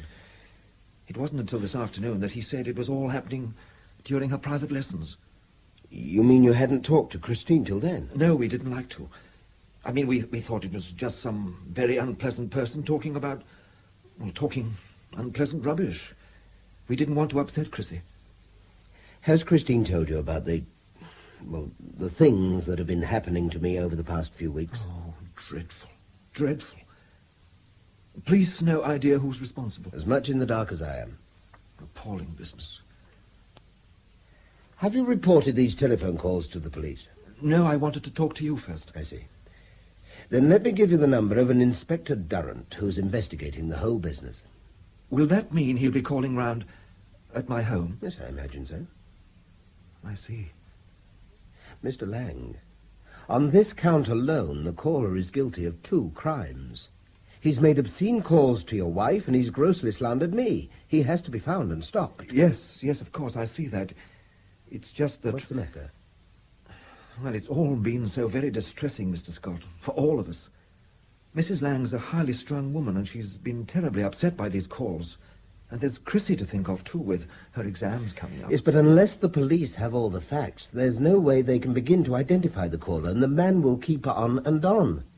But will he? Will he what? Will he keep on and on if Chrissy's private lessons stop? You want to give in to him? I have my wife and daughter to think of, Mr. Scott. Yes, of course you have. So what are you suggesting? It's very difficult. Chrissy needs this extra tuition, but would you understand if I were to ask Mr. Lawler to continue with it? It's cowardly. It's stupid and cowardly. Oh, it's understandable. Lang doesn't want his wife to go on getting obscene telephone calls. He's trying to protect his own, that's all. Yes, but Lawler... Oh, how he's going to crow. And if Christine does get that exhibition, Frank Lawler will have all the kudos you deserve. Yes, well, there's nothing we can do about it now. Another glass of whiskey, perhaps? Deaden the pain. I don't suppose... Oh, no, it's too ridiculous. Oh, come on. What is? Frank Lawler's always resented you, hasn't he? I mean, he's been at Ferrier's almost 25 years. He was obviously expecting to become head of the department. And they appointed you instead.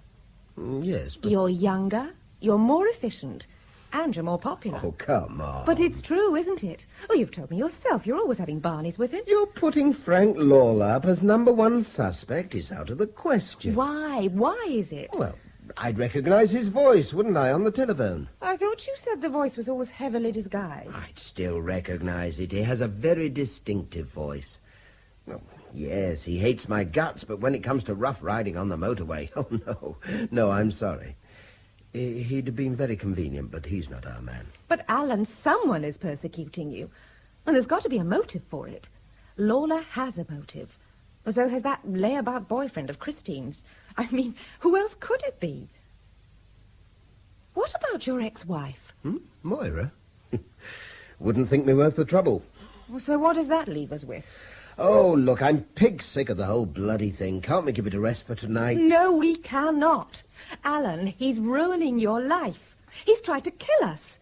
And the police can't do anything unless you help them. If you've ruled out Frank Lawler and Tony Thingy and your ex, who else is there? Why Bradley? Why Bradley? All right, let's work on that. We've got to do something. We can't just lie back and wait for the next thing to happen.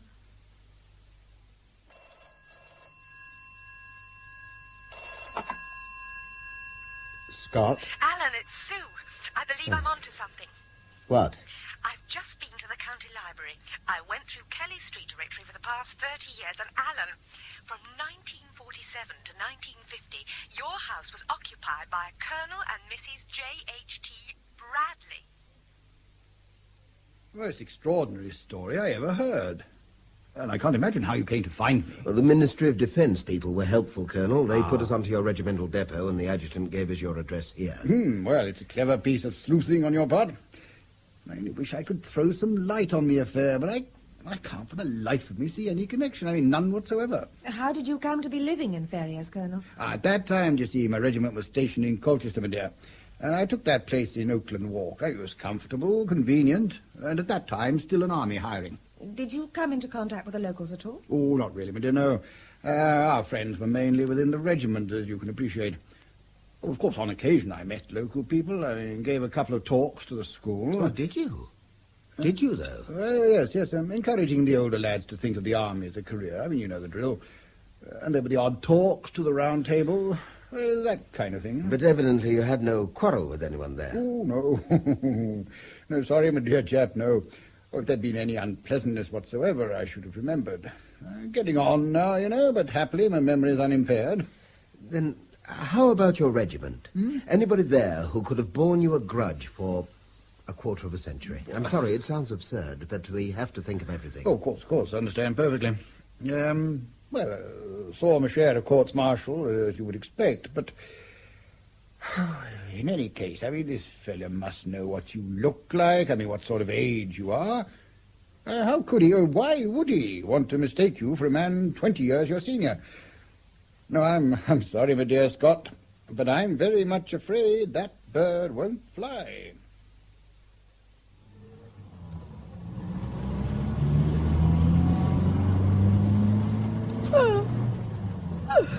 I must have dropped off again.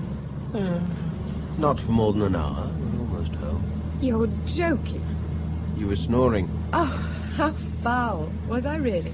Did I never tell you how appealing you are with your eyes shut and your mouth open? Thank you, Mr. Wonderful. So, about Colonel Bradley. Wasn't he charming? Look, there's got to be some kind of connection between those telephone calls and the Colonel.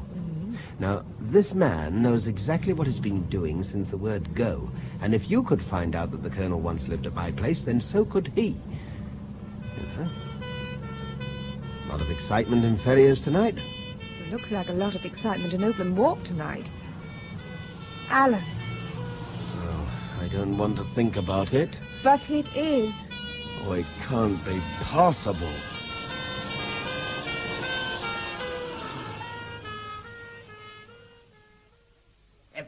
Everything I possess, burnt to ashes. You were insured, of course. Yes, I was insured, Inspector, but that isn't the point. How can insurance money compensate for all my personal effects? My books, my pictures, my records, all the comfortable and familiar furniture of my life. This bastard is obliterating me. It's distressing, sir, of course it is. Distressing? Where were the panda cars, Durrant? Where was the police surveillance? With the best will in the world, we can't keep a 24-hour watch on any one house, Mr. Scott. Who is it? Who in God's name is it? I've been given a sabbatical. Told to take 3 weeks sick leave, in fact. Then you must go away. No, we must go away. I need you with me, if you can stand it. Of course I can stand it. But in any case, there's nothing more he can do to you. I don't know. He'll be watching, observing, and biding his time. For what? This has all been a prologue, I feel sure of it. Some day or some night, he's going to present me with a confrontation, and only then will I know why or how. By then, it'll be too late, unless I'm as prepared as he is. Oh, you're wrong. I'm sure you're wrong. Sue, we do need to get away from here, but no one must know where we're going, or that we're going together. You've been through more than enough already, and I want this to be a complete break. A complete break. I can't possibly reveal personal information about a patient of mine, Inspector, unless you're prepared to present me with a subpoena for it. Just one hypothetical question, Dr. Edlard. How much guilt, real or imagined, can a man endure before he cracks? If he's a man of more than average sensibility. I deal with patients, not hypotheses. You're referring to Alan Scott. Look, Doctor, Mr. Scott once made, by his own admission, a grave error of judgment. It wasn't until his house was burned down that he decided to tell me about it. In an assize court 7 years ago, he went back on his own evidence. As a result, a man was acquitted of robbery and murder. What? Now, wait a moment. The defendant later implied to Mr. Scott that he was, in fact, guilty of the alleged crime. Now, look here, Inspector. Scott was, he says, too humiliated to inform the police of this admission. And he's been tormented with worry ever since.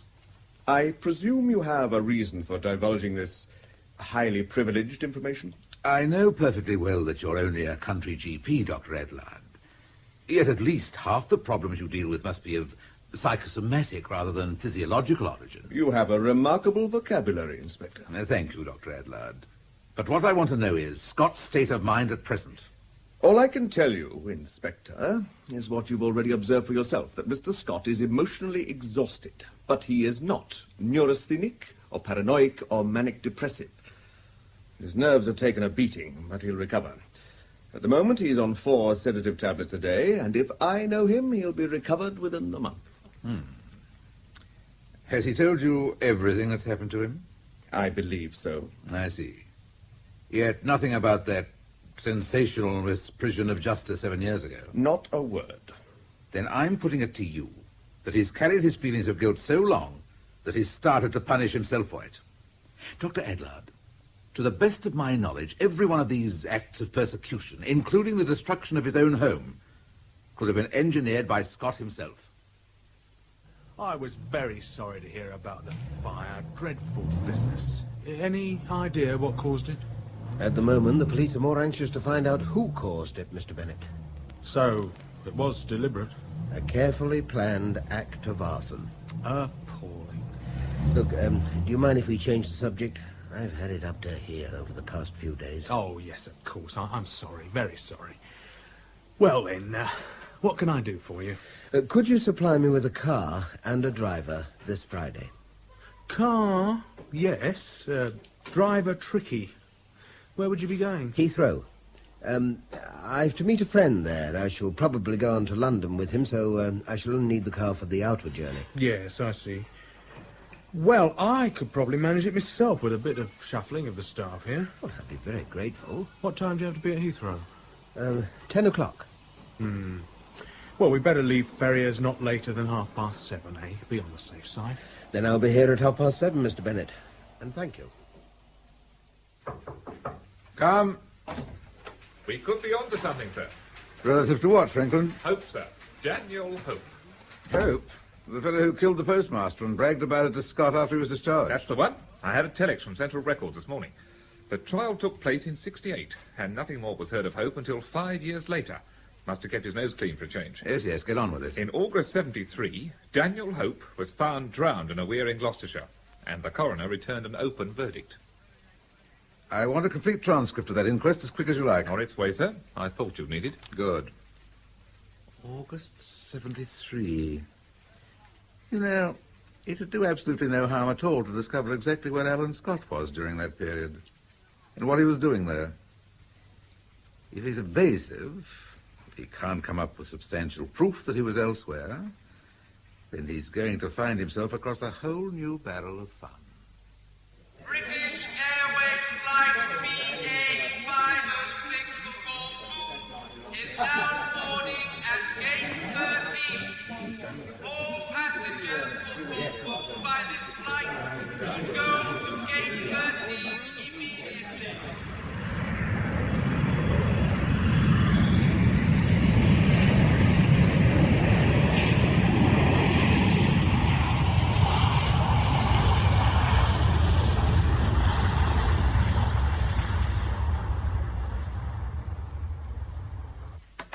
He's not in Ferrier, sir. Neither he nor Mrs. Crichton. No one knows where they are. Does his headmaster know he's done the flit? Dr. Everett advised him to take 3 weeks' sick leave. He says that Scott didn't tell him how he intended to use it. Then what about Mrs. Crichton's partner, Alice? How's your father? She must know what's going on. Alice Kingsley, sir. She told me that Mrs. Crichton was taking a fortnight's holiday somewhere. Miss Kingsley fancied it might be in Scotland. Mrs. Crichton? Isn't her leg still in plaster? Dr. Adlard removed the plaster on Tuesday. Oh, damnation. They're obviously off somewhere together. And Scott's either a damn fool for not telling us of his movements, or... Franklin, let's look at the worst that could happen. Suppose Scott did find Daniel Hope in '73, by chance or purpose. Suppose he did decide to take the law into his own hands and pitched Hope into that weir. Suppose since then he's gone round the bend, tried to cover his tracks by victimizing himself, to throw any possible inquiry out of kilter. And suppose Mrs. Crichton knows more about the Hope affair than she should. If that's the case, and remember, she was the one who took the battering in that motorway affair, then the admirable Mrs. Crichton may be starting the last holidays she'll ever take. What do you fancy doing this afternoon? What I did this morning. Lie on the beach and collect a tan. Ah. Does indicate disapproval? No, far from it. The easier you take it with that leg, the better. But you're pining for something more energetic? Yes, well, I wouldn't mind exploring a little. I'm told there's a castle worth visiting, up that-a-way. Up the mountainside? In this heat? Apparently the tourists call the direct route from Paleokostritsa up to that olive village the assault course. But they say it's worth it, if only for the view of the bay. Assault course, indeed. I thought your soldiering days were over. Franklin! Sir? Don't hover there, man. Come in, sit down and give ear. There are times when the efficiency of the police force startles even me. Today I've been startled and intrigued, because this whole bloody jigsaw's beginning to fall into place at last. You recall the name of the sub-postmaster, the one Hope killed? Hollins, wasn't it? Hollis. George Hollis. Widower with one son, David, a regular in the army. At the time of the killing, David Hollis was a sergeant in the battalion commanded by a Colonel J.H.T. Bradley. The one Scott visited in Lincolnshire? Right. Shortly after his father died, young Hollis bought himself out of the army. Spent a bit of time clearing up the old man's estate. He was left 20,000, would you believe it? Then he vanished. The Metropolitan Police have been busy these past few days. And eventually some bright spark among them decided to check with Somerset House. Franklin, in 1971, David Hollis changed his name by deed poll. Well done. 20 more steps and you've made it. Hello! Who's that? Do you know if there's a tap up there? There is, but it's dry. Good God. Mr. Scott. Bennett. What the devil are you doing in Corfu? All right, then. What have we got? Bennett's bookkeeper tells me that last Friday, Bennett himself drove Mr. Scott to Heathrow, dropped him there, and came back to Ferriers. Yeah. The airport police have established that Scott left Heathrow for Corfu later that morning. At about the same time, Mrs. Crichton flew on a charter from Gatwick to Corfu. Yeah. It's reckoned they both have got there by late afternoon. And Bennett, we know, managed to get a flight to Athens on the Monday morning. And it's the easiest thing in the world to grab an internal flight from Athens to Corfu. They may all be on Corfu, but where on Corfu? You know something, Franklin? For the first time in my career, I shall have the pleasure of enlisting the help of Interpol. It's very clever of you to find a place like this. I think so. Cost the earth, of course, but it's worth it. Well, for this courtyard and the view below, I'd guess it is. You here on your own? At the moment. Well, now, a drink. What's it to be? Have you got any Retsina? Nice and cold. Sure. Right there in the kitchen. Good. Retsina it is. Oh, sit down, relax. Plenty of shade under the vine veranda. I'll be with you in a couple of minutes.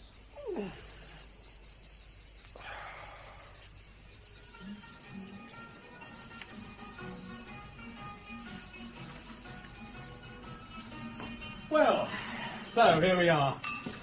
Take the bottle. Go on. Thanks.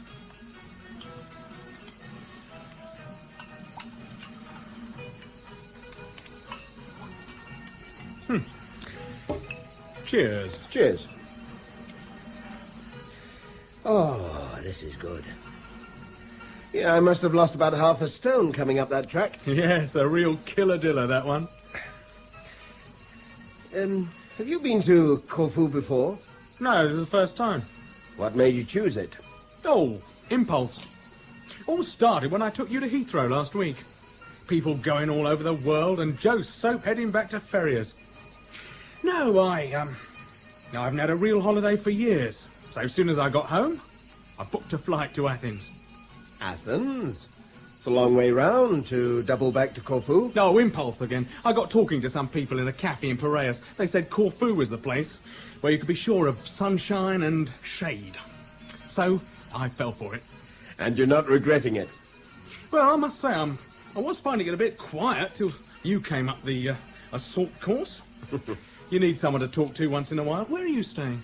Oh, chap I know, he owns several villas. We got one of them. You can probably see it from here, more or less, anyway. Just west of Paleocastrito. Don't lean out too far over that balcony. Hell of a drop there. Oh, I'll watch it. Look down across the bay. Yeah? There's a smaller bay to the left. Uh-huh. Yeah, well, we're just by that bay, in an olive grove. With friends, are you? What? You're here with the friends you were meeting at Heathrow? No. Mrs. Crichton, as a matter of fact. Oh, yes, of course, Mrs. Crichton. The lady who was injured in that accident. Leg all right now, is it? Yes, she's coming along fine. You've certainly been through it. The whole of Ferriers must know every last detail, I shouldn't wonder. Yes. All but one. Oh, yes? What's that? Who's behind it all? Oh, police no further forward. They aren't being too successful. Someone did that to me. I shouldn't rest till I'd found him. And when I'd found him... What? When you'd found him, what? I should kill him. Yes, that's occurred to me more than once, I can assure you, if I'd caught him at the time. But once you've cooled off, you realize that vengeance carries its own backlash. The law? The law. Doesn't take kindly to killers, whatever the provocation. I've no wish to see my life messed up any further with a long prison sentence. Funny you should say that. Why? Well, a fellow I knew, this'll interest you. A fellow I knew had a grudge against this other chap. A very good reason. The chap had killed his father. Good God. Anyway, this mate of mine was out to get the killer. What happened was that the killer had been discharged. But by the jury? Oh, no, never got as far as the jury. No, it seems the chief witness for the prosecution suddenly changed his mind, got liberal ideas, perhaps, or a backhander, and wouldn't identify your actual villain. So he was off, scot-free. Anyway, you see, this mate of mine, he made it his business to follow Chummy's activities, eventually ran him to earth. 4 years after the trial, in a village in Gloucestershire. Chummy was on the booze, of course, aren't they all? My friend took Chummy for a walk after closing time one night, down to a weir, it was. Then he told him what he was going to do, and why, and then he slung Chummy in the weir. Simple as that. No trouble with the police? Oh, the law was delighted. They'd been after Chummy for years, list of convictions as long as your arm. When they had him up for trial, they'd got him dead to rights, but this witness, you see, let them down. Can you imagine? But, if the defendant was discharged, how could your friend be sure the man was guilty? Who else could it have been? So that's why you've tried to destroy me. Tried? More than that. Much more than that. I wanted you to suffer first, as much as I suffered when I knew my old man's killer was on the loose, and there was nothing anyone could do to bring him in. Because you had reneged. All right. Bennett, Hollis, whatever you call yourself, you've succeeded. You made me suffer almost as much as I'd suffered already, before you caught up with me. Suffer? A liberal hero suffer? When I renounced my own evidence in court, I did so because there was reasonable doubt in my mind that Hope was the man I'd seen so long before. Later, I realized my mistake. But it was too late. Hope was free, could never be charged again with those offences, and the guilt has never left me since. So you've said you're sorry and that's it, eh? Oh, no. I'll say more than that. I can understand your grief and your anger, but I cannot condone the murder of a drunken man in cold blood. I cannot condone the systematic persecution of a man who was mistaken but not evil, nor the attempted murder of a totally innocent woman. So, what's your next move? A deposition to the British consul in Kirkira. And you think I'd let you go after setting up all this? You have no option. I'm bigger than you, and I'm very, very angry. If you try to stop me from leaving, I shall break your neck quite happily.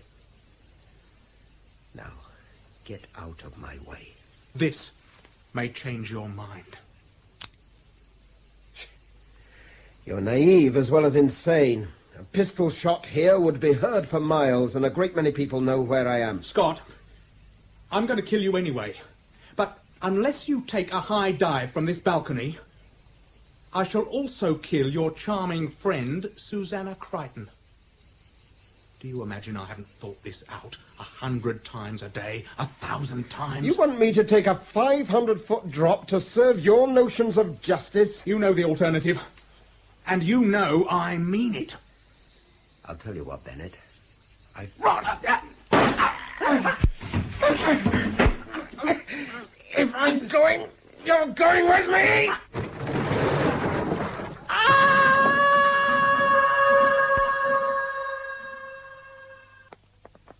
I'm glad you came over to Greece, Inspector. I've been totally out of my depth with the authorities here, though they've gone out of their way to be kind to me. It's been an appalling affair, Mrs. Crichton. It's going to be difficult to adjust to life at Ferriers again. I can see that. You know, it's the irony of the situation that gets me. All these horrors, all this disaster, because 7 years ago, Mr. Scott did his level best to serve the cause of justice. I've had enough irony to last me a lifetime, Inspector. Yes.